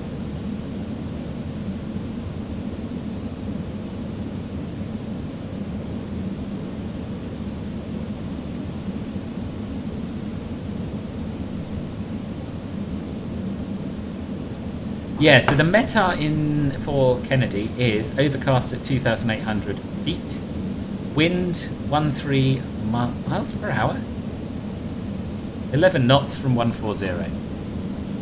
We're landing 22 left. I don't know why we're landing 22 left, but that's what they're doing at IRL.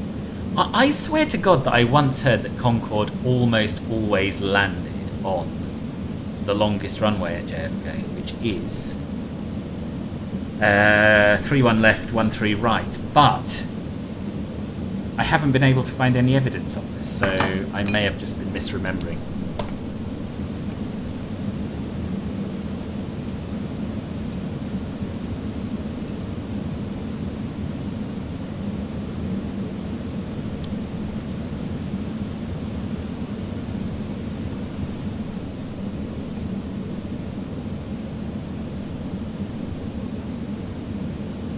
I'd love to give VR a go, but wouldn't know where my controls are. No, it must be really hard to get used to. Must be.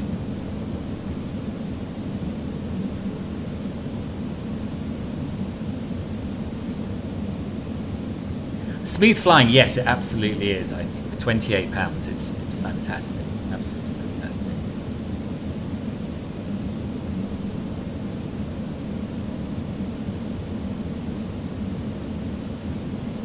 Oh, thank you for all the Twitch follows. There's quite a few of those coming in. Much appreciated. So yeah, just one more reminder.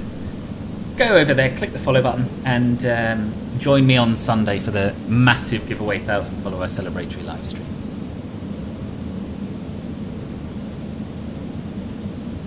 I believe Kennedy Steve once said that in an interview that Concorde most of the time lands 3-1 left.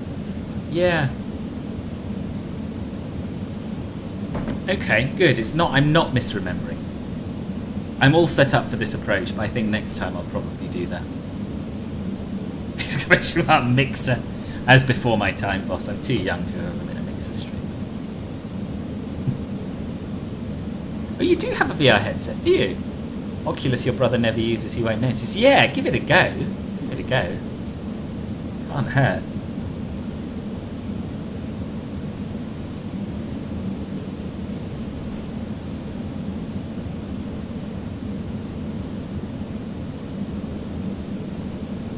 Sunday is going to be epic. I'm really looking forward to it. Really looking forward to it. I've actually taken the day off work to do it because it was the only weekend day I could squeeze it in. And I've got loads of leave to use up. And from personal experience, VR is awesome for the feel of sitting in the flight deck, but planes where you need to mouse around are annoying. Yeah, you see, I think I'd probably use it for GA stuff, for VFR flying, but I don't think I'd use it for flying airliners, really.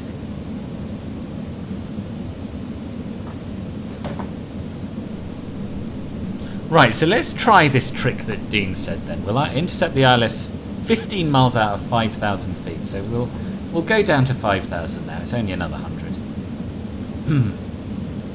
And we'll let the FMS take us on an outbound course, and then we'll... Sorry, not outbound course. A downwind, as we call it in the trade. And then we'll just extend it a little bit, I think. I think that's the best idea.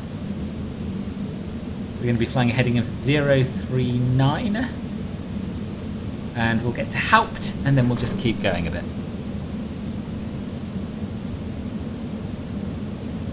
It lands where the Sky God says it lands. Oh, Jet 2, nice.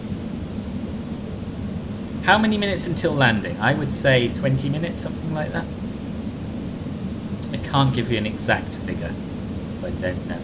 Something like that. Let's read a little bit further ahead in the manual. So at 270 knots, lower the visor. Done. Concorde should have completed her descent to a point approximately 30 miles out from the airport. Way further than that. Should be around 200 to 210 knots by the time you are around 25 miles out. Okay, so we've got about another 40 miles before we have to think of that. So yeah, we'll probably decelerate further on the downwind, I think. At 200 knots, Concorde will now fly with about 10 degrees nose up pitch and will be on the backside of the drag curve. Lower the nose fully and lower the gear as you detect the airport ILS system. Maintain 200 knots and select ILS on the AFCS to engage Concorde's auto-land function. Concorde's autopilot should now detect the ILS beams and align Concorde with them. Ensure the auto throttle remains in control of airspeed and the centre of gravity is balanced with an aft bias similar to that set at takeoff. But we definitely don't have an aft bias at the moment. So we'll do a little bit more fuel pumping in a minute. Yeah, VR is pretty performance heavy, as I understand it.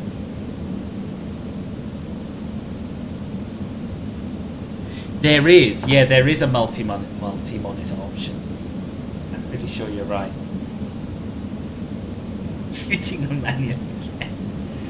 Flight 3, Jenny. Flight 3. And as I say, you haven't paid for proficiency. You probably have paid for a Ryanair level of proficiency, and I can't honestly say I've even attained that in this aircraft. So you're right to be a little bit miffed, but just not quite as miffed as you are.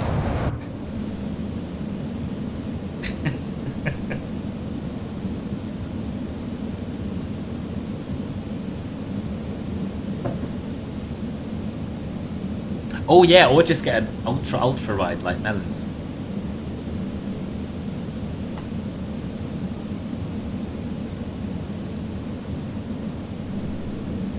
So we're 57 miles from the airport now.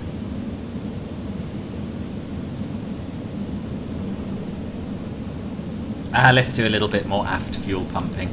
This is honestly the hardest part about the plane, I think. I really do.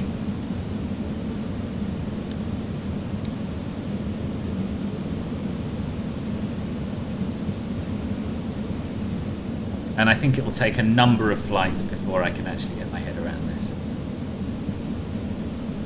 Yes, I've got a joystick, I've got a throttle quadrant, and I've got rudder pedals as well as my keyboard and mouse. You can see in the video description all the equipment I use.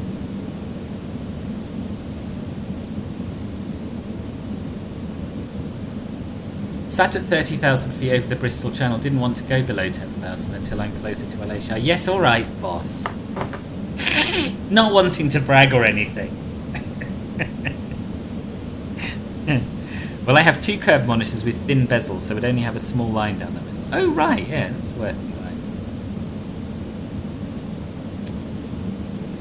If Ryanair flew the Concorde, it would still be a better experience than this.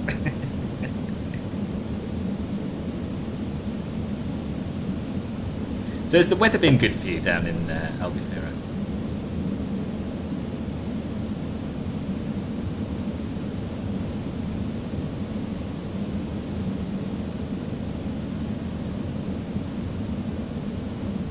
Morris, I'll feed you in a minute.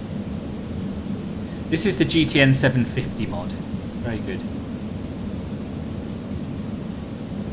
There is not a link to it in the video description because I was not anticipating using it.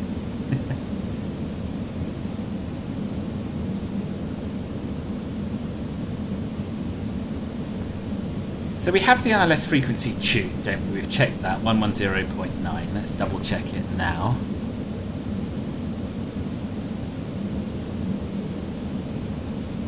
Yes, we do. And on nav2, actually, we could, if we wanted, tune the Kennedy VOR. That would probably be a good idea. There's a little backup if everything goes wrong. 115.9.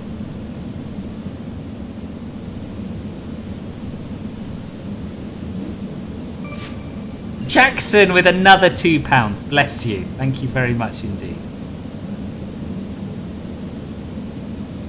Yeah, 115.9.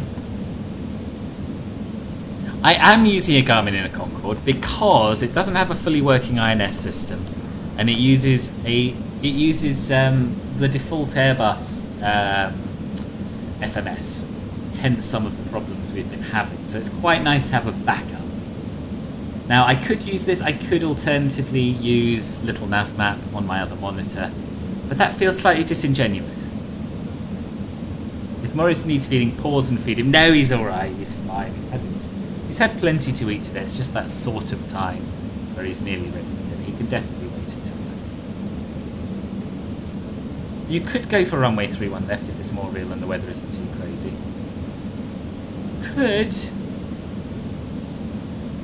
Could, and it's more or less straight in.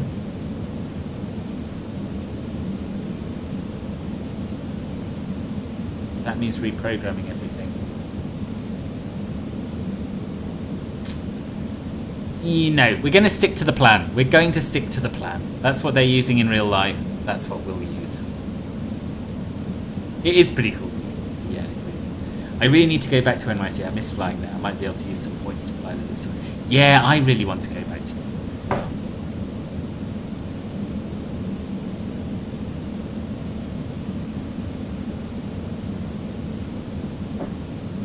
And the INS is hopefully coming, but he's not going to implement it until he knows it can work on the Xbox as well.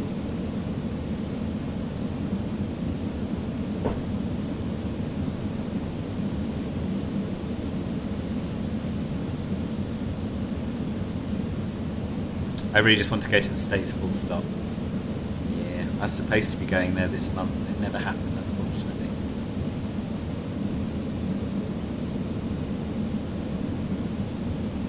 Yeah, I don't honestly know the difference between the paid and the free versions. I did, and I decided the free version was enough for me, but yeah, I can't remember what the difference is between them. Thank you, Martin. I look forward to seeing your pics.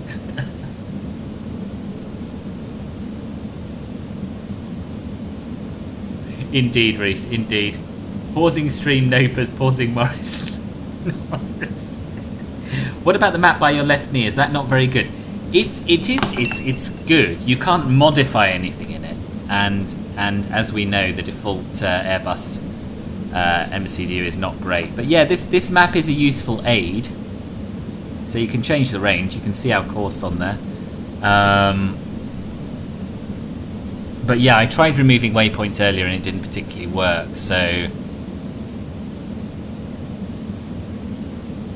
yeah, I found it easier on here to see the course. But I have to say, I'm confident enough of what we're doing now that I can probably get rid of it just to restore a semblance of immersion.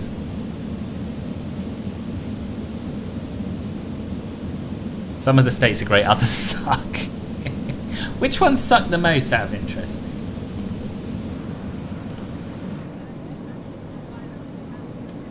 I like the passenger chatter in the cabin. It's quite cool. Might be heading to Orlando next Easter and may have a stop in NYC on the way home for a few days. Gives me a chance to go on an American flight. Nice!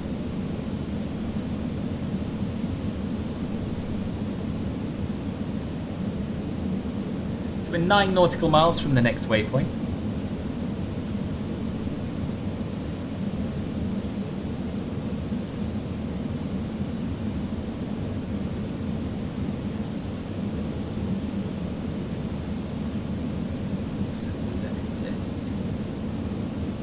So yeah, we're going to fly a course of 044 after Detki.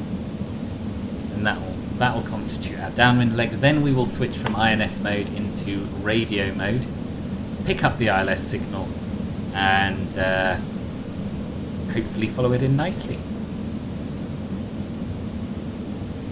The premium version allows for Navigraph TCAS. TCAS? I didn't know that. Checklist and lots of other stuff. Yeah, it does sound good. Page GTN has the option to display weather and import flight plan from a file. I remembered the importing a flight plan from a file thing. But yeah, that other stuff sounds really good. We're thinking about going to Chicago instead of NYC, get some deep dish. Oh yes. Look at the bean, try some fast food like Jack in the Box, Five Guys. Do you not have, we have Five Guys here, Christopher. You can just come to London if that's what you want. We don't have Jack in the Box. That's up for debate, but Ohio and Indiana are the ones... Indiana are the ones I hate the most. Okay. Okay, I'll avoid those. Unless there's anyone from Ohio or Indiana in the stream, in which case I will definitely not avoid them. So we're about to make that turn.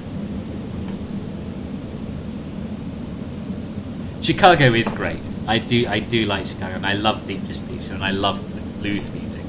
So it is an awesome city. It really is.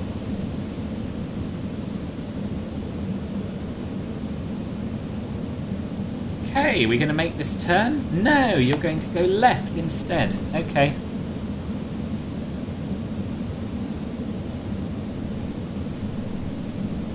Didn't have this last time either. Right, into heading track mode. This is basically default MSFS autopilot thing, so that's what's going on here.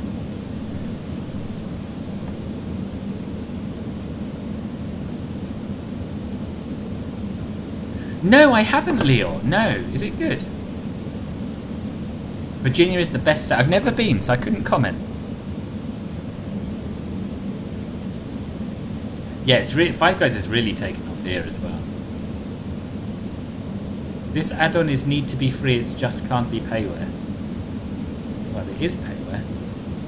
It's absolutely a steal at £28.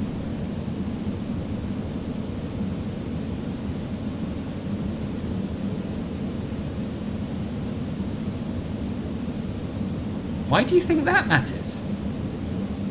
Why would you expect something for less than $1 with this level of system depth, this level of simulation, this level of modelling and texturing that can take you across the Atlantic in 3 hours? Why would you not pay $1 for that? It's bizarre.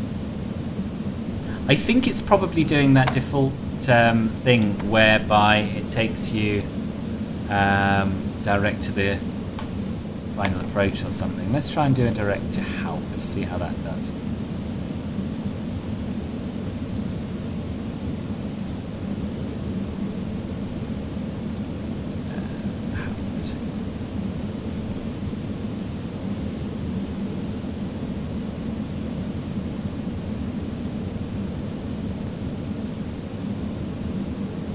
Well, each to their own.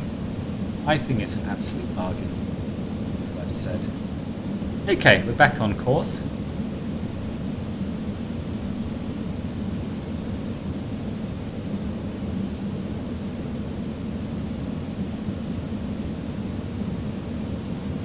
And as I say, after helped, we're going to fly heading 044. Hang on, what I said now. Yeah, 044. So let's get that preset. I mean, if it had a custom autopilot, then you'd be looking at probably 50 odd pounds, like the Aerosoft CRJs. Maybe even a bit more.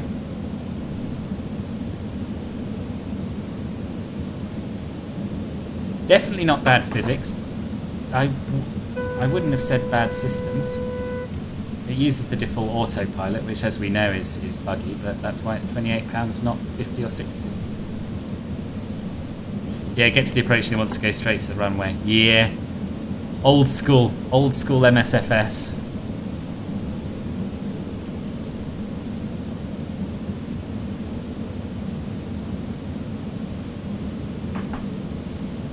Okay, well, that's your opinion. It's a real helpful way to further the argument. When's your next release? Is it? Honestly, if you don't like it, that's absolutely fine. But we're not going to get into an argument about it. It's too late in the evening and we're having a nice time. I'm enjoying flying it. If you're not enjoying watching it, then don't. $40, but yeah, I still have to be a flight engineer too, yeah. No, it's definitely not a port. So, but, you know, you can't argue with people.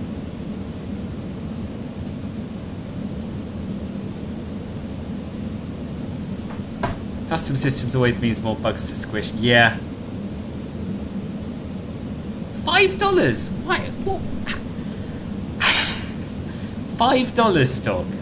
How much work would you be prepared to put into something that you would sell for $5 a copy? I bet it would be a darn sight less than Dean's put into this. No, it's not for everyone. If you don't like it, don't buy it. If you hate it that much, don't watch. But I'd quite like to enjoy my approach into New York, having just crossed the Atlantic in 3 hours, rather than arguing about how good it is.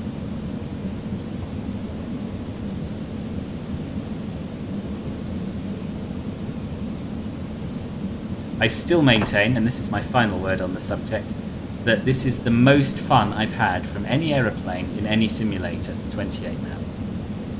That's all I have to say.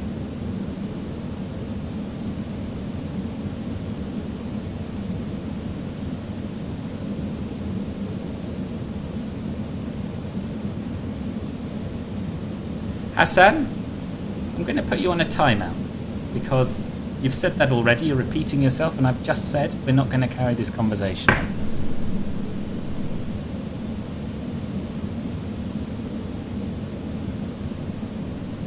Right. Ah, Alex has done the same thing. Yeah, great minds, yeah.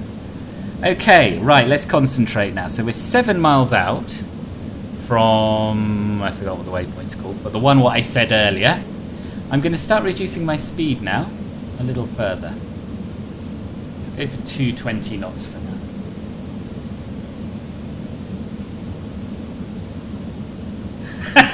I will stream it on YouTube, boss. I promise I will at some point. And we'll go into IAS Acquire. I always forget that.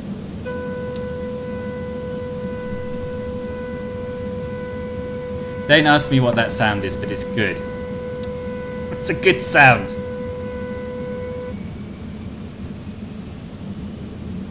Okay, let's go into heading track mode now. And we're going to switch over to radio. We're going to set our course.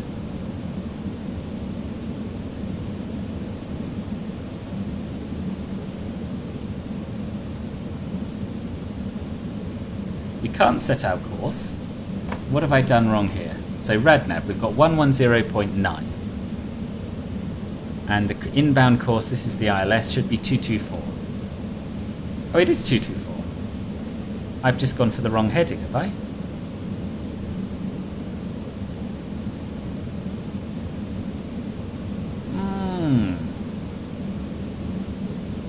No, it isn't 224. 224 is down here. Right, let me double check this. 110.9. And in the RadNav we have 110.9. Let me just double check that is an 8 or something like that. Shouldn't matter, it should still pick it up anyway. But MSFS doesn't let you set your own ILS courses, so I'm a bit confused. What's going on here.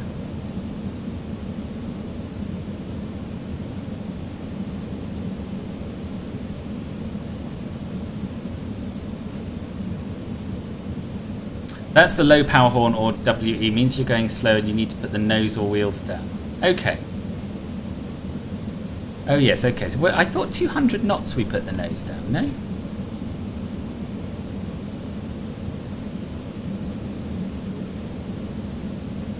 Yeah.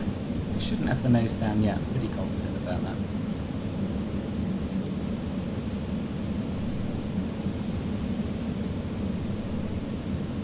Just switch to INS and back to RAD. So this gets this DME2. Okay, it's giving me a DME2 reading. Okay, let's put 110.9 VOR2 then, or NAV2.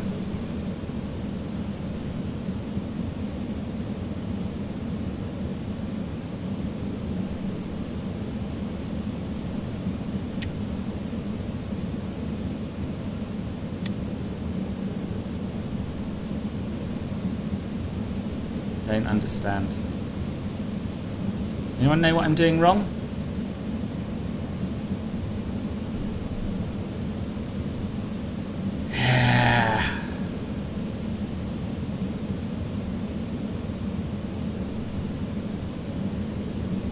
Right, so I've got the ILS tuned in everywhere. Everywhere. Set the standby for NAV2.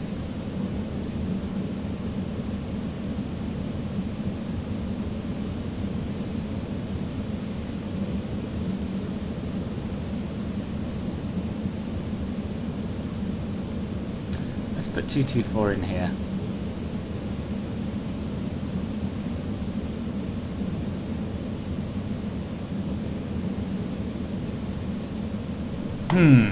Okay. Not gonna lie to you, I'm at a bit of a loss here. Yes, you and me both, man. You remember one of the videos mentioning a bug with the HSI not flipping around properly? Oh, okay.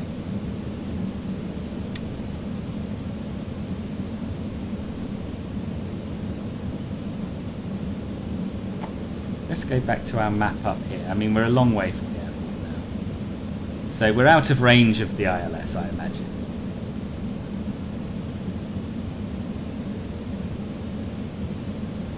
Okay. Can we go direct to Rosley? Let's see.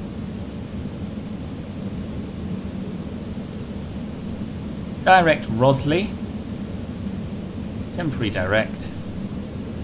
Alright, let's go back into INS mode and see if it'll fly that. That'll be a start, won't it?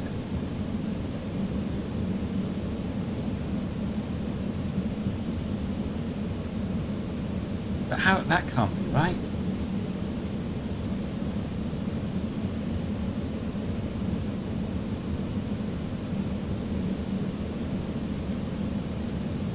Maybe it is. Okay, turn us around, bring us direct Rosley, and we'll intercept the ILS from there with a bit of luck. With a bit of luck.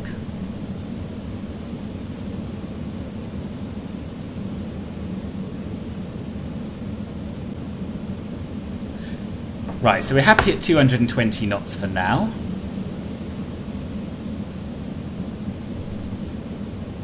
See, it worked absolutely fine for me on the last 2 flights I did, Elliot. It's really confusing.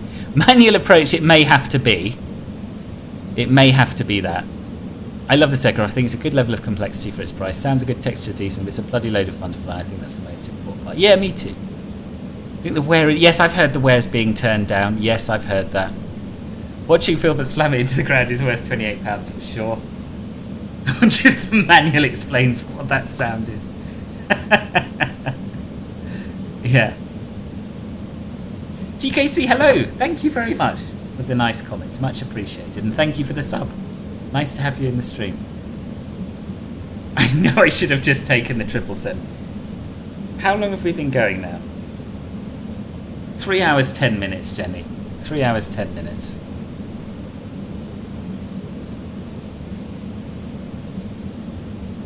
Yeah, so that's looking good. That is going to intercept our course to Rosley.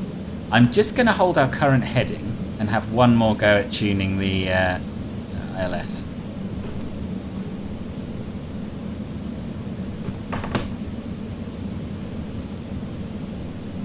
Yeah, we are over 15 nautical miles from the ILS, but we weren't when I tuned it, and it did pick up a signal.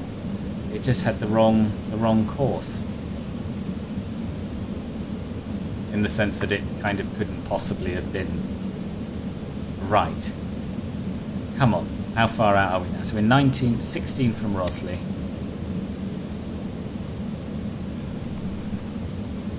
Now, I flew this ILS before. I'm just going to have a quick go, out of desperation, tuning the parallel one. Because actually that was the one I flew before. So that will have been 22 right. That 109.5. Let's have a quick go and see if it will tune that okay. 109.5.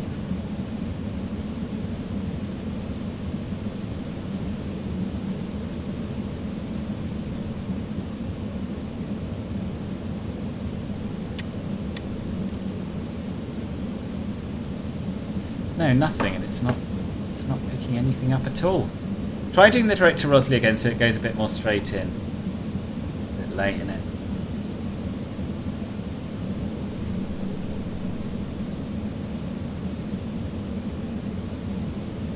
I will. I'll try and get us on a more direct course.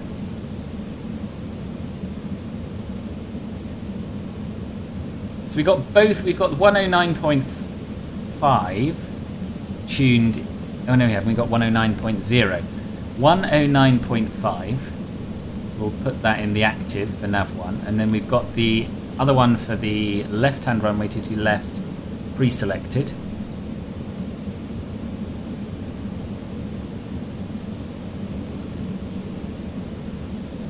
I'm going to descend, because if we're going to have to fly this manually, which it looks increasingly like we might, then we're too high, so we'll do that. And we'll slow down to 200 knots. Ah, that one's working. Let's just flick them, see if the other one's working.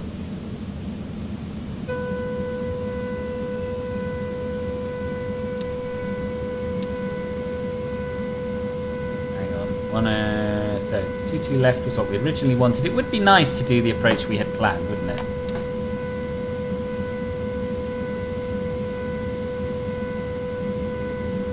Right, now we can lower the nose.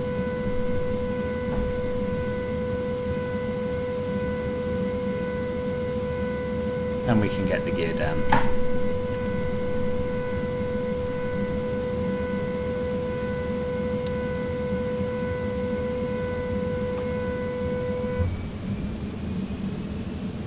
I'm on 0.9. Okay, we're picking something up.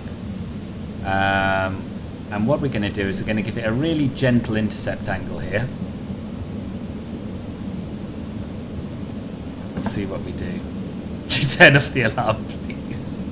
Not yet, Adine. No, not yet. You blame JFK. This is what 12K gets you, folks. You shouldn't know. In fact, you can't. I tried to set the course on the HSA, but default MSFS autopilot, it can't be done. Can't be done.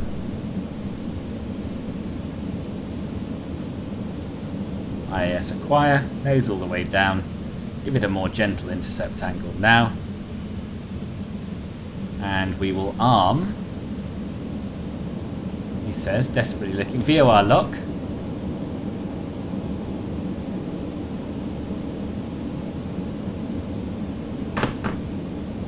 It's all going to be fine, everyone. Just relax. So, the nose is all the way down. The gear is down. Look at it.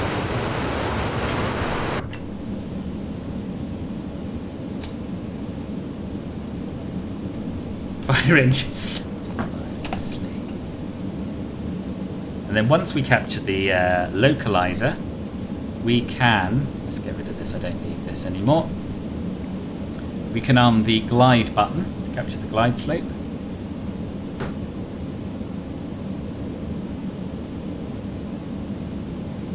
For the water salute, thank you, Farmer Beavis. And let's keep the speed coming down. Should be anywhere between 170 and 190. I haven't got any... Oh,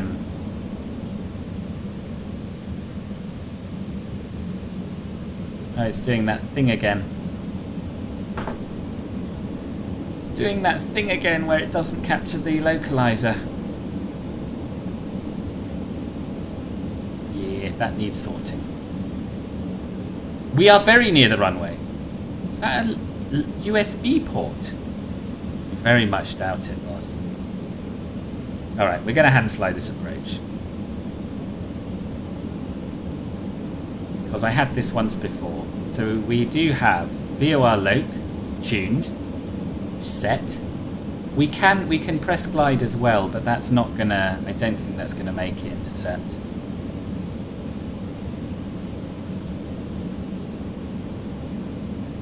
This is a little bit too much like hard work, I'll give you that. It is a little bit too much like hard work. As a passenger of the higher status, I require better food and survival upon landing. Thank you, Adine, for the vote of confidence.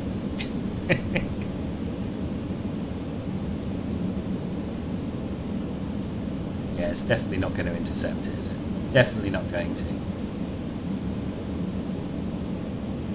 Okay, that's alright though.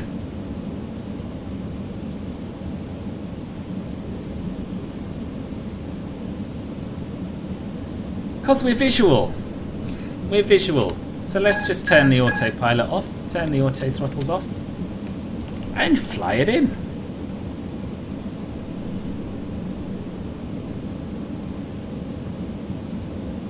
We've got indications to guide us.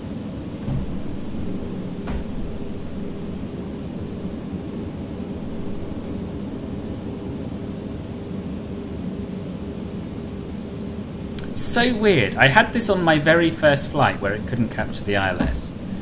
And then I did some circuits around JFK to test it out, and it was absolutely fine. And now we're back to this. It's annoying. It is annoying.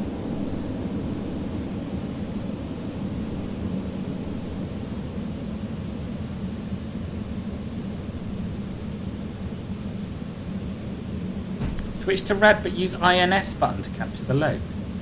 Serious? It's too late now. Shouldn't have to do that.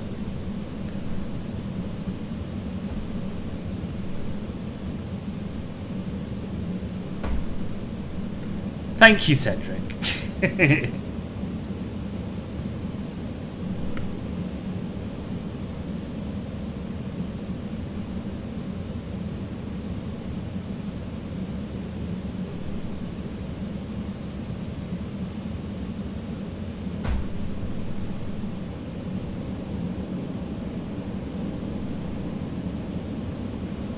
It is an incredibly fast approach compared with any other airliner.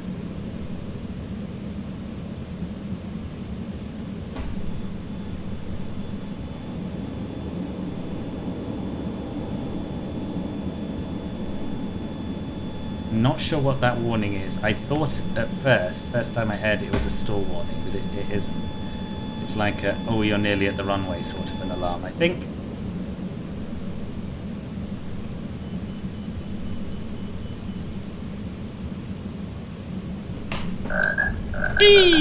And we're down.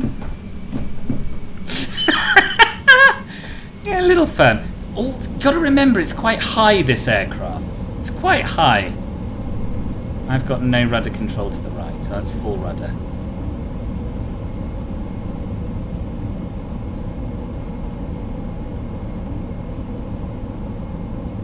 Welcome to New York!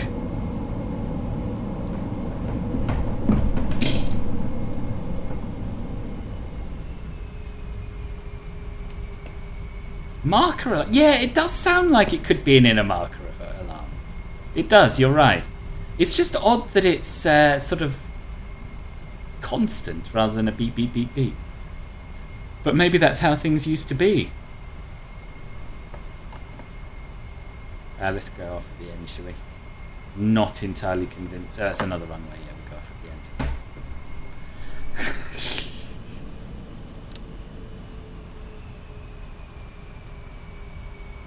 Whew.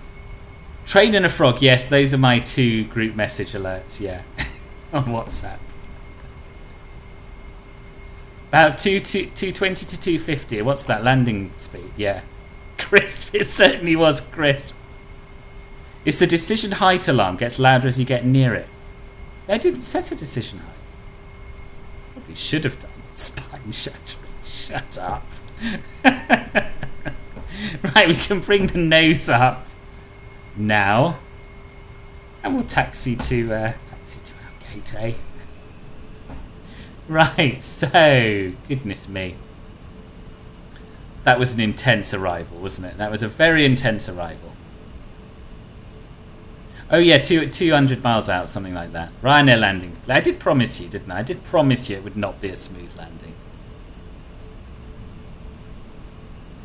Congrats, boss. Another not so. What do you mean another? Oh yeah, all of my Concorde landings are not so great. That is true. I thought you meant another as in compared with others you've seen on stream, and I wouldn't have that. Okay. We're going to cross this runway and then we're going to look at where the hell we're going.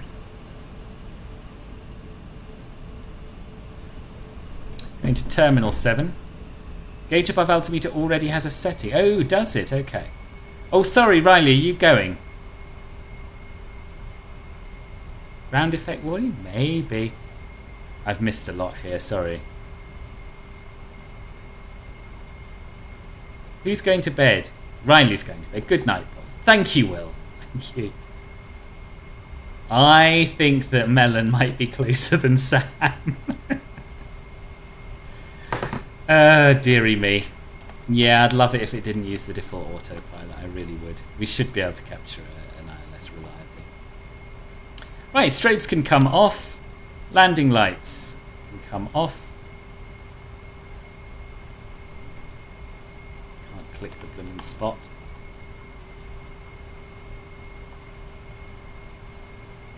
There we are. We won't talk about when we put those on. Just assume we did it at the right time. I can't remember. I'm sure neither of you can. None of you can. Thank God I could go for a crap in the time. As distinct from getting your backside pulled through Concorde loo and all over the stratosphere. Did well. Thank you, Kefri. Didn't witness the landing, but I always count on you. Don't count on me for the VOR stuff. You can't, Will. Oh, God, it breaks my heart to hear you say that. You can't count on me, not in this plane. It was shockingly bad. But thank you for your misplaced faith, anyway.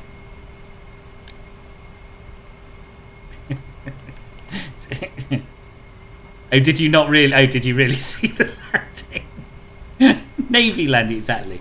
Navy type speeds, Navy type landing. Deal with it. Oh, goodness me. It's not easy. It's not easy. All right, we're going the right way. That's something. We're going the right way. We'll go down here and then round to the terminal. I'll have a look once we shut the engines down, Wojtek.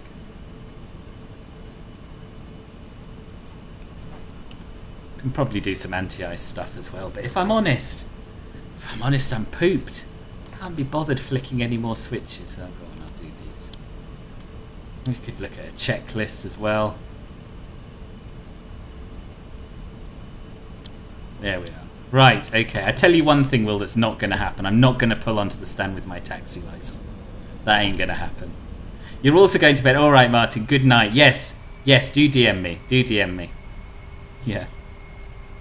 And Farmer Beavis, thank you for joining me. Good night, all of you. Thanks for this demo. I was trying to decide whether to buy this, and it was a great look at the experience. I'm leaning towards it now. Good, I'm pleased. For all its faults, you're buying yourself a lot of excitement and fun. $12,000 tickets for the insurance waiver. Good night, boss. Good night, Martin. If anyone hasn't yet subscribed or clicked the like button as we taxi in, I'd really appreciate it if you would do that. And of course, you're all very welcome to join us on the Discord server. A true masterclass in lateral navigation, especially on the approach. Thank you, Lucas.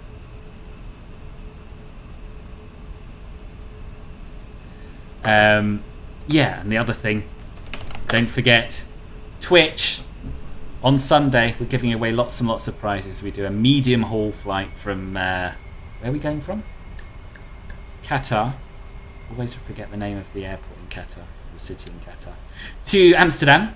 In the PMDG 777-300 in P3D. I'm very much looking forward to it. Thank you, Nick. Appreciate it. You're also off to bed. Good night, Adine. Good night. Thank you for joining me. Hope you enjoyed it.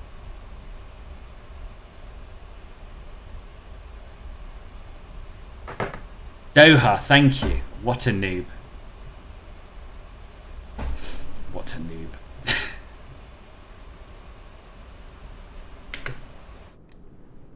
There she is. In all her glory.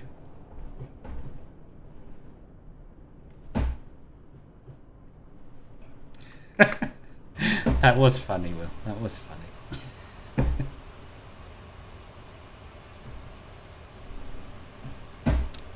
Okay. Plane's just stopped. Got some warning lights on up here. Still got 13,900 kilograms of fuel.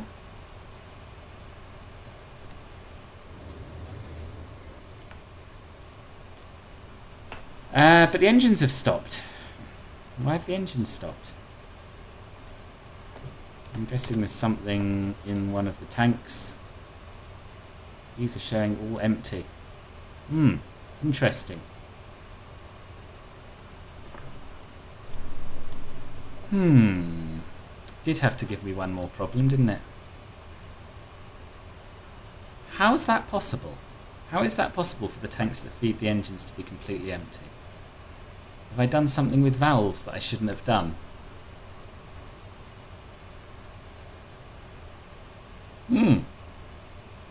So, the main transfer tanks 5 and 7 have fuel in them. Let's look at my fuel schematic. Who's this? Who's this? Nick123Knack. Thank you very much for the sub. Still, better to run out of better for the engines to pack in on the ground than at any point up till now.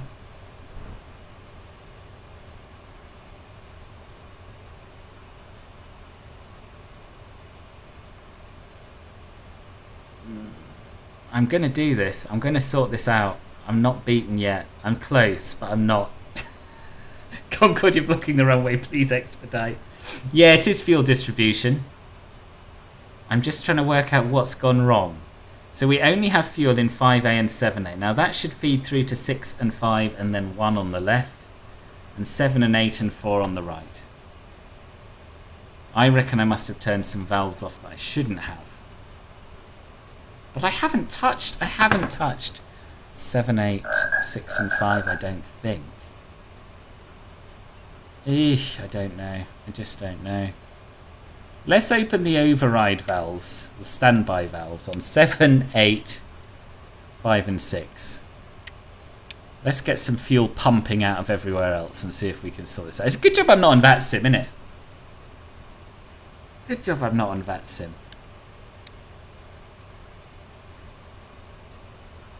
Loads in 7A. Honestly, the fuel system is hard. We can pump some stuff out of here as well. 6. Inlet valve, let's open that. Let's open that. Definitely haven't touched these. Let's open that. Open all these valves, see if we can get some fuel shifting. I think we might have something happening. Have we got something happening? Is that wishful thinking? 5A and 7A are just below the break in the panels. Thank you. Just below the break in the panels. Ah.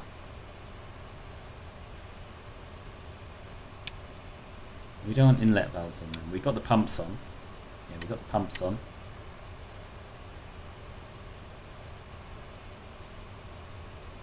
Six seems to be building up a little, if I'm not mistaken. Could be seeing things though.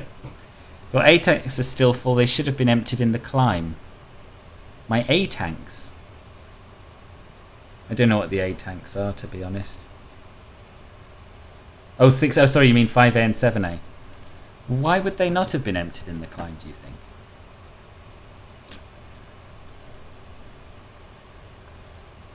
Because all we have is pumps and inlet valves, and I haven't touched the pumps on 5A and 7A, and the inlet valves are obviously for inlet. So, I don't know. I don't understand. Oh, 5A and 7A, the pumps are just below the panel. Ah, okay. Right, so there's there. These are inlet valves. I can't see the pump. Should we put the scavenge pump switch on? No, pumps. No, the pumps are here, and I've got 7A and 5A. They're both on. All the pumps are on. We've got the inlet valves open on 5, 6, 7, and 8. So there should be fuel flowing into them, no? No, open and shut is the valve, boss, not the pump. The inlet valve. Yeah, at least I landed before running out. It's true. Yeah, rip feed tanks. I don't know what to do. I don't know what to do. Genuinely. I've turned these pumps on. It's not working. I'm a little bit out of ideas. Yeah, but the inlet valves you want shut. 90% sure about that. That's going to let fuel into the tanks. We don't want more fuel going into 5A and 7A. We want to get the fuel out. Hence we have the pumps running and then the inlet valves open on the tanks that we want to fill. Should be that. The tug. Yeah. You need the 2 jettison valves open, top right. Oh, okay. Okay, let's have a look at that. 2 jettison valves, top right. Jettison. Won't that just dump my fuel? Isn't that what jettisoning is? I'm trusting you here, boss, because we've got nothing to lose. Just wave the flag and call the tug. I wonder how long a route we can plot with the pushback thing. And if it'll take us forward. I'm a little bit tempted. Let's see. Maybe we can just get towed to the stand. Oh, dearie me. Let's try it. Oh no, it doesn't like that. It doesn't want to do that.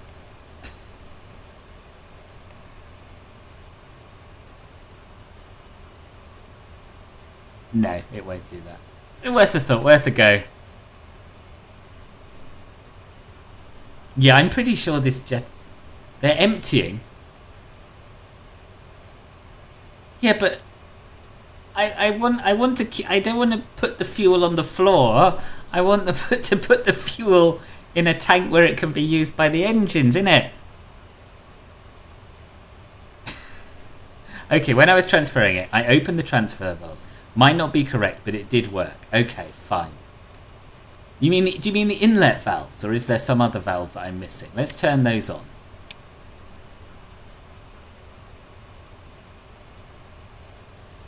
So you think that if we open those valves on 5A and 7A, and have the pumps on, and have the valves open... Well, let's turn the pumps off on these, just in case.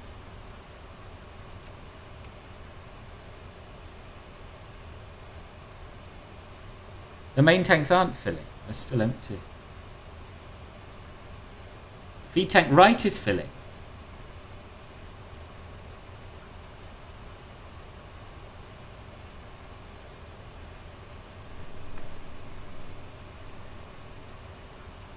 Which one? Which number?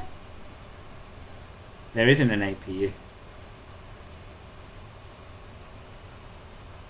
My centre of gravity is shifting forwards, which is a good sign. But I would like 5, 6, 7 and 8 to fill up. And also 1, 2, 3 and 4. Where are 1, 2, 3 and 4 on here? Don't know. Well, there's 3, there's 4. Oh yes, yes! Are these filling?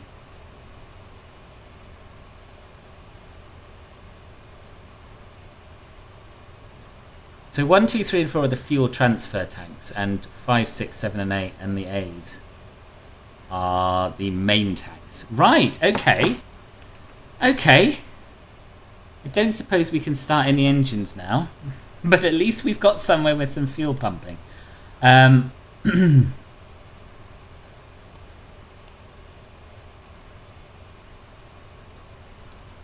Let's try getting the engine started again, shall we?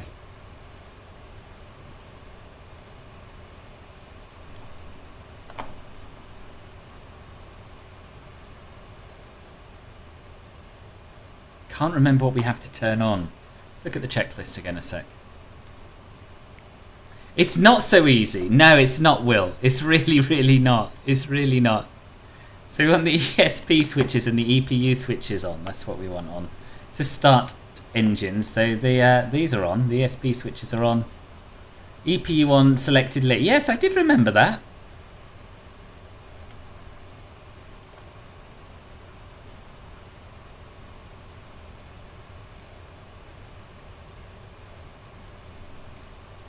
Yeah, this does really need a virtual flight engineer, I think. Yeah, so they're all on. Haven't shut any valves or anything. So let's just... is the engine starting? Yes! Awesome! Oh my goodness me. Turn in the ESP and try starting it. Thank you, thank you, thank you. Engine 4 is rising. Once you turn the EP, you should just be able to flick on the starters. You use the 2 jettison valves to pump the fuel from 5A and 7A to tanks 5 and 6. That will then feed the main tanks.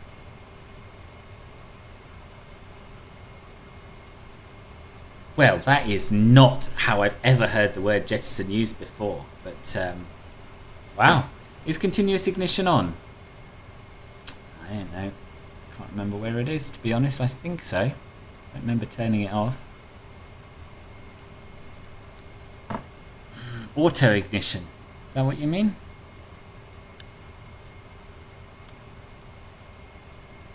No, that isn't what you mean. Arm auto throttle. What? Ah. Is that? I think that's just a misnomer, isn't it? Oh, hello.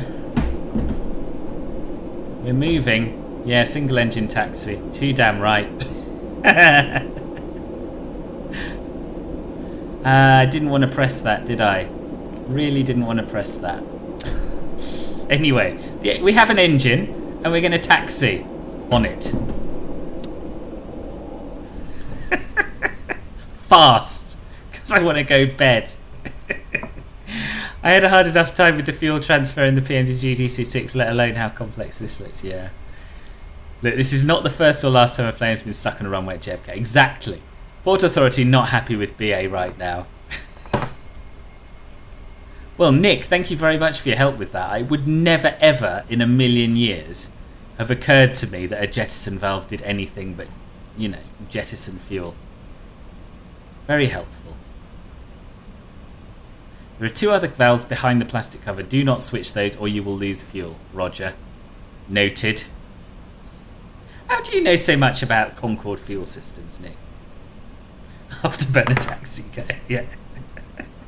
Exactly. Honestly, 1 engine will do. No point polluting the planet needlessly with 4.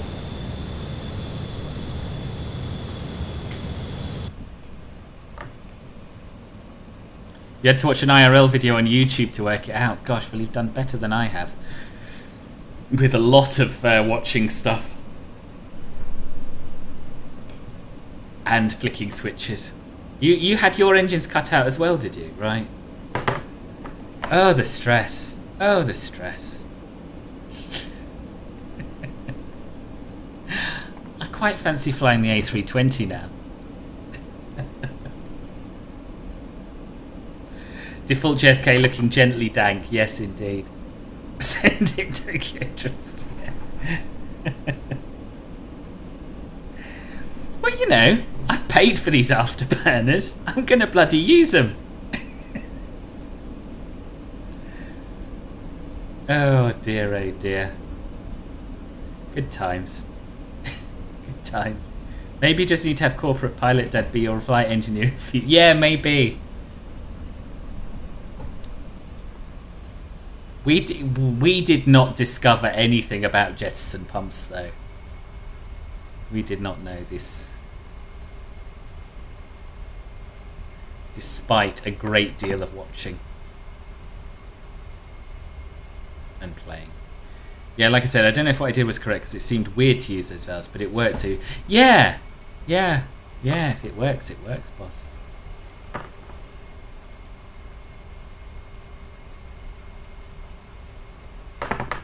But this is a lot of work. This is a lot of work for someone who will not fly an A320 without a virtual first officer, you know. Now that's worked out. Concorde VAT sim time. Yeah, absolutely. Let's do it now. You'll have to hire a viewer to be the engineer. Shared cockpit. I know. I would do it. Except that, unfortunately, your controls is no longer being supported because the developers got too much real life stuff going on. So there isn't a way of doing it. But that is the answer. I mean, it'd be a really dull job for whoever does it, but maybe there are people out there who love me enough to sit and stare at fuel for 4 hours. You had fun playing? Yeah, I've had fun playing with fuel as well.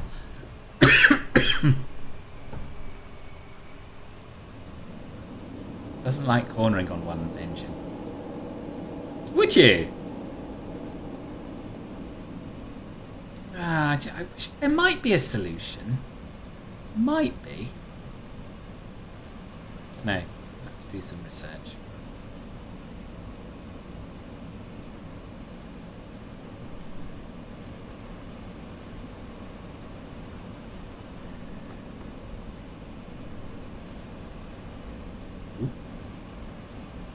Yeah, we'll turn there.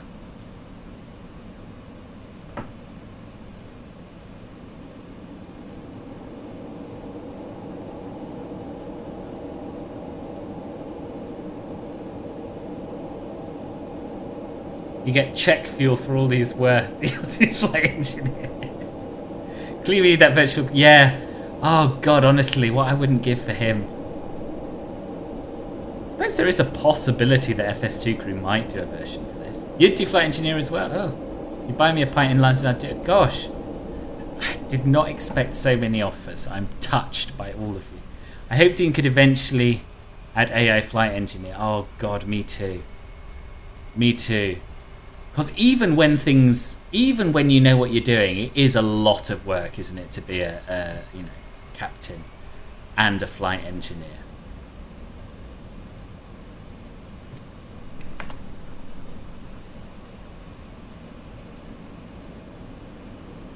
And watch the flight most of the time and play with the fuel when needed. Yeah, it's true. It's true. Yeah, you would.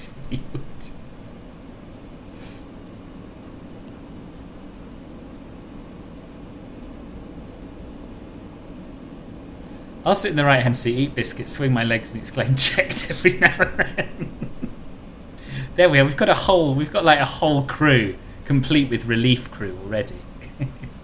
Your controls actually works well with the fly-by-wire Ethernet. We were able to use it for a transatlantic flight without hitch. Does it still? Good. Good. That is good to know, because I do want to do some shared cockpit stuff in that. I just know that they used to update it like on a monthly basis, and I've done shared cockpit flights in it as well, and it was fine. But it hasn't been updated for 3 months, and the Airbus has. So I take it it's quite recently you've done this, is it? If there's a way of configuring the shared cockpit stuff, I would do it. You've got an hour to kill. Boss, I'm not doing it now. No way. But yeah, we'll have a look. We'll have a look, Will. We'll have a look. I'll see what I can find. My gut feeling is that there will be nothing, but it could be fun if there is.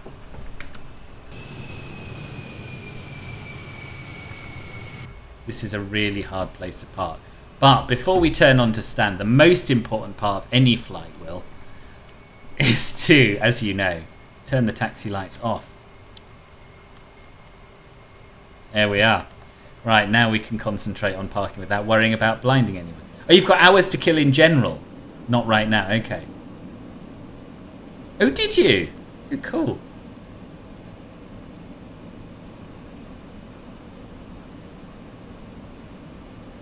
Yeah, Ben and I did it for the Great British Group flight on that sim. We did a shared cockpit A320 flight. And then for Cross the Pond eastbound, we did a shared cockpit A330 flight in P3D, which we're absolutely convinced was going to go wrong, because every single one of our practice flights did. But it didn't. It was fine.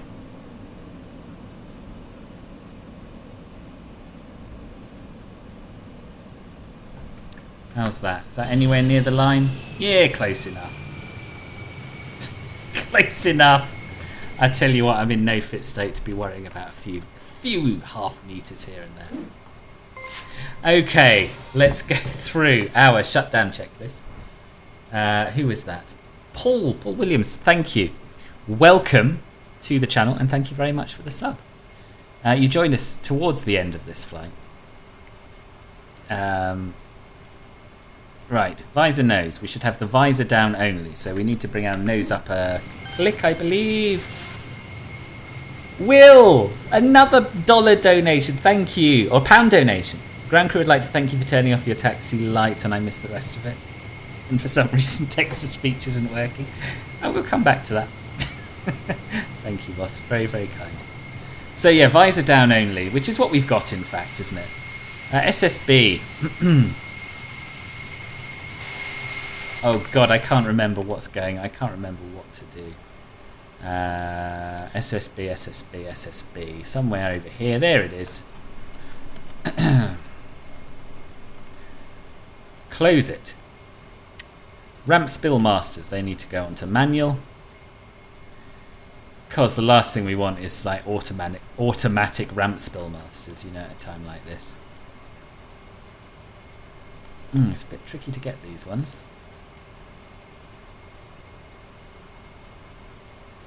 Eee, come on.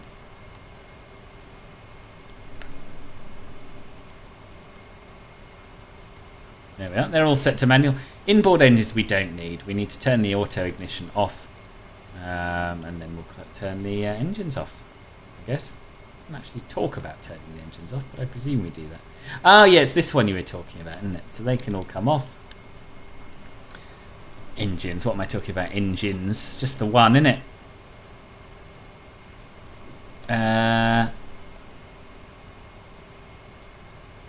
Christ, I can't remember how to turn the engine off. Can't remember. Hang on, let me consult the manual. Jinxie, only got to see your taxi part of the stream, but really enjoyable. Oh, thank you. Hope to catch a full stream next time. Yeah, it'd be lovely to have you back. And I do most of my streams on Twitch these days, so the next one's on Sunday. So do come on over to Twitch if you'd like to join us for that one. It's going to be good. It's going to be a giveaway. Lots of giveaways, in fact. Turn fuel off, center upper console. Okay. Do you know, I'm starting to wonder if I've ever actually shut the engines down. I might have just stopped at this point, you know. Fuel. Center upper console.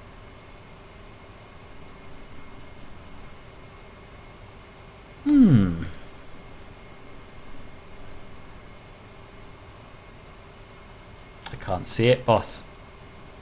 I can't see it. No, I haven't turned off the fuel switches. I don't know where they are. Center up. Oh, do you mean... Sorry, you probably mean up here, right? This console. Fuel.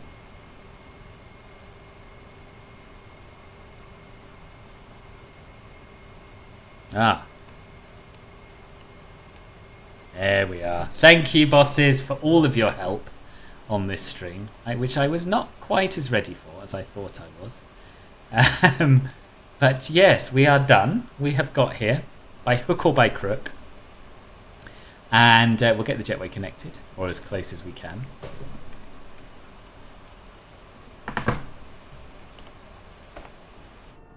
But yes, not without its faults. But most of what went wrong on this flight was down to my poor fuel management and my poor flying. And it's important to remember that when you're considering whether or not to buy this. There is a lot of learning involved. It's not easy, but it is great fun. And I will be flying it again after I've recovered from this the unfortunate events leading to the engines cutting off on the runway. Not able to sleep, so I was going to do my nightly scroll through TikTok, but you're still live, so hey ho. Oh, nice. We're very nearly there. We're very nearly there, Riley. And we have arrived roughly an hour before we set off, I think. Let's just check the time. Probably a bit more because of all the fanning about, but... So yeah, we set off at about 10:30 local, and yeah, it's now 9:28 New York time, which is, whatever way you look at it, pretty damn pog. Yeah, the engine's cut out after landing because we ran dry in the main tanks. Still don't fully understand why, but it's happened to a few people apparently. Poor fuel management. There are a lot of pulls and nicks these days. There are. Right.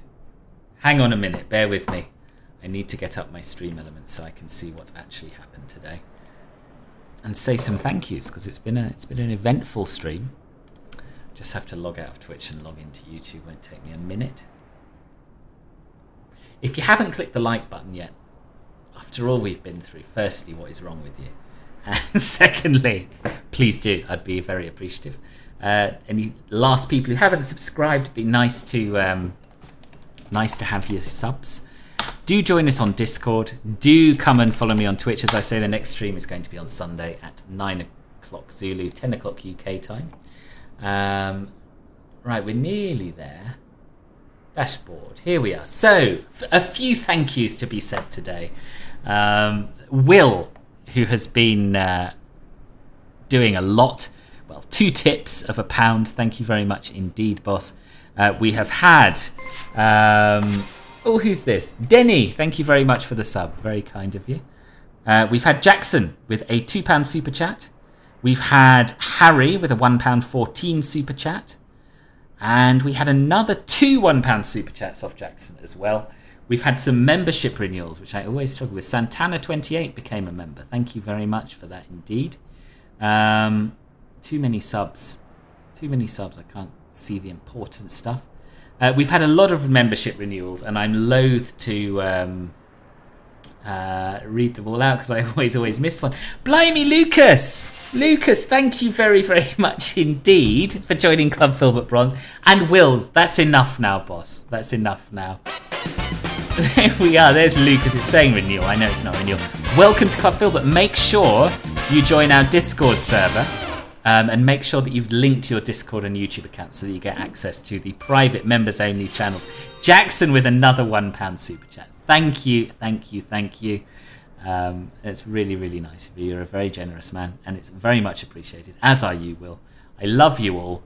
I am going to be in the Club Filbert Gold VIP chat room in the Discord server in about 2 minutes, so I'll see some of you in there, I hope. The rest of you, see you on Sunday at 9 a.m. No, 900 Zulu on Sunday for the giveaway celebratory 1,000 followers stream over on Twitch.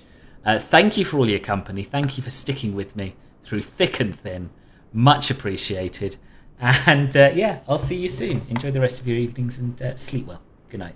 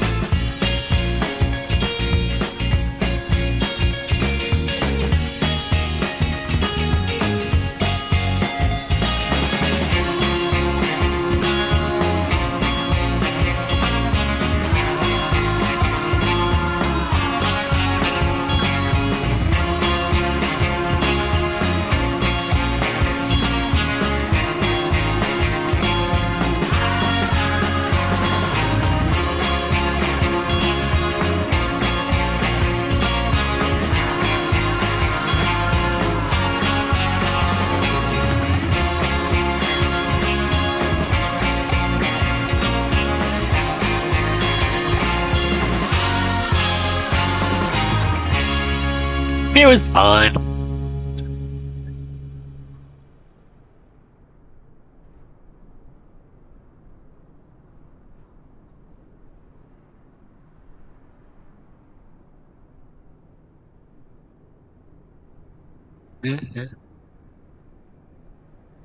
Yeah, landing seems to be iffy at the moment. That's one thing I'd like to see fixed. Just the actually, it's probably the main thing I want to see fixed. Everything else seems to be alright. But you only had 130 people watching there for a while, so you know.